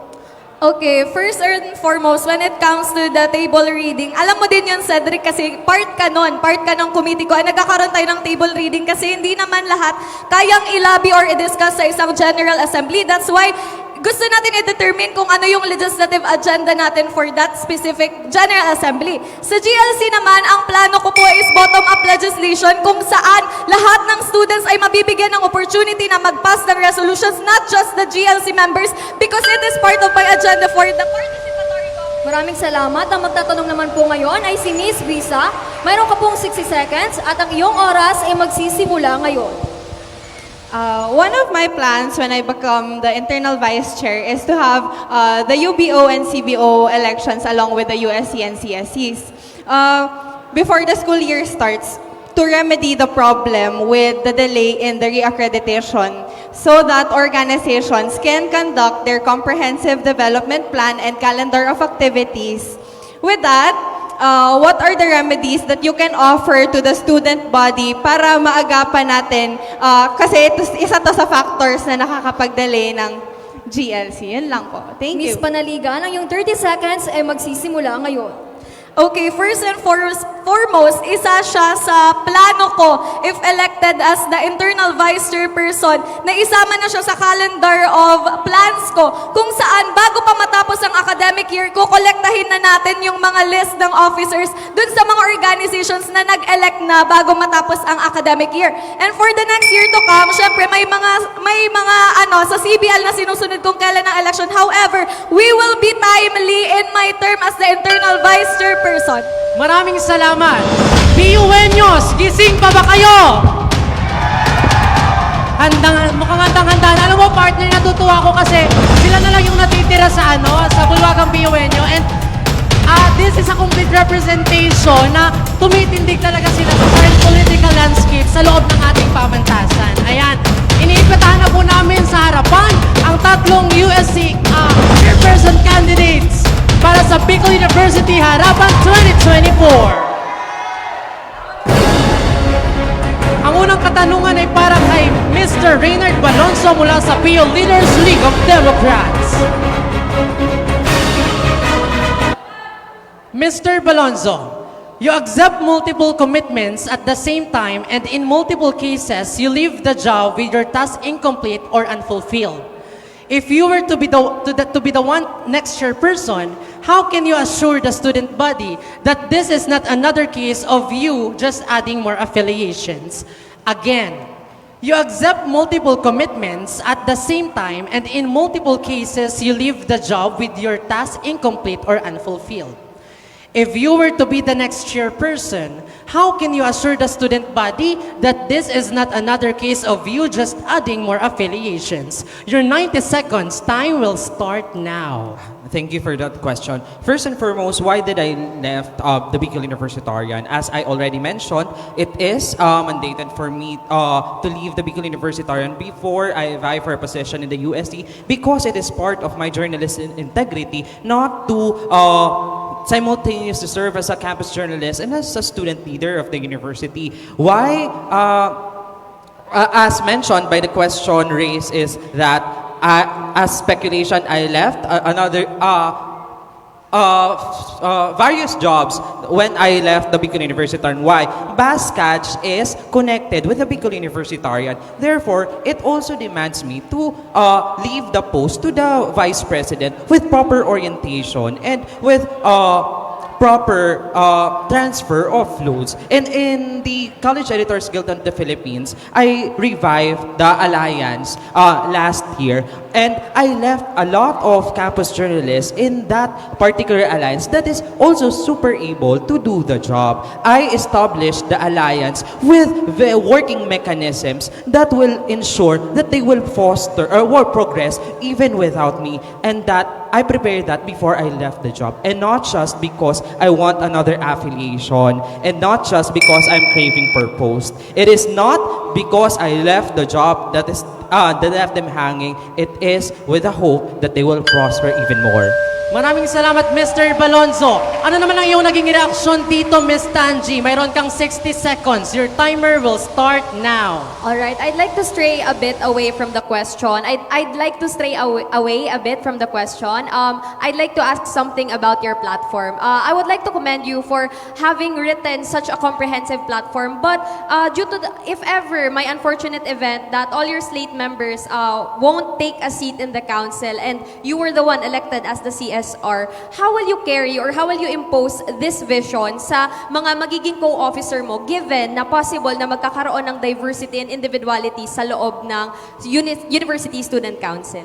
Mr. Balonzo, your 30 seconds time to rebut will start now. The Bicol University League of Democrats did not make those platforms just to promote themselves. It is with our mantra na ipapanalo natin ang buo at malawak na hanay ng mga BUenyos. Lahat po ng plataforma na yon ay research-based with humanistic approaches na plotted na sa paglaom cost-led. Kaya naman kahit hindi makapasok ang mga slate members, so God forbid, because they are very, very much qualified, sigurado nating ma-implement pa rin ito. Dahil actually, Phase 3 na tayo sa implementation ng paglaom. Maraming salamat. Mayroon rin pong 60 seconds si Ms. Alamares para magbigay ng kanyang reaksyon sa naging kasagutan kanina ni Mr. Reynard Balonzo. Your timer will start now. Okay, hello Reynard. So, It is your first time to run for a student council position, especially in the University Student Council. So how can you assure us, the BUenos, that you will not use the council as a training ground if ever you win as the chairperson and student regent? Thank you. Mr. Balonzo, your 30 seconds to rebut will start now. I may not be a former member of the University Student Council, but I am already a member of the National Council of CEGP National Office, which already gives me an experience on handling national events, national trainings for students or for campus journalists. Kung training ground lang naman ng USC, Diyos ko, ang credential ko sa National Council is already very, very much enough and more adequate than my opponents. Hindi training ground ang USC para sa akin. Ibinibigay ko ang serbisyo ko para sa mga BUenyo dahil ito ang deserve ng mga estudyante. Maraming salamat. Ngayon naman ating tanungin ang chairperson ng LLR Reforma na si Miss Dylan Sinidziv Tanji. Ito po ang iyong tanong. As the incumbent University Student Council Public Information